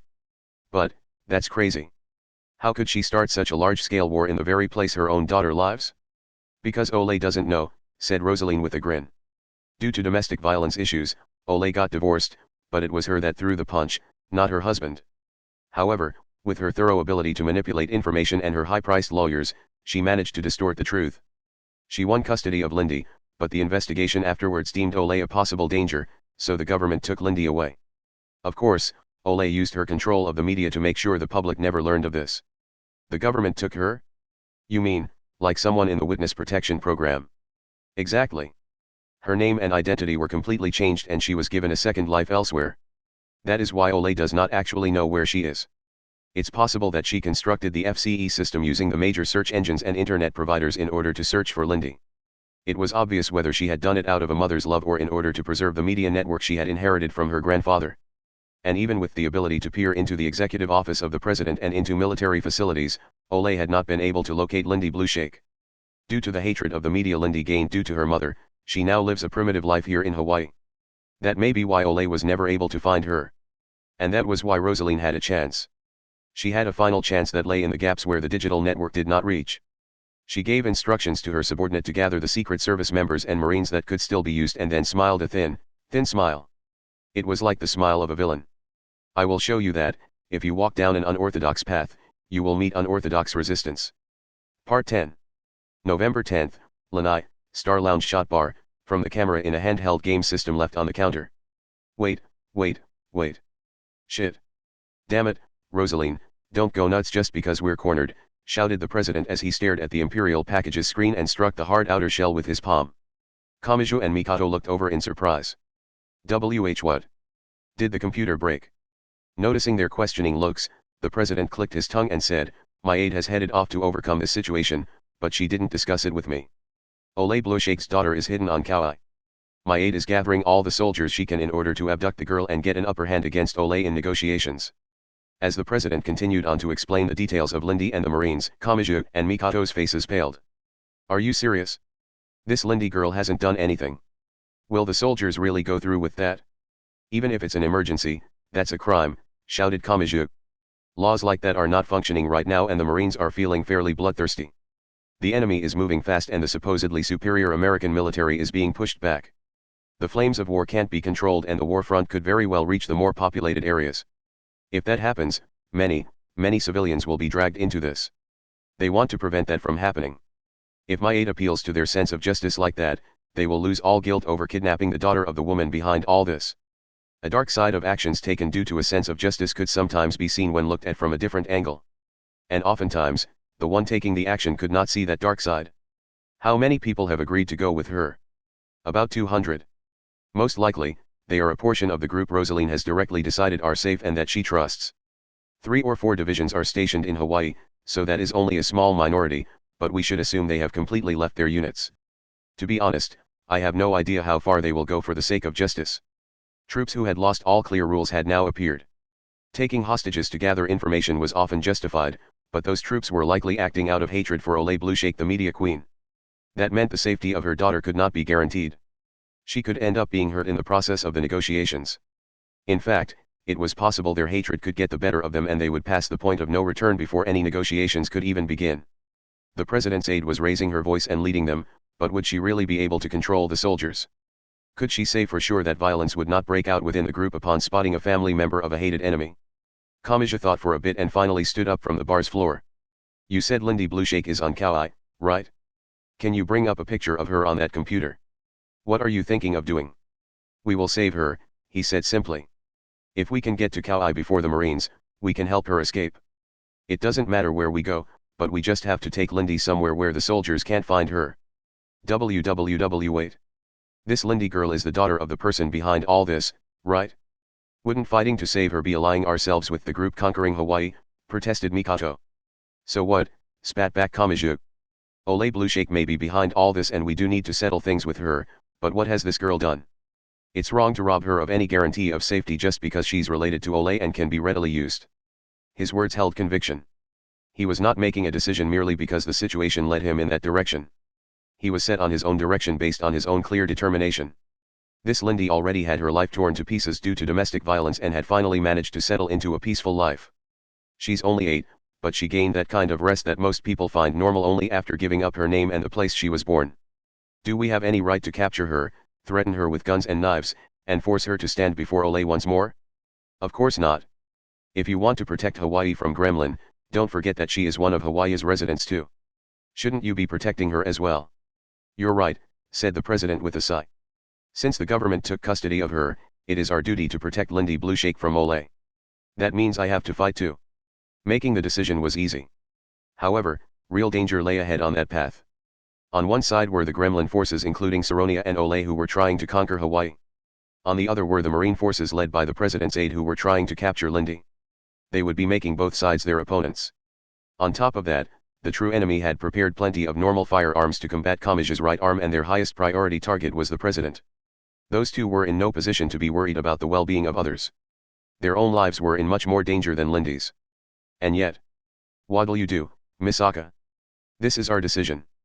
I won't force you to go. You can just hide here to remain safe.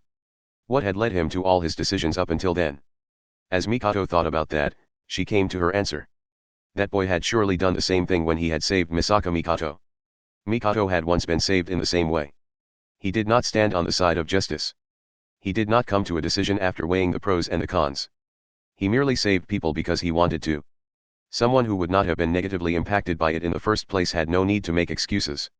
His answer stripped away all that was unnecessary and it held enough power to shatter the overly complicated incarnation of justifications built from all those unnecessary things. Fine, I understand. To be honest, the thought of them pressing a gun up against this Lindy girl and opening up her old emotional scars really pisses me off. No matter how much one worried about it internally, the spoken conclusion was simple. That boy had surely made those simple decisions time and time again. It isn't that girl's job to risk her life to bring peace back to Hawaii. That job lies with us. Part 11. November 10th, in the ocean near Kahoolawe, from UUV Cannibal Shark number 443. A large military hovercraft sailed through the ocean near the Hawaiian Islands where a network of anti-ship missiles was set up. The hovercraft itself was similar to a special kind of rubber boat, but it was much too large. In order to carry large military vehicles, its size rivaled that of a 25-meter school pool. 2 giant propellers propelled the hovercraft at over 50 kilometers per hour. The people aboard wore silver military uniforms, but they were not Saronia or Ole's subordinates. They were Hamazura's group. As with the ship before, this was Hamazura's first time to pilot a hovercraft, but the lack of obstacles and the fact that it floated on the surface gave him a baseless sense of security as the sudden acceleration chilled his skin. In reality, Things such as reefs made even the level-looking ocean surface dangerous, and any sharp rock sticking above the surface would tear the reinforced rubber bottom of the hovercraft to pieces, but ignorance pushed Hamazura recklessly on. As he fumbled with the ship's controls, Hamazura had his cell phone to his ear. The most wanted targets are heading out into the gunfire of their own free will in order to save the daughter of one of their enemies, he muttered in utter shock at how crazy that was. But then he smiled. If he was being honest, the concepts of conquering America and the media queen working with Gremlin were on just too great a scale to seem real to him. He had finally found something small enough he could actually legitimately feel the desire to risk his life for it. You'll need a way to get to Kauai, right? Just wait a bit. You're on Lanai, right? We'll meet up with you there. Meanwhile, Misaka Worst and Kuroyuru Umidori were being as indiscreet as ever. Or rather, Misaka Worst was playing around with Kuroyuru. Kuro Neon. Misaka is bored, so show me the sexiest pose you can think of. Why you? Don't take control away from me for shit like tha gya. Hey, you with the mischievous look in your eyes. Stop that. You're gonna make Kuroyuru cry again. If you try to help me like that, you're just gonna piss me off even With control of both her arms taken, Kuroyuru lost her balance and fell down on the hovercraft's deck. From there she, unwillingly, carried out a completely impractical motion. When Misaka Worst and Hamazura Shiage saw it, a kind look entered their eyes. That's the first time Misaka has seen someone actually say a few 25 points. You may never shut up about darkness and all that crap, but you're surprisingly pure 30 points. How dare you mock me, said Kuroyuru while grinding her teeth, but she was simply too poorly matched with Misaka Worst. The electricity esper in question casually glanced over toward the ocean surface and said, do you think we actually fooled them? Of course not, spat out Kuroyuru Umidori in response with her face still beet red. As she also looked toward the ocean surface, she stared straight into the camera's lens. They're letting us go in order to lead them to their weak point. Part 12. November 10th, Oahu, wreckage of Pearl Harbor's 3rd Marine Base, from an auxiliary control camera. Most of the base had been destroyed, it was barely functioning, and the soldiers stationed there had finished evacuating. Meanwhile, Saronia and Ole's Trident PMC must have decided they would gain nothing by attacking any further. They had quickly gone off to target another base. TCH. The aide has disappeared, too. So she's headed off to attack an 8-year-old girl. Turns out she wasn't worth saving. Accelerator and Birdway had regrouped after that round of fighting was over. They understood the general situation from speaking to Kamijo and the others over the phone. Lavinia Birdway rested her wand on her shoulder and smiled thinly. However, this could be our chance. Don't look at me like that. You always get so motivated when it comes to little girls, don't you? She shrugged. Even now, Ole Blueshake is listening to our conversations. That means she is sure to make her move. She will try to get there before our group or the President's aide and her Marine volunteers manage to reach Lindy. But I doubt the media queen will head out directly. In fact, is she even in Hawaii? If she's somewhere we can reach, then she's quite an idiot, said Birdway simply before spinning around her wand. That is why, as one of the main leaders, Saronia will be commanding a portion of the troops in order to collect Lindy. They would never focus all the troops on that. After all, Hawaii is the largest collection of military forces in the Pacific and they need to focus on taking care of that. However, the troops led by Saronia, as well as Gremlin in general, will not necessarily do as Ole wishes. Really? According to Kamijo-tuma's report, Saronia herself was put in quite a bit of danger during the transporting of the trigger because she was used as a diversion without being told. She will now have some distrust for Ole. It's only natural that she will want a trump card she can use to conveniently control Ole. But isn't Gremlin's plan to conquer the United States based on Ole's economic power and supplemented by Saronia's magic? To them, this war in Hawaii is nothing more than part of their preparations. What they truly want to do is take control of America, create a situation in which they can manipulate things at will, and make sure that situation lasts. That means they must work together for a long period of time. Right now, they both want to gain the upper hand at this early stage even if it comes with some risk. But that also means we only have to take out just one or the other of Saronia and Ole. If either one could accomplish this without the other, they would never have joined together in the first place. So now we just have to defeat Saronia when she shows up on her own for Lindy. Yes, that would cause their plan to fail. We would win. As such, I'm sure you know what we must do. Even when I leave Academy City, I end up having to clean up all the shit. Just be honest and call it saving people's lives, hero. Chapter 5, for what purpose should that strength be used? The _old_glory. Part 1. November 10th, Kauai, from a tide level monitoring camera. Kamijo-tuma, Accelerator, Hamazura Shiage, Misaka Mikato, Misaka Wurst, Kuroyuru Midori, Lavinia Birdway, and Roberto Katza reached Kauai on the hovercraft Hamazura had supplied. It looks like the Marines aren't here yet. Unlike with us, Ole has no reason to let them get here. They must be trying to find a way past the anti-ship missiles deployed across the islands. But Saronia will have already started to move.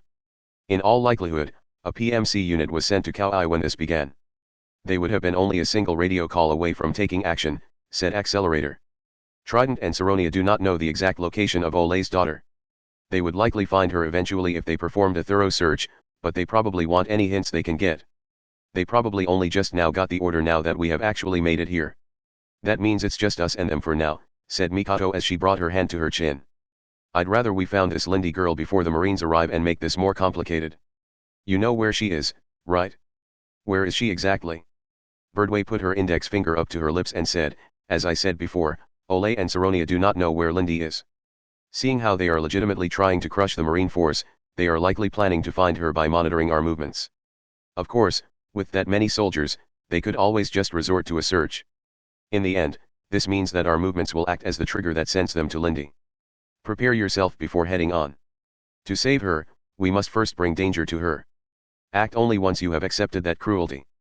Understand? Birdway looked everyone in the eye in turn, not just Mikato. After no one voiced any objections, she turned toward the president. Holding the imperial package, Roberto responded while knowing full well that the unseen enemy was listening in.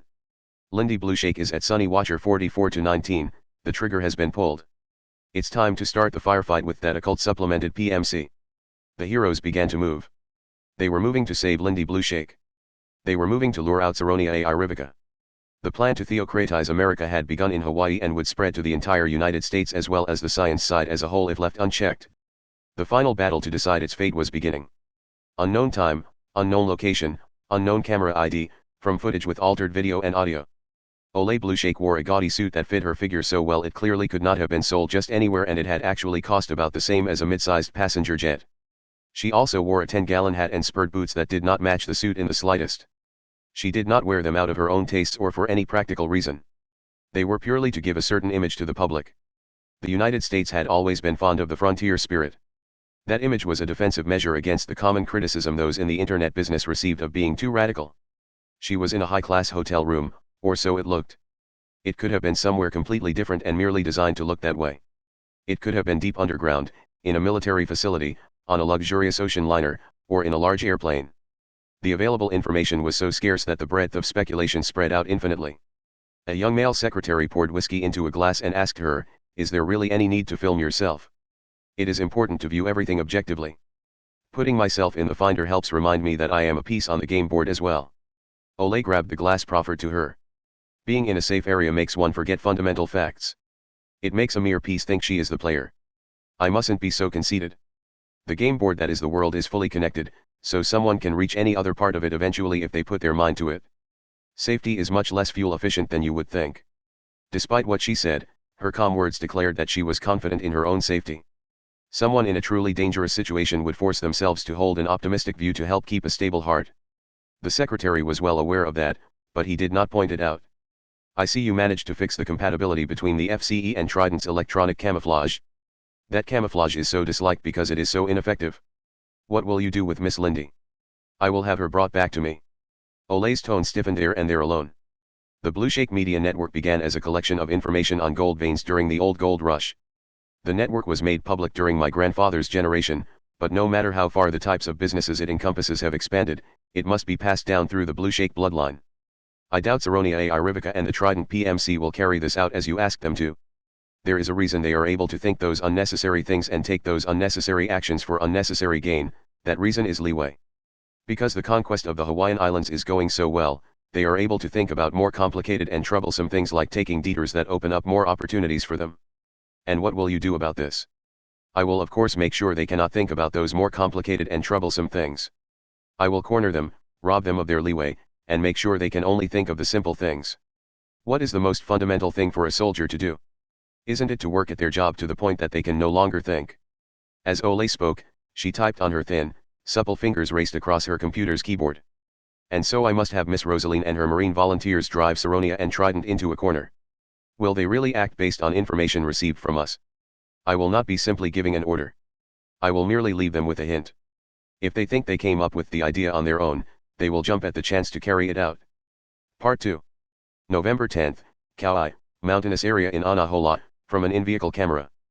Hamazura Shiage, Lavinia Birdway, and Roberto Katza were driving through a mountainous area on the eastern side of Kauai. They were of course using a stolen vehicle. Apparently, Lindy Blueshake was in an area in northern Kauai known as Napali Coast. Kamachi and the others had landed on the southeastern side of the island and the center of the island was too mountainous, so they had to circle around the island to reach Lindy. This required them to follow the coastline where Trident had their anti-ship missiles set up. Due to that difficulty the terrain presented, Hamazura and the others had split into a few groups that were heading for Napali Coast using different routes. Hamazura's group was taking the route that headed counterclockwise around the island's circumference. The president stared out the window and at the coast spreading out behind the mountain surface. He narrowed his eyes at the sight of mercenaries setting up various pieces of equipment. Even if they are overlooking us to a certain extent to find Lindy, that's only for the convenience of those at the top. If they actually spot us, a firefight will be unavoidable. The one piece of luck is that your aide and the Marine volunteers were slowed down, muttered Birdway in the back seat. While driving, Hamazura frowned, and said, "Don't you have that backwards? They'd clearly end up fighting Gremlin and Trident, too. If the other two sides are fighting each other, wouldn't that make things easier for us? You're the one that has it backwards. They're only overlooking us because Olay and Saronia have control.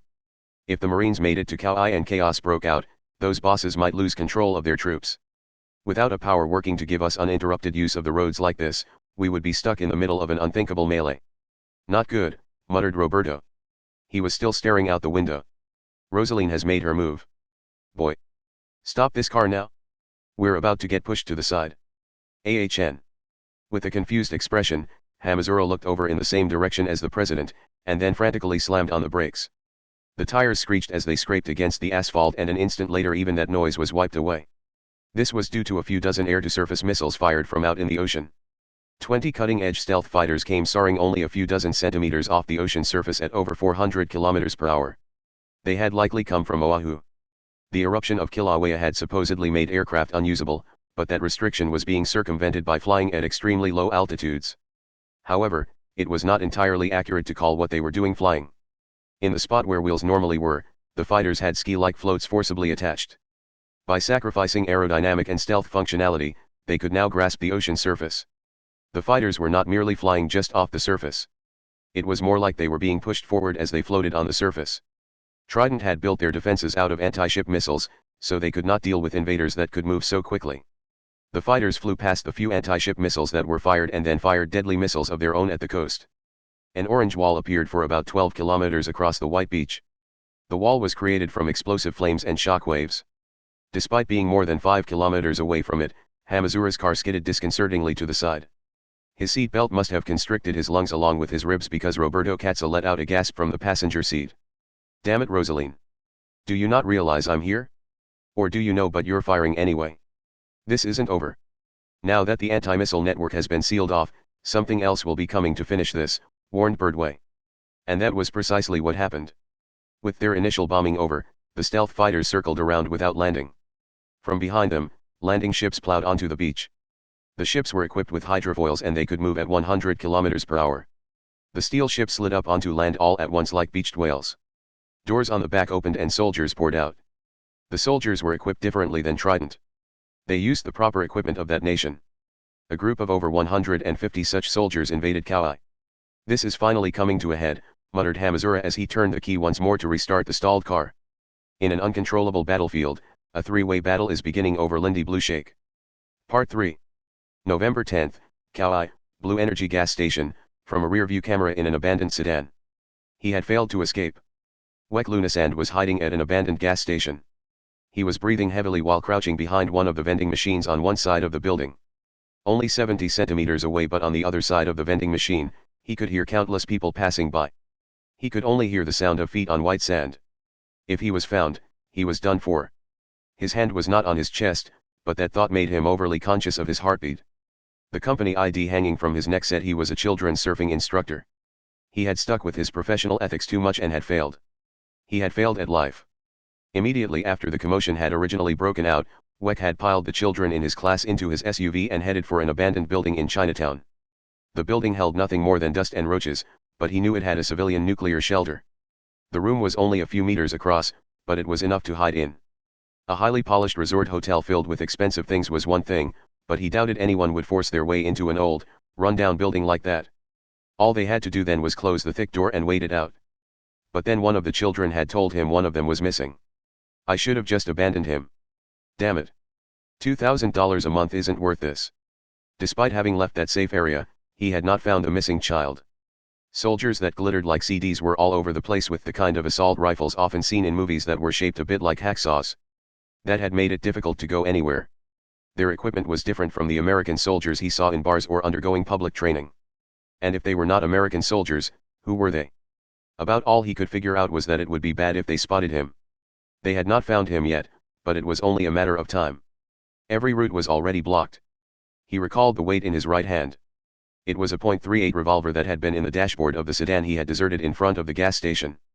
However, he doubted he could accomplish anything with it. A gunshot would be like telling a pack of wild dogs where some meat was. Also, he was unsure he could hit with the first shot and he was at a gas station. He could not deny the possibility that there was enough evaporated gasoline floating around that gunfire would cause a giant explosion. The gun was more a good luck charm than anything. He needed it to ensure he did not panic and do something stupid. At any rate, I have to survive this somehow. I need to get out of here. Wait, there's gasoline here. If I put it in some kind of container and set that off, I can draw their attention elsewhere. There's nothing wrong with it if it's to save my life. He may have been speaking out loud in order to forcibly get himself to accept what he was saying. In other words, even then, Wek Lunasan's soft-heartedness remained. And a further trial remained for that soft-hearted man. He heard the cry of a small boy. Wek frowned, leaned back against the vending machine, and covered his face with his hands. Shit, is that Steve? Steve was the last student that had gotten separated from the group. Wek crawled forward along the oil-smelling concrete in order to peer out from behind the corner of the vending machine. He spotted a dozen or so men and women walking across the white beach. They were being led by 4 or 5 silver soldiers with rifles. Amid that group was a single 10-year-old boy. The difficulty level had just shot up. The same question crept up in the back of his mind as back in the shelter: should I abandon him or not? What can I even do? His breathing grew even more erratic. He felt a great pressure in his gut. However, that pressure was not simply fear for his life. It was caused by his decision to leave another human being to die. That's it. I've done enough. For only $2,000 a month, saving 7 of them is commendable. I don't need to get greedy, right? After realizing he was saying it out loud, Wek stopped breathing for an instant. Saying it aloud was his ritual for forcibly getting himself to accept what he was saying. That meant he did not actually accept it. I'd just get myself killed. After saying that one last thing that he could not accept, Wek Lunasand looked around the area.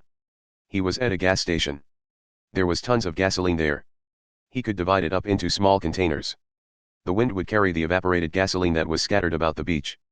Depending on how he used it, he might be able to temporarily toy with the silver soldiers. Just as methods started entering his mind, he heard a slight metallic noise.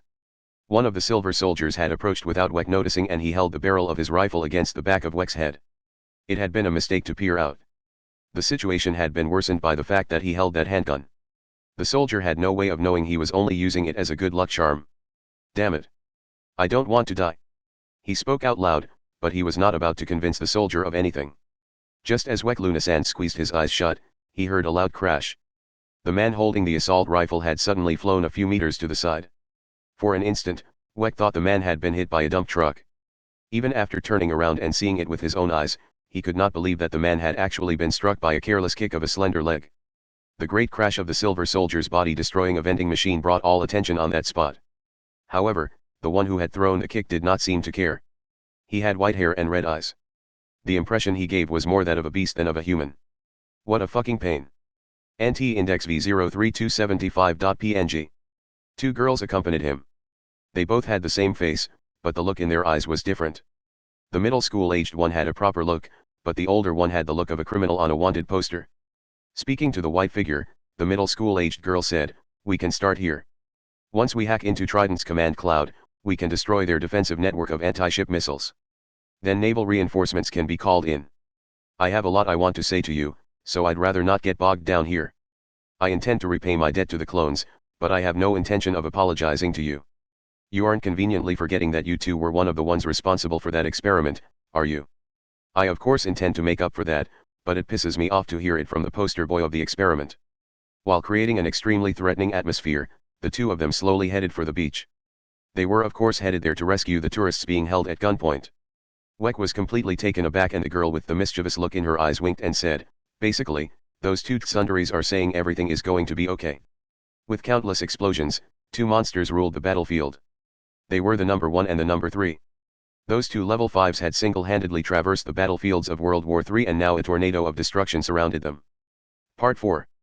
November 10th, Kauai, from a helmet camera for the command cloud. Saronia A. Rivica was aboard a hovercraft. Lindy was conjectured to be in the Pali coast, and its more inaccessible areas were difficult to reach with a normal vehicle. It was much faster to approach by sea. Trident had been instructed by their client to put together a team to recover Lindy, but Saronia's inclusion in that team was not in line with the client's wishes. The Trident member in charge of piloting the hovercraft spoke to Saronia. "We will focus on stopping the other forces. Can we leave apprehending the target to you? That would be for the best. With professional killers like you, a threat could end up leading to quite a bit of bloodshed. Our client would kill us. Do you know who hired us? Ole Blue Shake." "But that really does not matter," said Saronia readily in the sea breeze. And she did not stop with just that one outrageous statement. "Gremlin does not matter either. Of course, Trident does not matter. Nor does the theocratization of the United States or the collapse of the balance between the magic side and the science side. None of it matters. Oh, our conversation is being monitored by the FCE. Yes, I'm sure she's listening in. But it's the same for you, isn't it? Trident has its own objective and you have your own objective. In the end, everyone decides what to give precedence based on what benefits us personally." As she spoke, Saronia pulled a rectangular plastic pill case out of her pocket. In the many partitioned spaces were seeds of trees. My country was torn apart by World War III. And yet there were a few countries and areas that benefited from that war. The primary examples are Academy City and the United States. On top of that, they are remaking my country as they see fit by controlling the flow of money being sent in the name of war restorations. I had heard it was mostly construction of infrastructure. Winter is coming. They have requisitioned the natural gas pipelines, claiming it is so they can repair them, but they are delaying that work for the sake of clearly unnecessary construction. They know full well that heating is a lifeline there in the winter, but they are having people swear their loyalty. A thin smile appeared on Saronia's face. "We can't let them do that, now can we?" Her tone held no thorns, and it even had the kind of sweetness one used to entice the opposite sex, but the veteran Trident soldier realized he was trembling. "That is why I will return things back to the way they should be." She took one of the seeds from the pill case and placed it on her palm. She then rolled it around, smelled it, and bit into it with her back teeth. With a look in her eye like she had remembered something, Saronia continued speaking. "It is only natural for Academy City and the United States to pay up. It is only natural for that money to truly act in Russia's favor. Since they refuse to make the initial preparations, I will force them to. After all, they made so much money during that war. Having to give a little back to those they used as a stepping stone seems like an appropriate punishment to me." Normally, Trident might have tried to stop Saronia with military force in order to protect their client's interests. But they could not. Despite being accustomed to creating corpses, the mercenaries were frozen in place out of fear of the strange occult and that girl who could freely wield it. "Oh, and Ole Blue Shake. I seem to recall your name being on a list of people who made all sorts of money during that war." She had never intended to simply obey. Magicians tended to give the one precedence over the all. That nature suddenly showed itself. As she continued on in search of Lindy Blue Shake, ferocious intent was displayed on Saronia's face. Part 5. November 10th, Kauai, Nepali Coast, from UAV Lesser Emperor number 300. Nepali Coast was registered as a state park, but the areas deeper into the park could only be reached by heading along a few kilometers of sawtooth-like cliffs where no normal car could pass. A log house stood in that deep cliffy area. Harzik Lolis, a large man who towered over 2 meters tall, was tending to a terraced vegetable garden he kept near the log house. It had originally been to grow food, but chaos had taken over ever since its proper owner had started growing flowers in it. Harzik was not growing food in it either. Unbefitting of his large body, he was replanting a small seedling from a planter into the garden with delicate movements of his hands. Suddenly, the log house's door opened. Without turning around, Harzik spoke to the girl who had to stretch up and turn the knob with both hands. "If you aren't going swimming, you don't need to wear a swimsuit. It's hot. The power generators and the solar panels aren't enough to keep the air conditioner on all day. And it'll be hot tonight, so I have to save up power in the batteries. Also, I'm gonna go fishing again this evening." That conversation was a custom of theirs, so Harzik was not actually trying to fix the girl's habit. He changed the subject and said, Your textbooks are in the mailbox. You're the one that brings the mail, so you don't have to just leave it in the mailbox, Harzak. This is your house, Lindy. I am only here to help out. More importantly, you need to check the textbooks to make sure none are missing. I'll make that long trip as many times as it takes. I don't like textbooks. No one likes studying. I'd rather listen to your stories. Unfortunately, those won't be of any use to you, Harzak said as he adjusted the soil where he had just transplanted a small seedling. Will you gain the knowledge of a citizen of the United States or of a native Hawaiian? Both have value. I don't make the cut on either count. You can tell just by hearing my name. My parents did a poor job of naturalization, so I don't have a good grasp of the native language or culture. And yet I can't get used to life in modern America either. MHH, the girl named Lindy puffed out her cheeks. But I still like your stories. Having said what she wanted to say, the girl grabbed the textbooks wrapped in plastic and headed back into the log house.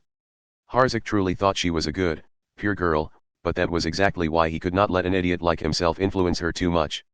He had heard that a true king still lived somewhere in the Hawaiian Islands, but he had never even seen a hint of it being true. Was this king in some unexplored land or had he blended into the cities?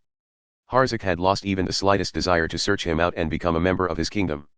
He was sick of running out of strength partway up the mountain and heading back down. After finishing his work on the garden, Harzak stood up, wiped sweat from his face with his arm, and looked up into the blue sky that was thinly covered by volcanic ash.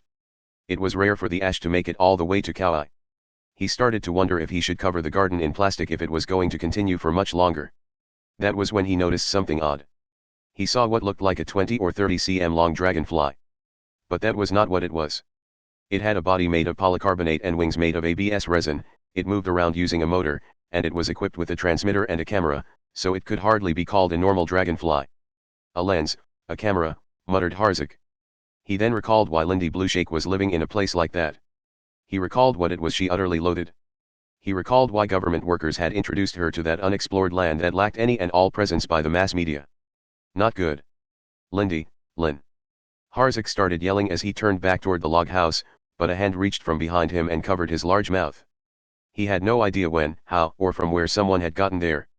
Still having no idea what was going on, Harzak was pushed down to the side of the garden as if his opponent had used some kind of magic trick. Due to the glare of the sun, he could not see his attacker's face, but the silhouette was enough to tell him he held a handgun. Harzak would be shot. He felt a pain like his heart was bound in something like a kite string, but the sound of a gunshot never reached his ears. He had no idea what was going on. Bit by bit, he realized that the attacker sitting atop him was trembling, that the attacker had a transparent spear pressed up against his throat, and that the owner of the spear had approached silently from behind the attacker. An Asian boy and girl stood there. The boy had spiky hair and the younger girl had a nasty look in her eyes that made her incomparable to Lindy. They started saying things in Japanese. "You're from Trident, aren't you?" The speaker continued without waiting for the attacker to respond. "Would you rather take a nitrogen spear or a fist?" For an instant, the attacker looked down at the handgun he was pointing at Harzak and then quickly turned it toward the two Asians. However, before he could actually use it, the girl's spear sliced off the barrel of the handgun as well as the front of his helmet. In the next instant, the boy's fist slammed into the attacker's face. The silver soldier collapsed backwards and the boy spoke to him in Japanese. "You should thank me. I actually saved your life. I did most of the work. All those ones collapsed over there were my doing," the girl said. "Kuroyura takes everything too seriously. If I wasn't here to stop her, she probably would have taken off all of your heads. Where are the others? Are we the first ones here?" Harzak could not understand what they were saying, but 4 other silver soldiers lay collapsed in the direction the girl had pointed. As Harzak lay there in shock, the boy looked over toward the ocean that was visible beyond the cliff and said something. Harzak could not understand his words, but a strange phenomenon followed. The phenomenon came from the right hand of the girl with the nasty look in her eyes. The motion was similar to typing on a keyboard, but it was as fast as an electric sewing machine. The repeated sound of her fingers striking the garden's fence came together to form English words that sounded like someone accurately reading from a textbook. "The troops Ole Blueshake hired have begun to move in order to take Lindy back. If you are the one charged with being her guardian, you should more or less understand the situation. Do not let her fall into Ole's hands. Take Lindy with you and flee." What? Harzak was utterly confused, but the girl was not about to let him argue. "Hurry. They are coming up from the ocean. You have no time." Harzak looked over and saw a large hovercraft approaching the base of the cliff that looked like a saw blade. However, he did not have time to just leisurely watch. A few of the silver soldiers clinging to the cliff were pointing bullpup-style assault rifles their way. As high-pitched gunshots rang out, the boy and girl lay down on the ground and Harzak frantically made his way into the log house. "What'll we do now?" asked the girl. "We have to at least let Lindy and her guardian escape. Then we just have to fight until we can stop Saronia." "You certainly sound calm for someone up against assault rifles, Mr. Japanese. To be honest, I think I'd be too scared to do anything if they had handguns. However, this is on such a huge scale that it just doesn't seem real." The two heard the noises of Harzak and Lindy escaping from the back door of the log house. After making sure those two were gone, they started to circle around to the side of the house to use it as cover. But then the boy suddenly smelled flowers. Immediately afterwards, the boy's left arm suddenly dropped. It dropped straight down. Limply. The joint was still connected, but it dropped down and swayed with no strength in it. He could not bring any strength to the arm from the fingertips up to the shoulder. He felt no pain, heat, or cold. He also felt an odd numbness on the left half of his face. He was unsure what expression was displayed there. Gh. He frantically grabbed his left arm with his right hand, but there was no response. It was apparently not something that could be simply fixed with Imagine Breaker. "My left arm. What? I'm not detecting any kind of chemical weapon," said the girl while making an action with her right hand as if she were gently grasping something. The girl must have come to the idea from the trembling of the skin on his face, but the boy was half sure it was something else. Magic. They were up against users of magic that had modified spells so they would work against a certain boy and make him suffer. Still holding his unnaturally limp left arm, the boy looked back toward the cliff from around the outer wall of the log house. He spotted a familiar face among the silver soldiers. Saronia A. Rivica. Part 6. November 10, Kauai, northern off-limits area of Nepali coast, from UAV Lesser Emperor number 210. The deeper areas of Nepali coast were made up of repeated sawtooth-like cliffs and normal cars could not traverse the dangerous paths. But nothing was without exception. For instance, there was such a thing as a monster truck. In Japan, radio-controlled toys were often more well-known than the actual trucks. With 4 exceedingly large tires and suspension as thick as pillars, they were the ultimate off-road vehicles. As the vehicle flew easily through the air while using 45-degree slopes as jumps, it truly seemed to live up to its name as a monster. It was of course stolen. They had borrowed it from some tourists who had fled in the middle of a barbecue party. "There she is. It's the girl from the picture. Why isn't she waiting in the log house?" shouted Hamazura Shiage as he drove the stolen vehicle over a steep slope with the roar of the engine. In the passenger seat, the president's face had paled to the point it looked like he could barf at any second. In the back seat, Birdway was arrogantly sitting with her arms crossed and without a seat belt while experiencing the shaking of the truck defying gravity. Despite Hamazura's complaint, finding the target so soon made things easier. Hamazura started to bring the monster truck around toward Lindy and the large man pulling at her arm as they escaped along the dangerous path. Suddenly, Hamazura heard a crash and his vision turned pure white. Or rather, the windshield. A soft, ball-shaped projectile used for riot suppression had been fired from a grenade launcher. Instead of a piercing shock, the force of the impact had spread out across the windshield. With his vision cut off, Hamazura immediately slammed on the brakes, but he realized an instant later that the attacker had been hoping for precisely that. "Shit, not good. Get out, Hamazura. Even if you speed up now, we won't make it in time." Roberto Katza half rolled out of the passenger seat and Hamazura followed suit after turning the key. First, the windshield was completely shattered by gunfire and then the scattered gunfire focused on the president and chased after them. Rolling along the sharp ups and downs atop the cliff, Roberto quickly reached cover. In fear of accidentally shooting Lindy, the silver soldier used the stock of his bullpup-style rifle to beat down the large man with her instead of shooting him. He then grabbed the girl's arm and threw her into the back seat of the monster truck. He climbed in the driver's seat and turned the key that was still in the ignition. Immediately afterwards, the silver soldier's body bent backwards with a crackling noise. "That's what happens when someone has messed with the ignition and the ground," said Hamazura as he calmly returned to the truck and opened the door. "No matter how much you train, you can't win in a fight against a high amperage, 300-volt current." Repeated primitive sounds of violence could be heard. Once the silver soldier could truly not move, Hamazura took his handgun and assault rifle and tossed him from the driver's seat. Hamazura undid the trick he had applied to the vehicle and turned the key like he owned it. A bit later, the president climbed into the driver's seat, turned around, and got a shocked look on his face. "Miss Birdway. You didn't escape."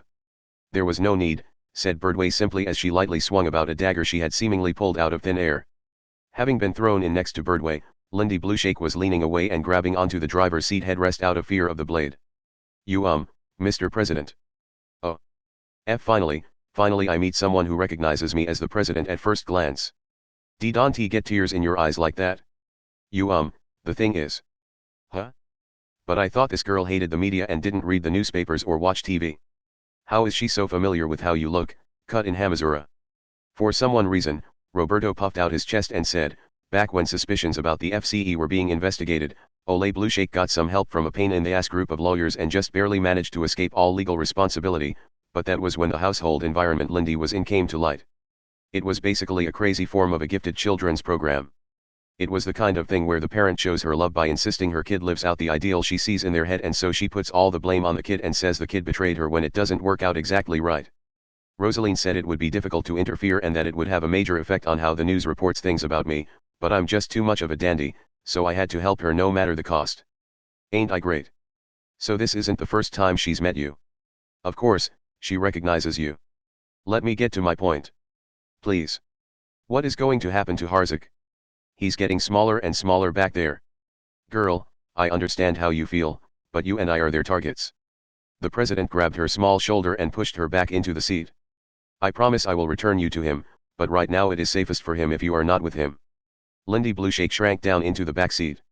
She was not lost in confusion because she did not know what was going on. She had the face of someone who was seeing the terrible situation they had seen coming. Has my mom gotten this close already? Yes, the president admitted. The time to overcome her is approaching fast. Part 7. November 10th, Kauai, Nepali coast, from UAV Lesser Emperor number 300. With his left arm unusable, Kamaji Tuma hid behind a log house along with Kuroyuru Umidori. Even then, the mixed unit of Trident and Gremlin was continuing to land. The silver soldiers disembarking from the hovercraft by the cliff easily moved about in that dangerous area and aimed their bullpup-style assault rifles toward Kamaji and Kuroyuru. Along with a loud noise, the logs making up the building were torn into by the bullets. That number one is completely fucking useless. He isn't pulling any of them away from us. What the hell are we supposed to do? At this rate, they'll have circled around behind us before long, spat out Kuroyuru. A collection of ordinary firepower, Kamaji looked down at his unmoving left hand. This isn't just for me. It's a means to fight against supernatural powers in general. People like Birdway and Misaka can't be defeated with bullets, but they're still human. If bullets are flying their way, they have to use their supernatural powers to counter them. While they are being stopped by that and unable to use their powers for their full potential on something else, Saronia and the Gremlin magicians can circle around and get in a fatal attack. Thanks for the explanation, but that doesn't answer my damn question. Our only weapons are your right hand and my two hands. How are we supposed to get out of this? They have to be thinking that we will be afraid of the rain of bullets and avoid trying to break through the center. Of course, the magicians will be blocking any other path of escape. And if we do what they don't expect and do go straight through the center, we'll cut Trident and Gremlin off from each other. Are you fucking insane? We don't have the firepower to pull that off. Just to make sure, you're a cyborg and you can make as many nitrogen spears as you have arms, right? How the hell does that help us? You all took every single one of my extra arms back in Academy City, so I only have these two. If you don't have enough, we just need to get you more. Seriously. Technology is not a talent given only to certain chosen people. This is not Academy City, so we won't be able to make an arm that looks perfectly human. But if we focus only on having it function as something to produce nitrogen spears from, the materials outside Academy City might suffice. KEH. So what, you're thinking the more additional hands we hide around, the higher the odds of getting in a successful surprise attack. Do you have data on a diagram or something? To be honest, engineering isn't exactly my forte. I'd have to leave it all to you. I can manage, but what are you going to do? The enemy has more than just conventional firepower. Kamaji Tuma pulled out his cell phone. We need to come up with a way to deal with Saronia. He called Lavinia Birdway. Birdway. Have you made any progress on analyzing the spell Saronia uses? The Leshy thing. The automatic analysis done by the papyrus was completely fake. Mark and the others are gathering data while aiding the Marines fighting Trident across the Hawaiian Islands, but they have not gotten any real results yet. Even if they were fake, can't we use the results from the papyrus? We were led to that fake information by Saronia, so that means it's exactly what she wanted us to think was the case. If I were her, I would have given the enemy fake information that would lead them away from my own weaknesses. Something like saying Imagine Breaker was a projectile weapon. We may not be able to do an in-depth analysis of her psychology or anything, but can't we at least try to see what she was trying to hide with the fake information? With the additional arms and using the fake information from the papyrus against Saronia, that boy's cleverness had gone beyond the norm. It may have been due to his many similar past experiences. I see. That is a promising proposition. I'll pass the information on to my subordinates. Kamaji hung up and then heard Kuroyura shouting at him, urged on by the gunfire. Hey, hero. Quit leaving everything to others and help me take apart this generator's transformer and this hot water heater. You're getting your cyborg parts from there. Kamaji said, half in shock, but quickly got to work. They simply had not time for him to argue. Part 8. November 10th, Kauai, northern off-limits area of Nepali coast, from UAV Lesser Emperor number 210. In order to protect Lindy, the monster truck roared off, leaving the large unconscious man behind. Hey, Mr. President. You said we need to take her somewhere safe, but where can we escape Ole's FCE? I don't know, but with this monster truck's mobility, we should head to the central mountainous area of the island. After we lose them, we can think up a way to get off the island. They had no definite means of escape. The Hawaiian Islands had emergency underground command centers in case there was a crisis on the mainland, but even those thick shelters could not be said to be absolutely safe. A fixed facility that was already registered was of no value. Constantly moving around and keeping their location fluid would lower the danger of attack. Even doing that was like walking a tightrope, but with Trident and Gremlin approaching from behind, Hamazura and the others had no choice but to keep running. Meanwhile, Roberto Katsu checked the Imperial package and let out a surprised noise. Wow! What is it? Warnings are being sent out like crazy over the Marine network. Those two you said they were Academy City level 5s, right, are going around neutralizing any force they come across, whether it's Marine or Trident. That would be the number 1 and the number 3. It's hard to believe that they're officially known as students, said Birdway happily. Even then, red X marks were appearing one after another on the map. Dozens of X marks formed 2 lines showing the routes they were taking. Nepali coast was rich with untouched nature and areas too dangerous to enter with normal cars covered much of it, but the relatively gentle areas functioned as tourist sites. The 2 lines of X marks were scattered about mostly on those areas where people would have been gathered. Those damn monsters. Are they trying to get Hollywood to make a movie about them? Here one comes. Ah! The fantastic girl is passing right over us. Ha! Said Hamazura as he looked up. At the same time, he heard a dull clunk come from the roof of the monster truck. It sounded like someone had landed on it after falling from the sky. The roof was forced open and Mikato's head stuck in upside down. Are you all okay? I thought you were going around with Accelerator and Misaka worst, throwing the other 2 forces into confusion. I did what needed to be done. Is that girl Lindy-chan? We were just barely managing to get away, girl. That's good. Is that idiot not with you? Ugh, and I still haven't been able to give him the Cupid arrow tag ring, muttered Mikato. Are you looking for a boy you're interested in? Asked Lindy in English. Bwah. Cough cough. That was all it took for you to figure out what I was talking about with such pinpoint accuracy. With a boy, you just need to throw your bra at him and then embrace him without your bra on while he's taken aback. After that, he'll be like a dog that was just given its food. Do you know what you're saying? Please tell me you don't understand what that means. Mikato shouted and added under her breath, and I'm sure someone your age doesn't even wear a bra. That's what the president told me when I met him before, so it has to be true. She's right, girl. If you want to get yourself a guy, you need to change into a skimpy swimsuit and have a beer in one hand. All you have to do then is press your chest up against him and undo your bikini. Your point will be even more obvious if you do it near a beachside motel. Even if you're the president, I'll still punch you. If you try to say that's the American way, it would be an insult to the American people. Girl, you don't need to worry. When I gave money to fund the development of string bikinis, my approval rating went up a bit. The population of the United States is aging and some issues are arising with Social Security, so some drastic measures are needed to raise the birth rate. This isn't an issue with America. There's just something wrong with guys. Rosaline buried her head in her hands for some reason too. I just don't see why everyone is worrying so much over such a simple matter. Suddenly, with the sound of a low thicket being crushed, a mass of steel headed their way. It was a khaki-colored tank with lots of phone book-like explosive reaction armor attached. As the large mass advanced, its tread seemed to tear into the rock surface, but it was surprisingly fast. It was catching up to the monster truck at over 80 kilometers per hour. In shock, the president shouted, "That's from a northern European company that entered the tank industry when their country wanted to be like Germany. I thought they had lost to the competition in the EU and disappeared, but it looks like they fell to this level. So it's from Trident." "Yes. I doubt they'll fire the main gun at us, but the light machine guns are enough of a problem." "Birdway. Can't you do something with your magic?"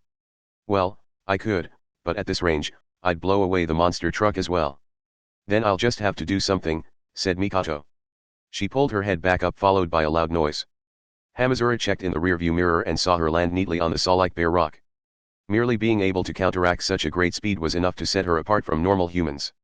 She stood directly in the path of the tank that was moving at over 80 kilometers per hour. It was unclear what she had done, but the tank suddenly stopped as if it had run into an invisible wall. "How much of a monster is she?" muttered Hamazura in shock after the girl disappeared from view. But the danger was not over. A new disaster showed itself. It started with a noise. At first it sounded like the roar of fireworks being set off, and a high-pitched whistle-like noise continued on above them. The same thing happened 10 to 30 times. The president realized what it was first and his face paled. "Brace yourself. Here it comes." Hamazura did not even have time to ask what was coming. With an explosive noise, tens or even hundreds of thousands of blades rained down from the heavens. They were a type of bearing cluster weapon called cutters. The killing power of a 180mm gun was enhanced with blades wrapped within the shell like a spring or coil. Like a box cutter, the blades were purposefully made to cut easily, and countless numbers of them spread out in the shock of the explosion and rained down on the enemy. The danger spread 70 meters out from the area of detonation. With 10 to 30 of them, the sharp metal fragments spread out over a wide area with almost no gaps. They were being fired by mass-produced guns, but their trajectories were not necessarily the same. Small differences such as temperature, humidity, wind direction, and the way the gun's combustible gas escaped could change the trajectories. The fact that they were so evenly covering the area showed how skilled those firing them were. The branches of the trees in the mountainous area were chopped off, and the roof and hood of the monster truck were covered in orange sparks. The truck's tires were torn to shreds, and the giant four-wheel drive vehicle slid to the side. "Trident again." "No, I signed the bill that led to the adoption of those 180mm guns. So unless they've been stolen. So it's the Marine volunteers." They did not have time to come up with a countermeasure. Multiple figures silently approached and simultaneously attacked the driver's side and passenger side of the half-destroyed monster truck. Without even opening the doors, Hamazura and Roberto were pulled out through the shattered windows. Another man who was peering into the back seat spotted Birdway and Lindy. Oddly, the man seemed to overlook the fact that Birdway was holding a dagger in her right hand while crossing her arms. 31. "I have located Lindy Blueshake and will now bring her in. Prepare for the negotiations," the man said into his radio.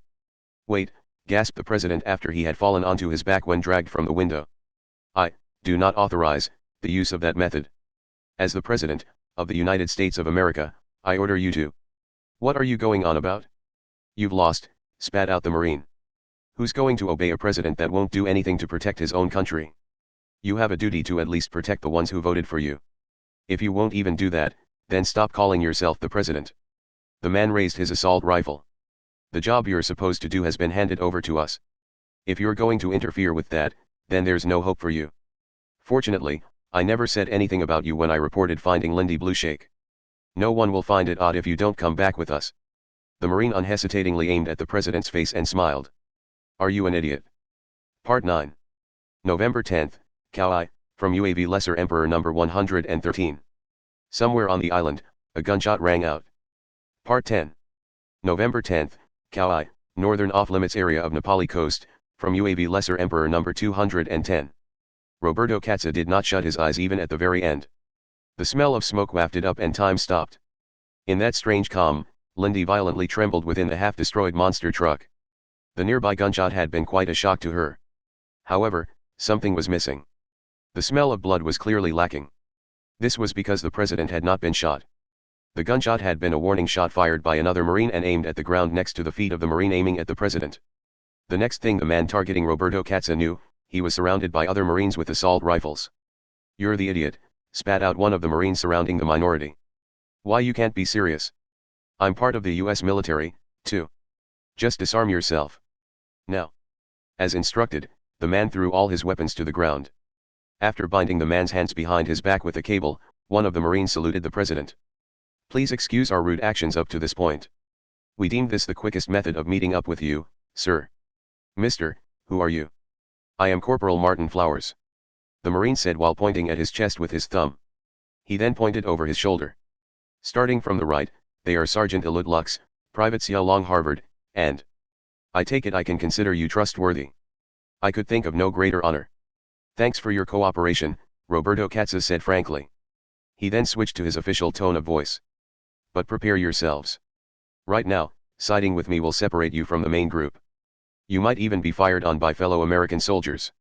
To be honest, I wish for a strong America that lives up to its name as the world police, And what presidential aide Rosaline Crackhart and the Marine volunteers are doing may be the shortest path there in a way.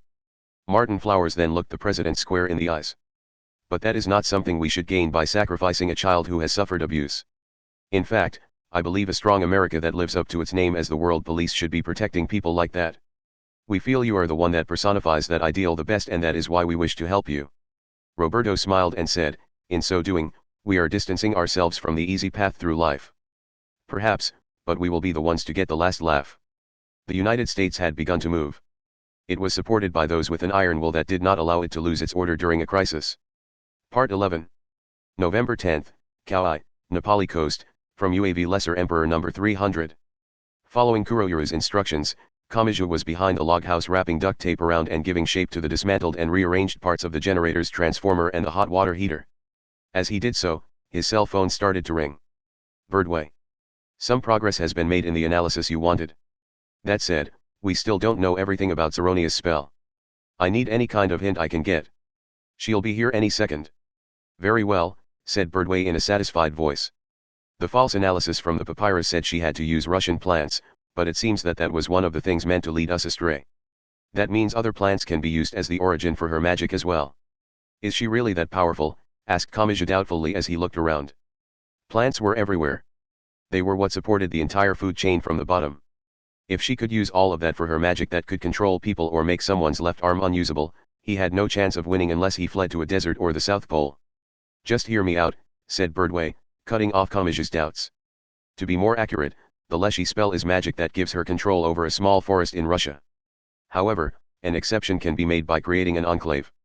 An enclave. If migratory birds regularly come and go through a certain area, that place can be made into an enclave. And the same result could likely be pulled off by putting a pet on an airplane and taking it to the other place. But more importantly, the animal that goes to and from the area must have a magical connection to the local plants. Can you please explain this a little more clearly? What do you mean by a magical connection? The Leshy controls the residents of the forest. The animals are considered a member of that society once they make some kind of exchange with the forest. If she wanted to make some Hawaiian plants into an enclave, she would have to have the animal brought from Russia give something to the local plants. Like eating a plant's fruit or dropping a seed caught in its fur. My guess is it's simpler than that. Something so simple that there are almost no animals or plants that don't take part in it. Plants do not merely support the food chain. They have another important role that gives the earth one of its most important characteristics. Kamachi thought for a second. The exchange of oxygen and carbon dioxide? Precisely. A report said that Zeronia has often been spotted in conifer forests. Those are not used for food. If the animals are gaining something from the plants there, it has to be through the air. So the animals that create the cycle of oxygen and carbon dioxide within the Leshy's forest become residents of the forest. And when the residents of the forest go elsewhere and create a cycle of oxygen and carbon dioxide with the local plants, that becomes the Leshy's enclave. Kamachi organized his thoughts. But if she could control all the living things in the enclave, wouldn't we have been under her control long ago? Didn't I tell you we still don't know all the details? And remember that we still don't know for sure if Zeronia's magic really allows her to control people. If she had something that convenient, surely she would have been able to put together a strategy that made her much more of a major player in World War III. Then what? Doesn't it seem strange that she could reproduce the effects of the Leshy, a fairy that rules over the residents of the forest? Creatures with simple brain structures like insects or reptiles are one thing, but what about humans? Perhaps she cannot actually control such a complex living creature and can only switch out how they see certain things or make them more weak-willed. Are you just guessing? I am using the people we captured on Oahu and the hostage children in the shopping mall as samples. They seemed like voodoo zombies to me. Zeronia and Ole's goal was to gain the majority within the US Congress and other government and military areas. After getting a certain number using Ole's control of information for an upcoming election, Zeronia would only have to manipulate the remaining ones who would not give in so that they were absent on the day of a vote. But then wouldn't everyone in the area of effect become weak-willed as well? If so, areas across Hawaii should have been like zombie theme parks or something. Like I said, we don't know the exact conditions. My guess would be that it takes time to establish the cycle of oxygen and carbon dioxide. It might take as long as 3 or 4 days. A week would match perfectly with the creation of the world, but I doubt it's that long. If it took that long, the magician wouldn't actually go there. Anyway, that would be why we haven't seen any effects after being here for less than a day. So if the target leaves that enclave before the 3 or 4 days, the spell can't be completed. And an enclave might be as small as a neighborhood park. If she knew the schedule of her target, She could probably create small enclaves at each place he or she would go in order to build up the necessary time. That might be linked to the means of controlling animals and people. But then Kamaji looked down at his unmoving left arm. If those are the conditions, I doubt Saronia would come to the front lines. She can't carry that out without 3 or 4 days, so she must have a spell prepared that gives her some kind of immediate power. I agree, but I have no idea what that could be. I see. Kamaji lightly rubbed his left arm. Looks like I'll just have to charge in and figure it out as I go. Finished, shouted Kuroyuru as she attached the arm wrapped in duct tape to the joint on her right side. It was basically a number of metal pipes forcibly held together in the shape of an arm. It did not even have a full complement of fingers. Dumbfounded, Kamaji stared at the creakily moving arm for a bit, but he finally came back to his senses. You only made one? Counting your normal hands, that only gives you 3 nitrogen spears. Even then, the combined force of Trident and Gremlin was slowly approaching. Likely, they were being extra careful with their approach and continually firing to seal Kamaji and Kuroyuru's movements because those two were from Academy City. Trident and Gremlin were afraid they had a hidden trump card. They were cornering Kamaji and Kuroyuru with bullets so they would reveal what they could do. The soldiers would press farther in once they were sure of their safety. Kamaji himself was planning to charge in and gather information on Saronia's spell and only then try to find a way past it. For those that relied on supernatural powers, the amount of information one had could be the difference between life and death. They were likely more worried about Kuroyuru than Kamaji, but Kamaji had no idea how long their caution would last. If the soldiers saw their lack of movements as an eerie silence, that would work in their favor, but if the soldiers decided they could not do anything, the soldiers and magicians would pour in like an avalanche. And amid that hopeless situation, I was never intending to rely on Bomber Lance. Why not? An Academy City-made arm can move on its own and I could use it as an independent weapon, but we just won't get that kind of functionality out of materials we found lying around. When I realized that, I changed my plan. Kuroyuru grinned. When you were given that lecture on magic back in Academy City, I was there too. I seem to remember hearing that magic is meant for people with no talent and that, other than a few exceptions, no special disposition is needed. No, you idiot. I'm no expert, but magic isn't what you're thinking it is. Unless you're some kind of genius, you aren't going to be able to pull off some amazing technique by ad-libbing all of a sudden. Not to mention that espers like us experience a side effect if we use magic. That's fine, said Kuroyuru. It doesn't matter what kind of magic it is. It doesn't have to have any real destructive power to it, and I doubt I can perfectly pull it off from the little I overheard. That would be like watching someone perform heart surgery and then trying to do the same thing on your own. I'll fail, but that's not a problem. If failing leads to success, that's not a problem at all. What are you saying? I'm saying that I will be intentionally causing the side effect or rejection or whatever it is. With a heavy thunk, Kuroyuru Umidori lowered the duct tape wrapped arm to the ground. I'm a cyborg. The extent of what counts as my body is extremely vague. Now, what if I could completely think of the objects I connect to my body as parts of my body? Kamaji heard a sound like a hard object creaking under stress. At first he thought it was coming from Kuroyuru's arm, but it was not. Wouldn't that mean I could force that side effect on whatever object, whatever target I wanted and destroy it? It came from the ground. More specifically, it came from one of the sawtooth-like cliffs. To make up for the magic-like thing that Kuroyuru Umidori, an esper, had activated, the rejection had appeared in the improvised arm and then spread to the ground beneath it. As a result, the entire cliff collapsed. The log house just barely remained behind the line, but everything beyond the line came crashing down. The silver-uniformed mercenaries and magicians on that cliff were swallowed up and swept down into the sea down below. The avalanche was so clear and distinct that it almost looked like some type of thrill ride. However, that attraction had no safety standards. Gah! Kuroyuru! Hearing a short scream, Kamaji looked back up from the bottom of the cliff and saw Kuroyuru's small body trembling. The improvised arm wrapped in duct tape had completely shattered and the skin of her other 2 slender arms had torn from the inside, revealing the artificial contents. TCH, it was too much to completely avoid any feedback. Are you insane? It doesn't look to me like you can just freely cut off the pain. I see. So this is insane, is it? Unfortunately, I had the #1s offensive thought patterns artificially implanted within me, so I have some inconsistencies at the instinctual level. I sense danger when it comes to little bits of pain, but I have almost no fear of fatal wounds. I simply can't get used to standard group psychology, so it seems there are some areas where I tend to stand out.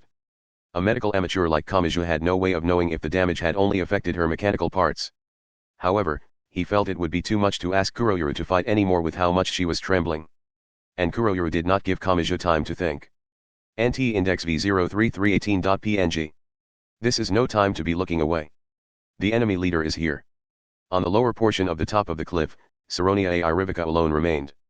She must have immediately jumped off of the collapsing ground. When she realized all of the PMC soldiers had fallen into the ocean, she gave an order over her radio. To West Nepali coast. I repeat, send reinforcements to Nepali coast. Damn it, their command cloud has been completely taken out.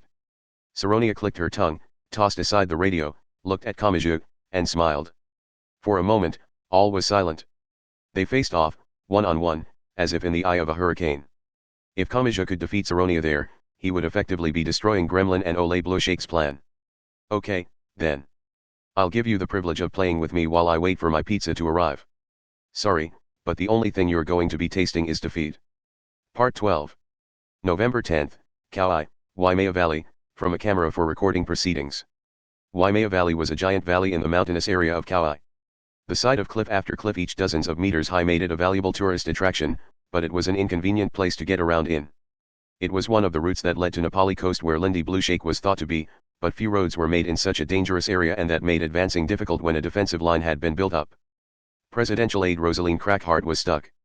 The narrow paths through the mountains were blocked by multiple armored vehicles Trident had brought in. Luckily, the enemy force had been eliminated with anti-tank missiles and the mercenaries had retreated, but the wreckage of the armored vehicles remained. They could not advance until that wreckage was removed. Rosaline clicked her tongue and then noticed the video camera recording her. Are you still recording this? If I don't focus on my job, I feel like I'll pass out. That camera is cut off from the internet, right? Yes, I switched it over manually. All those kinds of services have been shut off. Are you sure? Look, the display says off. Fine then. Just as Rosaline took her focus away from the camera, a different worker called out to her. Ma'am. What is it? You have a phone call. Rosaline took the proffered cell phone and grimaced upon seeing the string of letters displayed on the screen. She answered it and heard a familiar male voice. Hey, Rosaline. I thought it was about time I spoke with you. I am the one that needs to speak with you. Rosaline gritted her teeth, thinking that man must have a talent for angering others. Why have you convinced some of my Marines to split off and form their own group? We were at enough of a disadvantage against Trident. We do not need our chances lowered even further by splitting our own troops. I thought you'd say that. And that's why I've come to make a deal with you. A deal. I'm not keeping up this resistance because I want the Marines to be fighting each other.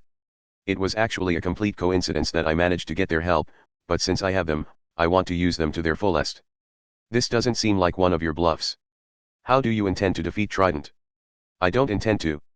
He said that so readily that Rosaline's mind went completely blank. Finally, she came back to her senses. What? But. I think you have the makings of a Japanese tsundere, Rosaline. You're usually so perfect in everything, but you have no ability to ad-lib to deal with sudden things you didn't expect. Enough with the jokes. And I think that qualifies as sexual harassment. I guess I need to explain myself. Even if I had not split the Marines in two, they would have gotten stuck in a long, drawn-out battle against Trident's units attempting to retrieve Lindy. I am the president, so I have to do my best to avoid a situation where this nation's citizens' lives are needlessly wasted. What do you think? So you purposefully split my force just to interfere? They are the US forces, not yours, corrected Roberto Katza. There are currently two problems on Kauai. The first is the Trident group trying to recover Lindy and the second is you, Rosaline. I would like to solve those problems one at a time. This only looks so complicated because I was trying to solve both of them at once. Are you trying to say you could resolve this if you had command of the Marine volunteers? Even I think before I take action. I'm sorry, Mr. President, but I cannot trust what you are saying.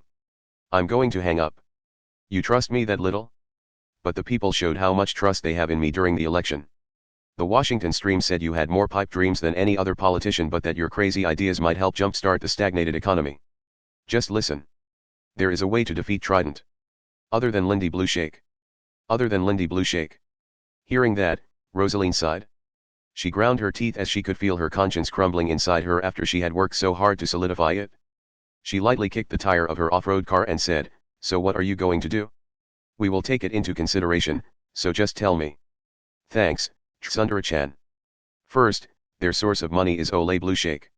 We intend to deal with her master plan by capturing Saronia A. Irivica. Just by defeating her, it will all fall apart. But that still leaves one problem. Do you know what that is, Rosaline? Even if Ole gives up, Trident will not necessarily stop. They are fighting under the assumption that all of their crimes in America will be cleared from them by Ole's political influence. If they withdraw, they will not just be traitors, but unheard of criminals who started a war with America. More death penalties would be handed out at once than ever before in American history. And they know that the world police will chase after them even if they flee the country. After all, former American soldiers make up a good portion of Trident. That is why Trident will not stop, and we need to do something about that. If we can just solve that issue, it will all be over. I doubt those from Gremlin mixed in with the PMC troops will continue fighting on their own. If they could have, they would have done so from the beginning. That is why we need a method of dealing with Trident. And how do we pull it off?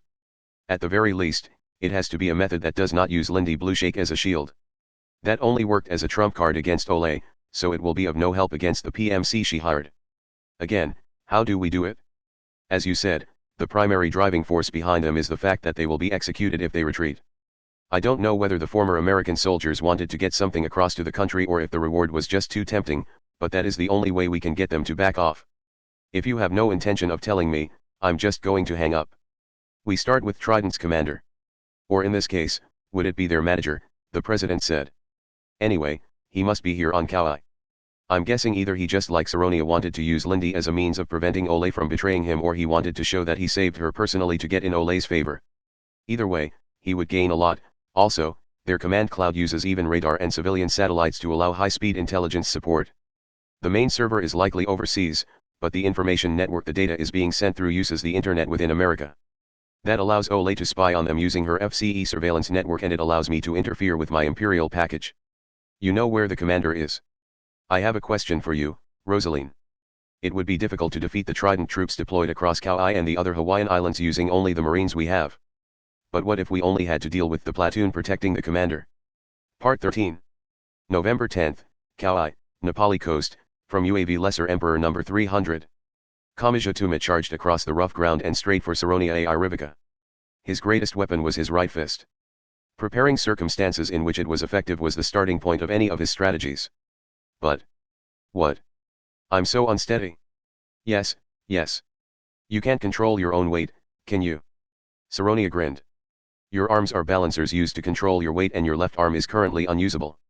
Someone who has been without an arm for years may be fine, but with it suddenly switched off like that, you can't control yourself properly. And your weight is the true force behind your fist. A dull noise exploded out. Saronia had jabbed her leg out toward Kamija's chest. He had just barely managed to block it with his right arm, but it still sent him backwards.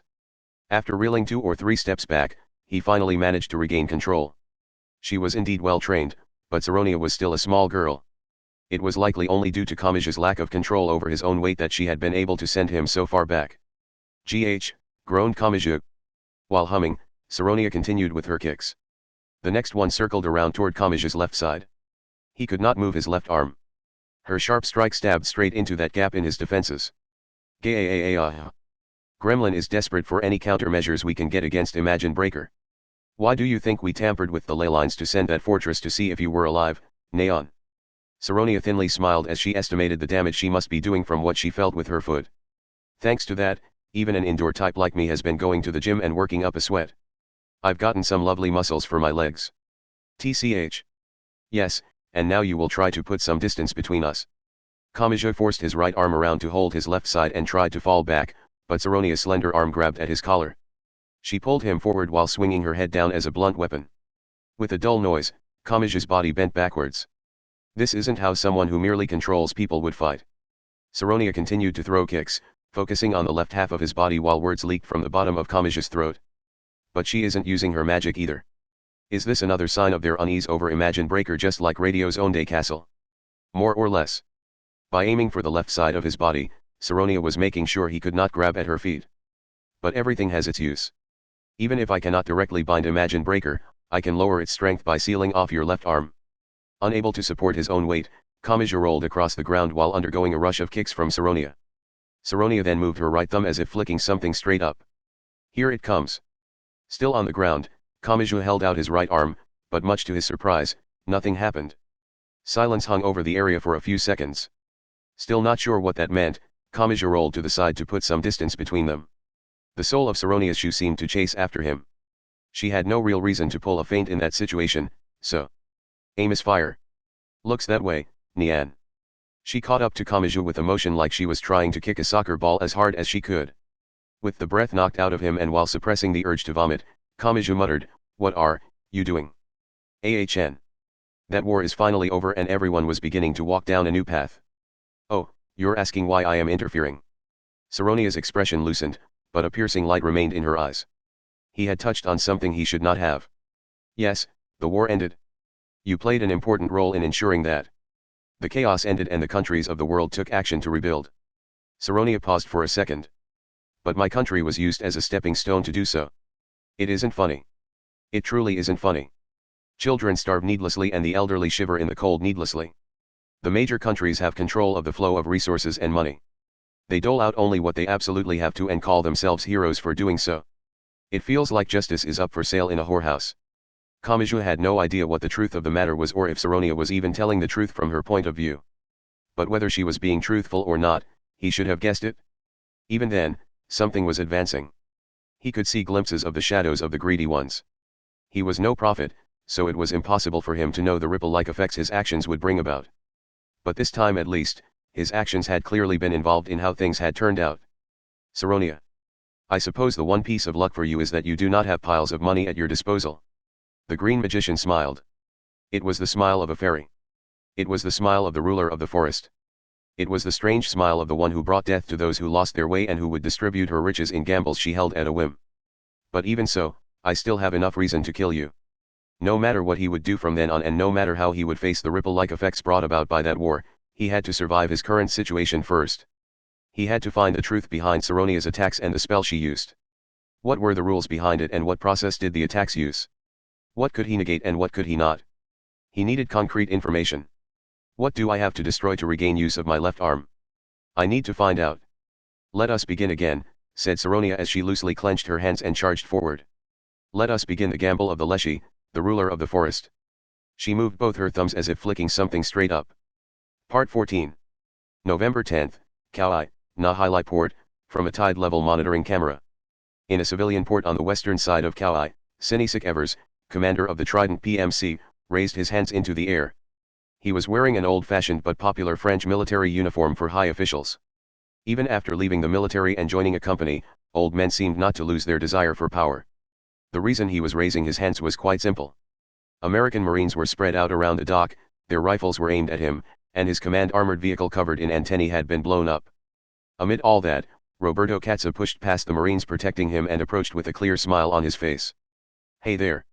If I had to take a guess, I'd say you are a former French naval officer who lost his standing after having the failures of British Halloween shoved on you. You couldn't have worked your way up the ranks this quickly using normal means, so did you manage to take control during the confusion of the war? Why do you want to know? I was just asking. So what, are you being backed by the EU? They're having economic troubles of their own and they were left ruined by that war without being able to profit. Ridiculous. There is nothing that proves the EU is in any way connected with us. As I said, I'm only asking. But I get the feeling I know the truth by the fact that you spoke to defend the EU rather than Trident. And when I think about it, I can see political intent in the fact that Trident's primary area of activity was in Eastern Europe that is not a part of the EU. There must have been a connection even before you took over. Well, that doesn't really matter, the president said before changing the subject. To be honest, we have a difficult problem here. Are there really any easy problems? True enough, but this one is different. The crime of declaring war on the United States is so unprecedented that I'm not even sure there is any legislation dealing with it. That means that if we arrest you, the odds of you getting thrown in prison are a complete unknown. And that's a problem. Roberto Katza shrugged. If we can't judge you under existing laws, we might have no choice but to deal with you simply as foreign invaders. And remember, if you cannot be judged by the law, you cannot be protected by the law either. We cover it up with the word war, but in reality it is no different from slaughtering people without a trial. It's too late. Once Ole Blue Shake and Saronia A. Irivica take control of the government at its core, everything will be turned around. Sorry, but that isn't going to happen. Roberto shrugged. Mister, I'm sure you've realized that Saronia is not a normal soldier and that she does not use normal firepower. She uses those techniques that a certain sadistic British princess, who would make a good tsundere, showed us during British Halloween and that we saw all too much of during World War III. I may not look it, but I am a high school dropout, so I leave difficult things like magic to the specialists. The specialists? You don't mean? Mister, they may be the greatest target of your hatred, but it is still best to leave it to the specialists. I have taken the proper measures and so Saronia will soon be defeated. Once that happens, both you and Ole have no means of victory. You don't seem to understand, so let me be very clear. Roberto spoke slowly as he stared straight into Sinisic's eyes to emphasize his absolute advantage. This is not a negotiation to see who wins and who yields. Your and Trident's defeat is a sure thing. What is on the table is how much your crimes can be reduced. So get serious about this.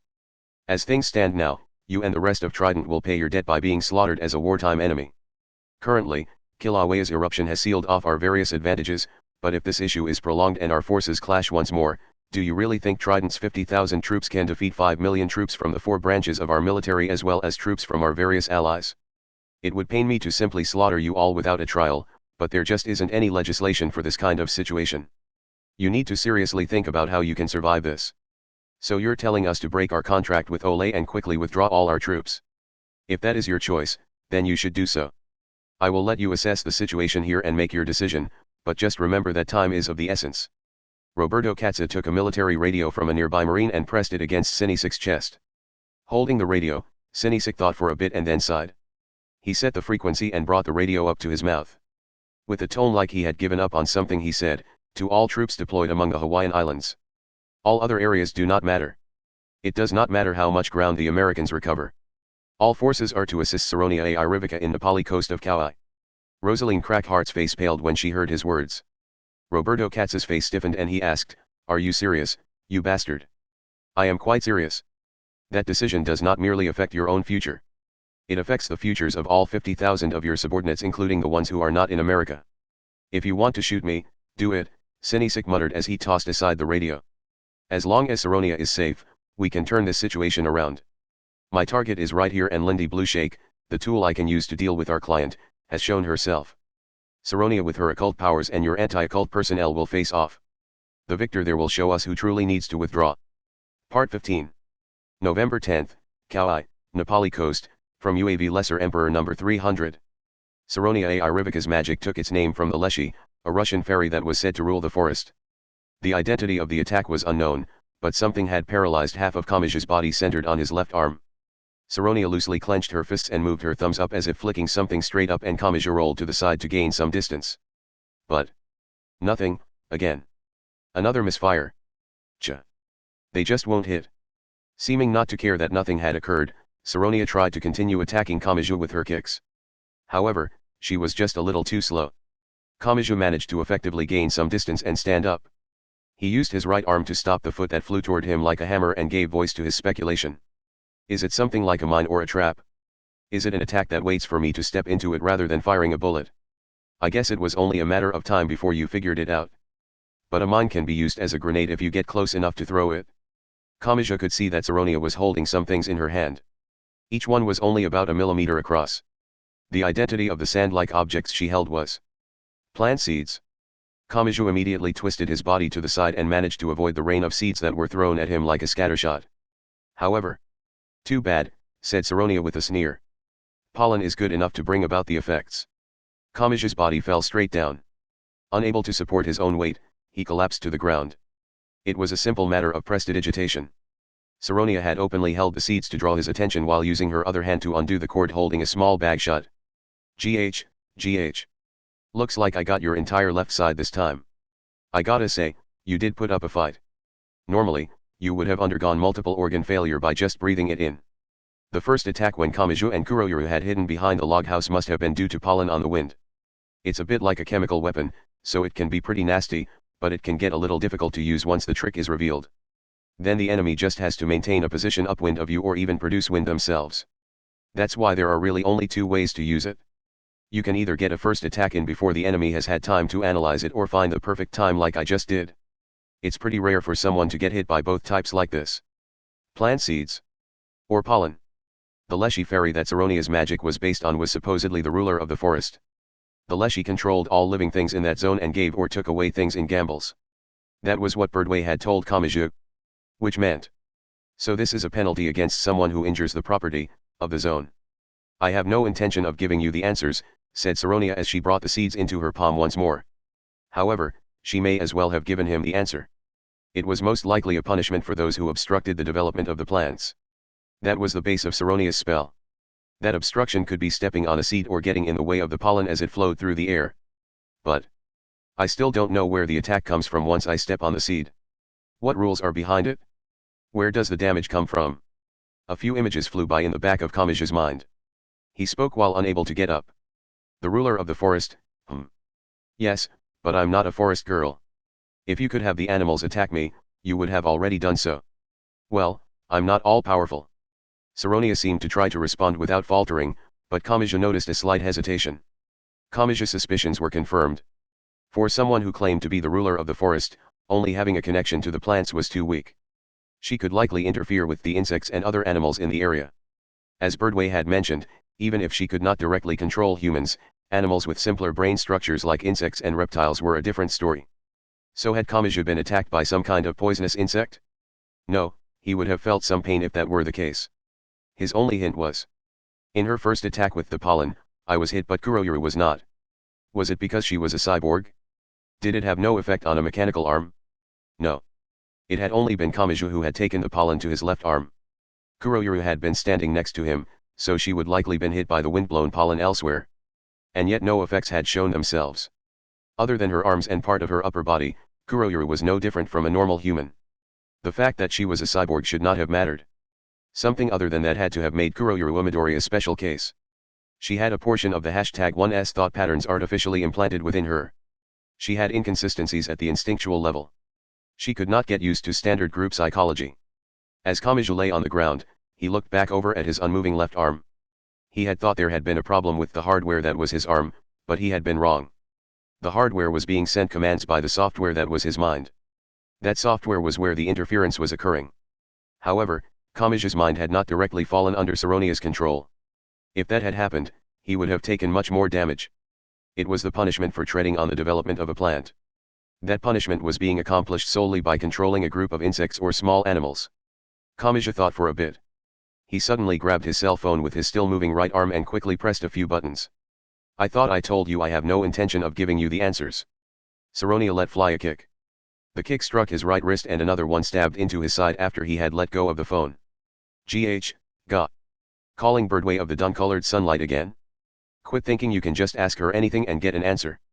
Search engines really have emptied the minds of this generation. Kamachi glanced over toward his phone which had flown a fair bit away and then looked back toward Saronia. This is an exclusion from the forest you have created in this zone. By gathering the small, simple creatures like insects and reptiles, you can control the minds of a majority of the creatures in this area. That way, you always win in issues of majority rule. The forest residents are forcibly linked by something like group psychology and this allows you to focus their malice and hostility on one point. That results in what is happening here. You can externally interfere with and distort the mind that is normally inside a person. The penalty was the exclusion of an irregular element to maintain the stability of the society. It was the suppression of a minority by the majority. Saronia was the one reproducing it as an attack, but she looked surprised. I can see why you need to rely on that phone of yours. Group psychology only exists among humans.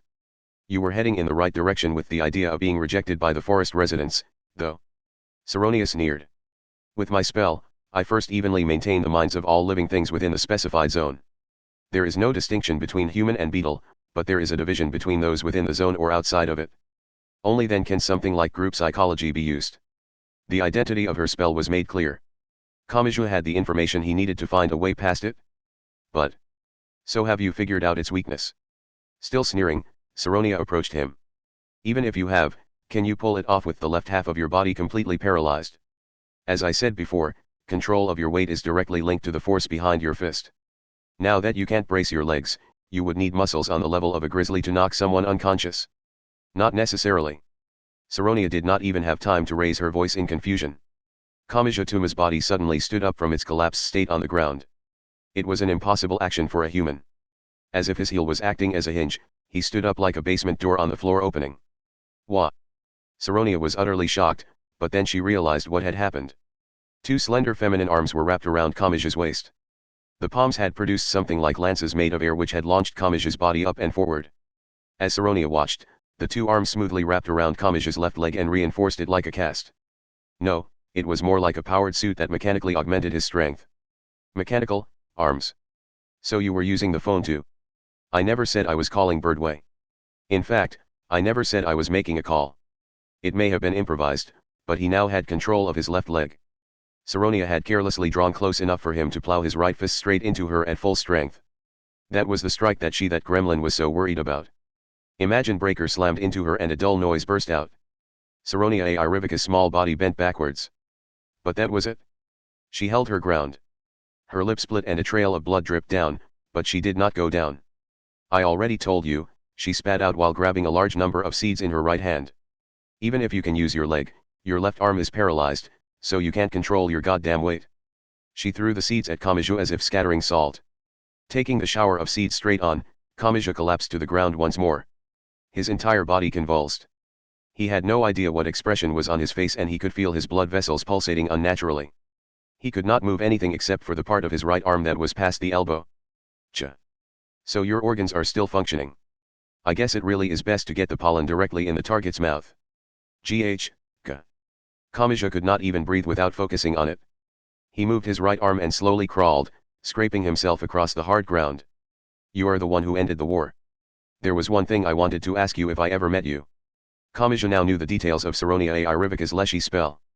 But he still had a question. She could only use her magic after creating numerous enclaves linked back to her small forest in Russia. Birdway had suspected the preparation time for one of those enclaves was a few days long. However, Saronia had only learned that Lindy Blueshake was there a half hour or so before. Saronia would not have had time to prepare an enclave. Why did you end the war the way you did? The areas like Russia that were brought to ruin by the war are undergoing reconstruction, but do you know what is actually going on there? Academy City and America are. They are messing with other people's countries as they see fit just for fun. Saronia smiled, but it was completely devoid of joy. In exchange for all the money they are throwing around, they are interfering with the structure of the government, seizing control of infrastructure like electricity and water, and deciding who will be saved and who will not. And yet they are part of the group that pulled the trigger that started that war. They are dividing people up like oranges being packed into boxes and then throwing away the boxes they don't like the taste of. Even my small forest was cleared away and covered in asphalt. If I had not joined Gremlin, I would have been unable to transfer over the power that makes me a magician. Had she started by making all of Hawaii or at least Kauai into an enclave? That was not it. If she had done that, she would have put Lindy into a trance before trying to forcibly abduct her. Even if she was up against amateurs, it would have been better to eliminate all possibility of escape or resistance. I know that world has ended and cannot be brought back, but we can live on even after it has ended. I want to make the preparations for that. And this life will not be something forced on us by Academy City or America. That meant there had to be a reason. There had to be some kind of trick that allowed her to create an enclave there without waiting for days. It seems Gremlin as a whole and Olay are trying to destroy the balance between science and magic by recreating the United States into a theocracy, but that is nothing more than a trivial task to me. I don't care what it is as long as it rids Russian and Europe of those who use the name of justice to profit. Kamaji forced out his words even as it felt like his breathing would stop. We did not end that war, for that to happen. But that was the result. Then, it is my duty, to fight those who are making you suffer in the name of justice. There is no need for you to do these things that will make the world blame you. How naive. You were only able to end that war because of all the preparations made by others. What can a mere pawn do when faced with the people who made those preparations? Saronia needed two things for her Leshy spell. Plants and animals. When Saronia possessed plants and animals that created a cycle of oxygen and carbon dioxide, she transformed that area into a forest. In that twisted zone, she ruled over the twisted community and had assaulted Kamaji with a twisted penalty based on twisted rules. And you are weak. Gremlin has joined together to fight the world's victors. How is a loser who cannot even defeat a single one of us supposed to accomplish something as grand as you are proposing? In that case, couldn't she use a type of supplement? Instead of using the cycle of oxygen and carbon dioxide to make an enclave out of the local plants over the course of a few days, she could bring in one of the original plants and plant it directly into the soil. That would get rid of the few days of lag. If she also opened cages holding insects and small animals already under the control of that plant, Saronia would indeed have control of the majority of the forest residents. And as an extra hint, Kamijatuma had seen someone bring a plant into that area. And so I think it is about time I sent the finishing blow to your heart. Saronia. If you're going to make some idealized argument, I wish you would give some strength along with it. After all, that's what led to us getting trampled on during that war. Harzak Lolis. That large man who was Lindy Blueshake's guardian. Just before the attack, he had been planting a seedling. Kamaji doubted Harzak was working for Saronia, But all the flower shops or vending machines he might have stopped by to buy the seedling could have been attacked and had the seedlings switched out. That way he would have unwittingly carried out his role. It was also true that Trident had waited until after he had finished planting the seedling to attack. In that case, it had to be the origin of Saronia's magic. The seedling had been planted in the small garden to the side of the log house. Ah, said Saronia Rivika questioningly. She was surprised because Kamiju was still breathing even after she had scattered countless seeds atop him. And then she realized something. At some point as Kamiju used only his right hand to drag himself along the ground, he had made it to the garden. And he had used that single usable part of his body to pull out the seedling that had been planted in the soft soil. That seedling was the origin of the spell that took its name from a fairy that ruled the forest. Normally, countless such origins would exist within the zone, but that one plant was the core due to that zone's rushed construction. And he had pulled it out using that right hand that had an absolute effect on magic. Possible. Kamijutuma slowly stood up. His body was no longer bound by anything. All his limbs moved as he wished them to. He once more had everything necessary to put all his weight behind his fist. Kamija spun his right shoulder around to check on his arm and Saronia merely stood watching without attacking due to having lost her absolute trump card. She had developed her special foot techniques based on the assumption that Kamija would be unable to control his weight due to an unusable left arm. One had regained his trump card. The other had lost hers. Sorry, Saronia. Oh. I've caught up to where you stand and I can now see what you see. But if what you say is true, then you are not the one that should be risking your life in this fight. After that, primitive sounds of violence continued for a time. Part 16. November 10th, Kauai, Nahili Port, from a tide level monitoring camera. Having received the report, President Roberto Katz pointed to the military radio that Sinisik Evers, the commander of Trident, had tossed aside. Pick it up, you bastard, said the president. So Saronia Rivika was defeated. Your dream has been shattered. It's time to look at the cold, hard truth, Mr. Sinisik could have all his troops fight to take Saronia back, but it would be all over if they held her hostage. If it seemed likely Trident would actually succeed in taking her back, they would just kill her. At that point, Saronia and Ole's plan to conquer the United States would fail. Now that Trident's crimes could no longer be cleared away, continuing the fight would be nothing more than tying a noose around his own neck. The isolation of the Hawaiian Islands due to Kilauea's eruption would not last forever. What are your terms? How about we start with 300 years in clandestine detention facilities in the Arctic and Alaska, with no chance of trial? If you quickly withdraw all your troops, end this chaos, and reveal all information you have on the organization you dealt with named Gremlin, I might consider reducing your penalty. So basically, get your troops the hell out of here and tell us everything. Epilogue, Reliable Birdway. Queen_. Part 1. November 10th, Oahu, Honolulu International Hotel, from the lounge security camera. A few hours had passed since the Hawaiian Islands had been rescued from the menace of the PMC known as Trident and the magic cabal known as Gremlin. Kamiju and the others had gathered at the hotel the president constantly used for his press conferences and scandals. Lindy Blueshake was there with them. Being mindful of the young girl, Roberto Katz turned toward Kamiju and the others to speak. Trident has been confirmed to have disarmed itself and surrendered. For now, the problems in Hawaii have been solved. You look rather displeased for someone with such good news. Only Trident remained, said the president with a heavy sigh. Those people who had the power of the occult were among them before wearing the same silver uniforms. And there were a lot of them. If they gathered together, there would be a few hundred of them, but we can't find any sign of them among the Trident forces we've captured. Some of the magicians mixed in with Trident had been defeated at the beginning of the invasion, but those had disappeared at some point too. They must have used the chaos in Hawaii to escape. Given their numbers and role, those Gremlin magicians almost simply seemed like the others who had been helping Trident. They had likely been less closely guarded than Sandrillan or Saronia, but disappearing completely like that was still quite a feat. That disappearance almost seemed to outdo the impact of the supposed major players like Sandrillan or Saronia. Those were the enemy Kamiju and the others were faced with. Those magicians were not just others. Each individual one was very different and they had displayed in Hawaii that they could gather together as an organization. Gremlin. We only have Saronia Rivika and that Sandrillan girl to rely on due to the extra guards we put on them. However, others from the group may try to crush anything or anyone that could give us a hint. When had Gremlin withdrawn and where had they gone? The magic side had its own rules and formalities, but they acted so efficiently it almost made Kamija forget that. With a bitter expression, Kamija said, and we still haven't found the other person behind this. Ole Blueshake, said Roberto Katza with an annoyed sigh. Hamazura frowned and said, but didn't you say no one knows where she is? A search not just through America but across the world isn't going to end in just a day or two, right? That lady has a lot of enemies. To be honest, I doubt she'll show her face for over a decade. However, we can use that disappearance to our advantage. The president's words left Kamachi and the others puzzled.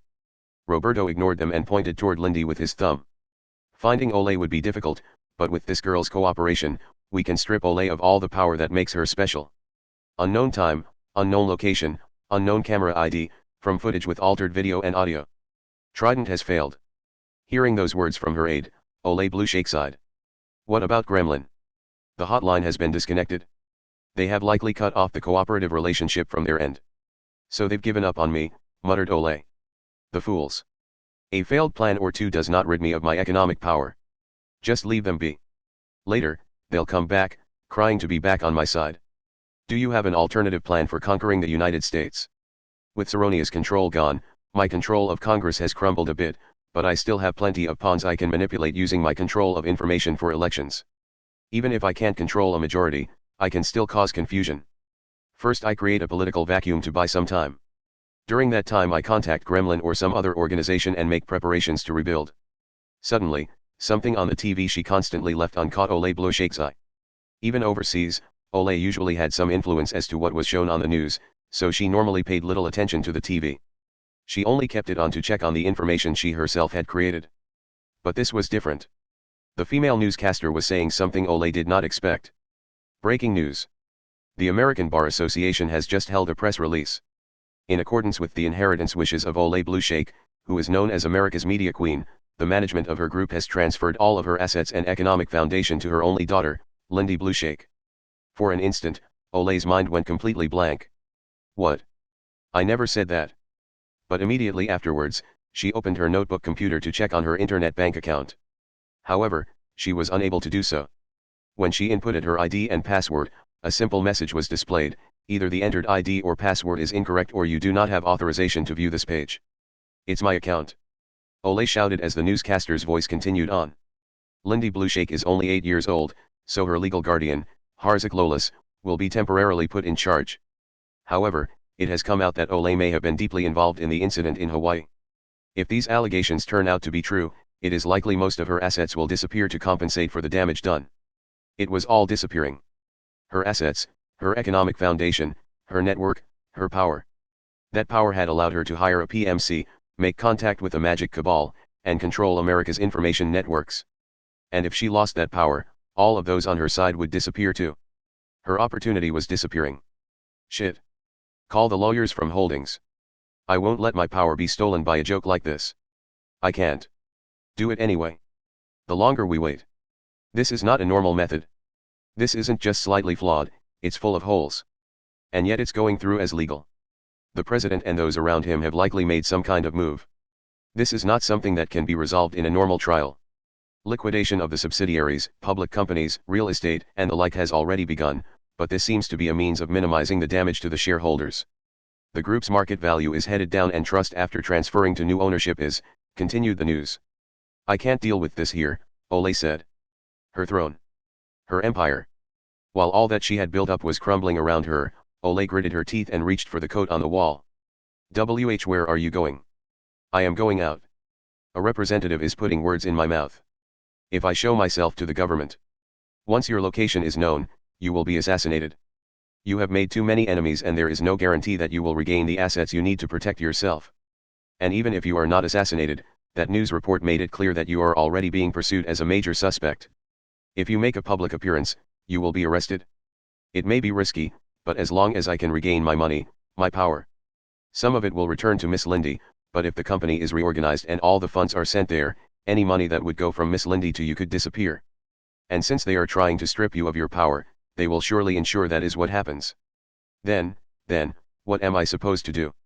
Her aide did not immediately reply. Now that their connection via money was gone, he had no reason to remain on her side. In fact, that room itself would soon no longer be hers. He had no way of knowing what would happen to Olay Blueshake after that. The only things that remained after her money disappeared were her enemies. In fact, once they knew Olay's money was gone, the anger of those she had held down would erupt.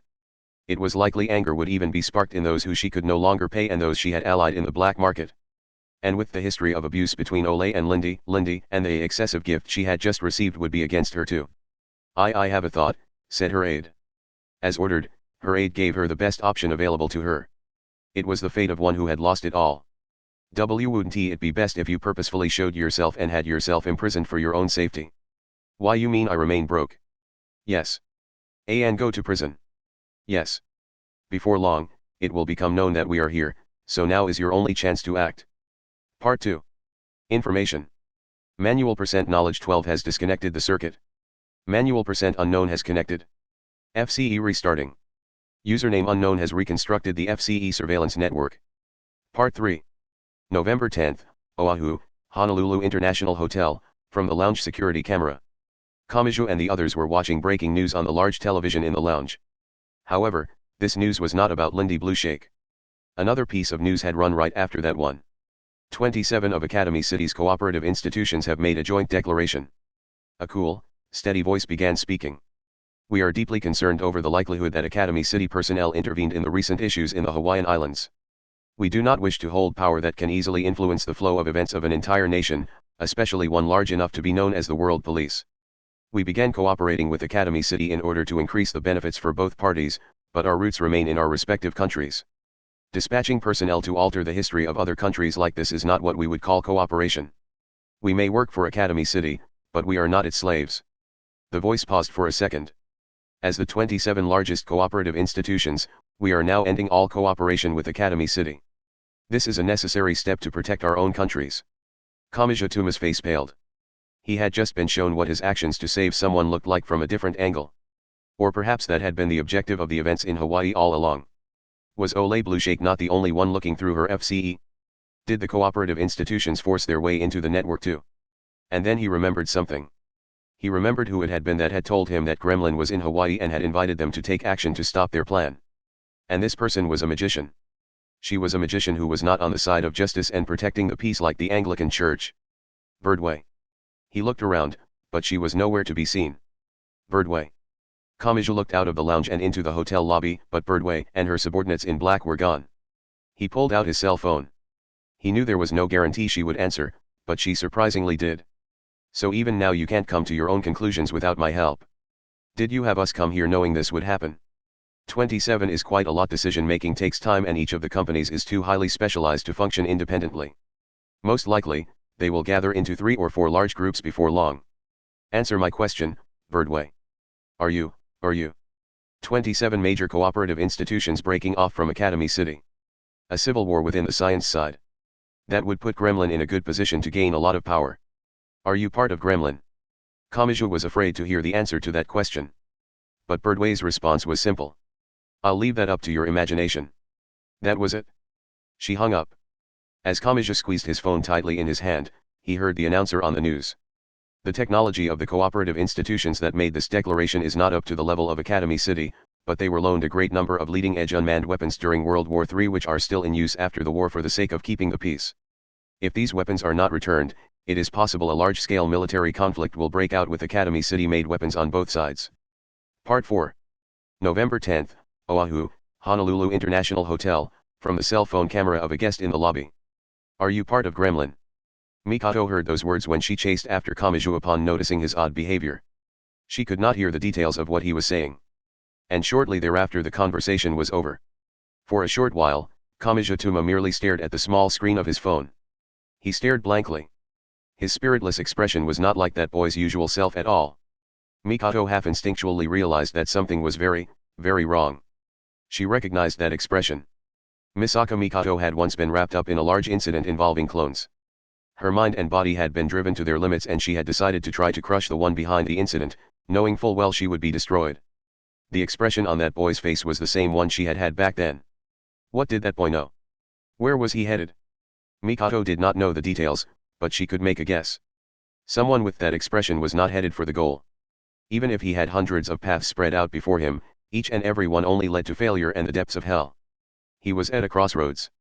She knew that the slightest mistake could greatly change the path that boy headed down. But I am here. Mikoto repressed her heart that threatened to be overwhelmed and headed forward. She took a single step. She was clearly headed for that boy. I won't just watch. I won't just learn what happened after the fact. I am here. I am in a place where I can change the reality I see before my eyes. How had it been for that boy? That boy had stood before her during that clone incident when she was determined to head off to her own destruction. What kind of conviction had he held that stood up to that pressure that seemed to distort even the atmosphere? She did not care if she was not thinking the same thing he had at that time. As long as she could bring that boy back, she did not care. I grabbed that idiot's hand and came this far. She would reach him. She could reach him. I did that because I wanted this chance to drag him back to where he belongs. But then the boy suddenly moved his thumb, turning off his cell phone. I was wrong, he whispered. His voice was cracking.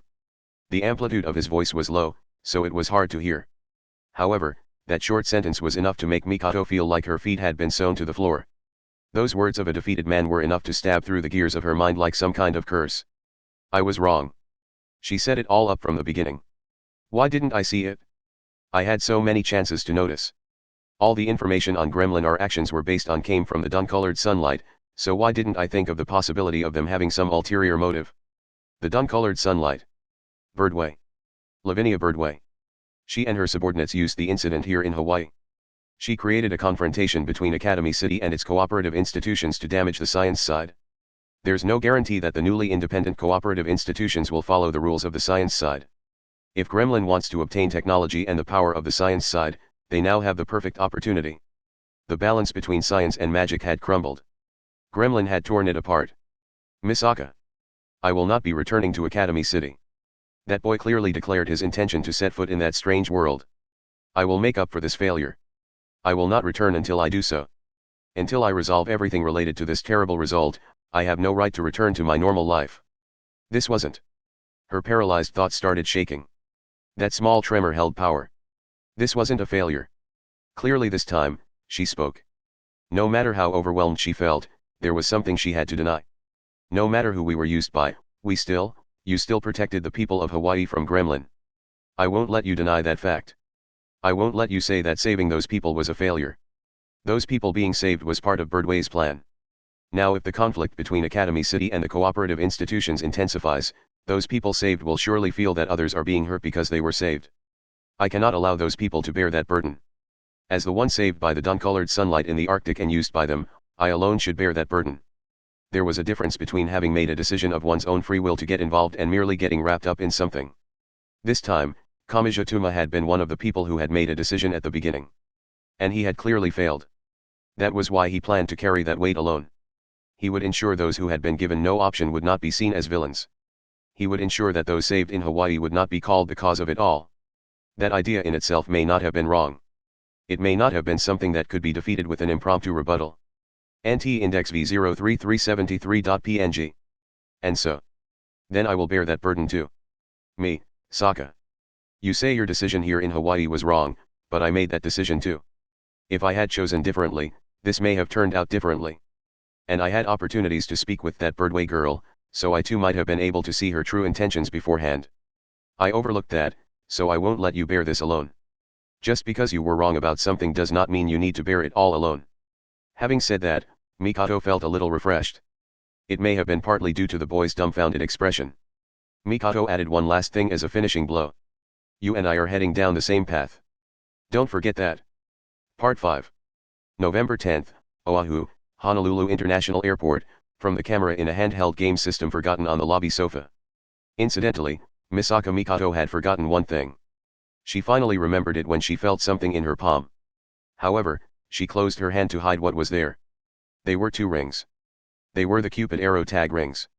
They were made of titanium so the pair of rings could be colored using electrolysis which would create a unique pattern for the pair. Unscientific rumors said that technique worked as a charm to prevent cheating. At a fundamental level, Mikoto did not believe in unscientific phenomena. Due to strange things happening before her eyes during World War III and during the events in Hawaii, she understood that apparently some unexplainable things existed in the world. However, even when she saw them, she would not readily identify them as the occult. And that was why, as she put the rings back in her pocket, there were some questions the answers to which she did not even consider. What did it mean that she had not given him the ring? Had something happened that had led to her being unable to do so? Part 6. November 10th, Oahu, Honolulu International Hotel, from the camera in a tablet on the table used for placing orders in the lounge. Kamijituma ended up being dragged around the airport by Mikoto. Kamachi was honestly thankful for what Mikoto had said. However, he had the following thoughts. I cannot allow someone who would go that far for me to get wrapped up in all this. I really do need to settle this on my own. A few dozen centimeters. A small action not taken. That was all it took for the future to change. Part 7. November 10th, Oahu, Diamond Beach, cell phone store, from the camera in a cell phone on the store's counter. America had simplified the cell phone business much further than Japan, so the stores were overflowing with prepaid models. A few sample phones were lined up in an open-air stand type of store. A girl was using her index finger to fiddle with a sample smartphone. Oftentimes sample phones were dummies, but being able to test out how using it felt was one of the major selling points for that smartphone. Perhaps some things were difficult to imagine just by hearing an explanation. The girl had silver braids and brown skin. She wore overalls directly over her bare skin and wore glasses. This thing is fun, but I'm not sure fun is enough to warrant buying a second phone. It isn't just a phone. You can think of it as a small internet terminal. Carrying a computer around all the time is a pain, right? Those have gotten pretty small themselves, though. It's the same thing as air conditioning, cell phones, and convenience stores. You didn't miss them when you had never used them, but once you start using them, you can't get by without. A smartphone is another one of those convenient goods. You make it sound like I'd be better off never using one. That sounds like something out of a drug PSA. The brown girl and the clerk went through the standard dialogue. The girl then made the screen slide to the side and had her interest grabbed by the preset applications. Heh. You can bring up a map. You can do anything. If you get lost with one of these, there has to be something wrong with your brain. It's amazing that such a small device can connect with the satellites up in space, said the girl as she repeatedly swiped her index finger across the map. And then something odd happened. The map screen suddenly blurred, and when the clerk tried to fix it, screen after screen he did not recognize appeared. It was not a mere malfunction. Some kind of different code had been overwritten into the device. Okay, if it's this high level a device, maybe I can link it with my spiritual item. And it uses gold in the chips. What are you? Brace yourself, said the girl slowly just as a brilliant white light fell down from the heavens. It struck a few kilometers away, but a shockwave assaulted them like from a lightning strike. The roof of the open-air stand type of store was blown off and slammed into creaking palm trees. The clerk was knocked over, but instead of fear, his expression was that of someone faced with difficulty. I'll take it. Ha, ha. I said I'll take it. Oh, and I don't need a contract. I've changed the settings so I can use it without one. At that point, a high-pitched noise like crystal being struck rang out. The brown girl looked over to see an unnatural object approaching. It looked like a drum made of black stone.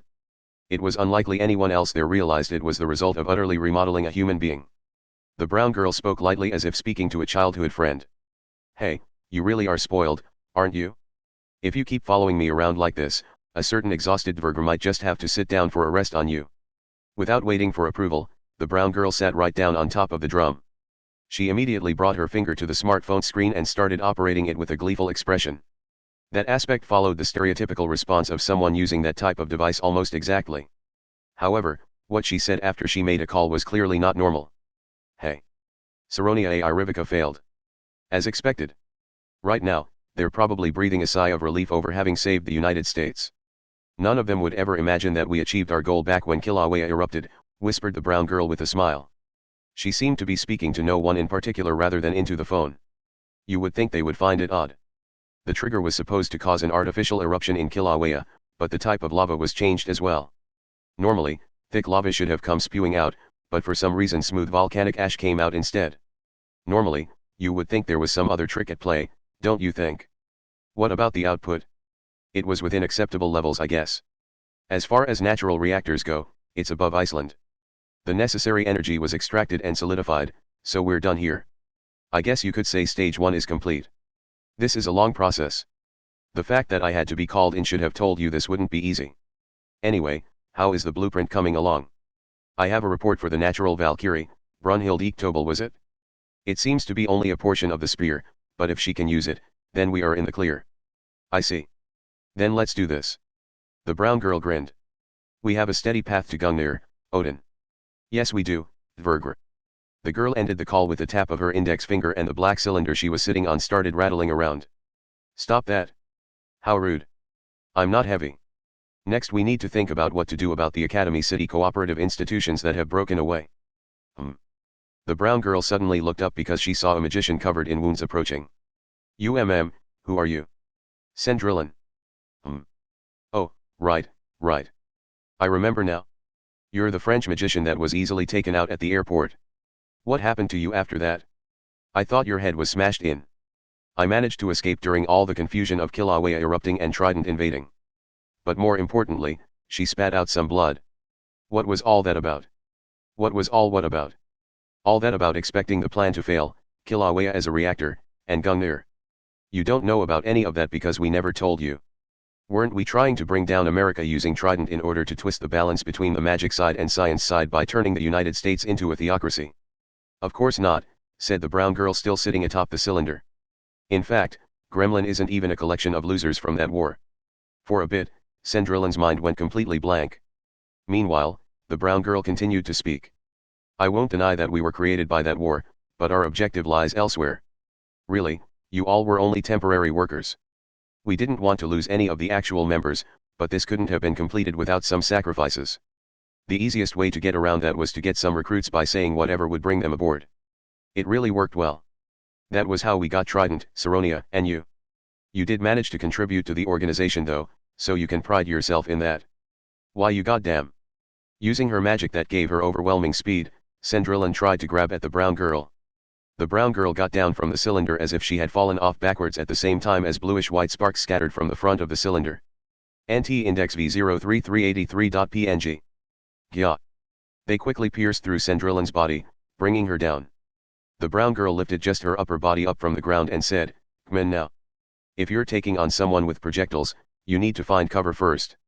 You can't even get close to a method of defeating Jalnir, my prized creation here. Our output is great enough to roast the snake that wraps around the world. I won't say brains are everything when it comes to magic, but if you have difficulty with calculations, you shouldn't be on the front lines." While grinning, she stuck her hands into the open sides of her overalls and pulled out a few tools. She had a hammer, a screwdriver, a saw, a hand drill, a file, a plane, and others.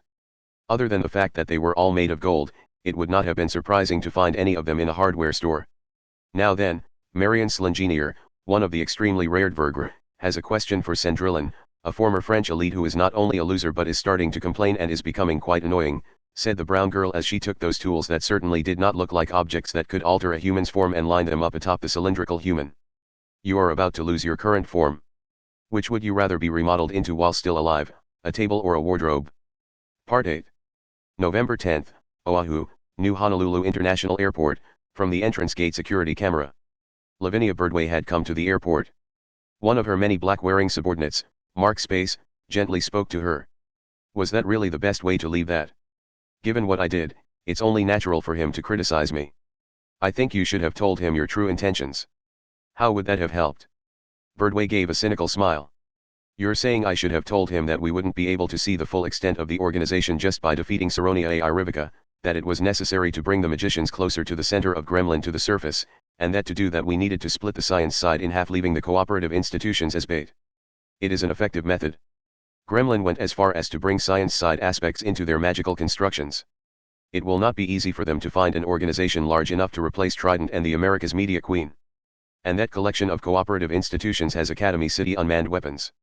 Gremlin's ultimate objective may be unclear, but if they require scientific power to accomplish it, no bait could be more tempting. But it isn't a sure thing. If they suspect it to be a trap, then it's all for nothing. Even if they do suspect a trap, they will take action based on that suspicion. Gremlin wishes for an anti-Academy City structure that is on their side. They do not want this collection of cooperative institutions to interfere and destroy the balance of influence. Whether they cooperate with them or make enemies of them, Gremlin's next action will be centered on that collection of cooperative institutions.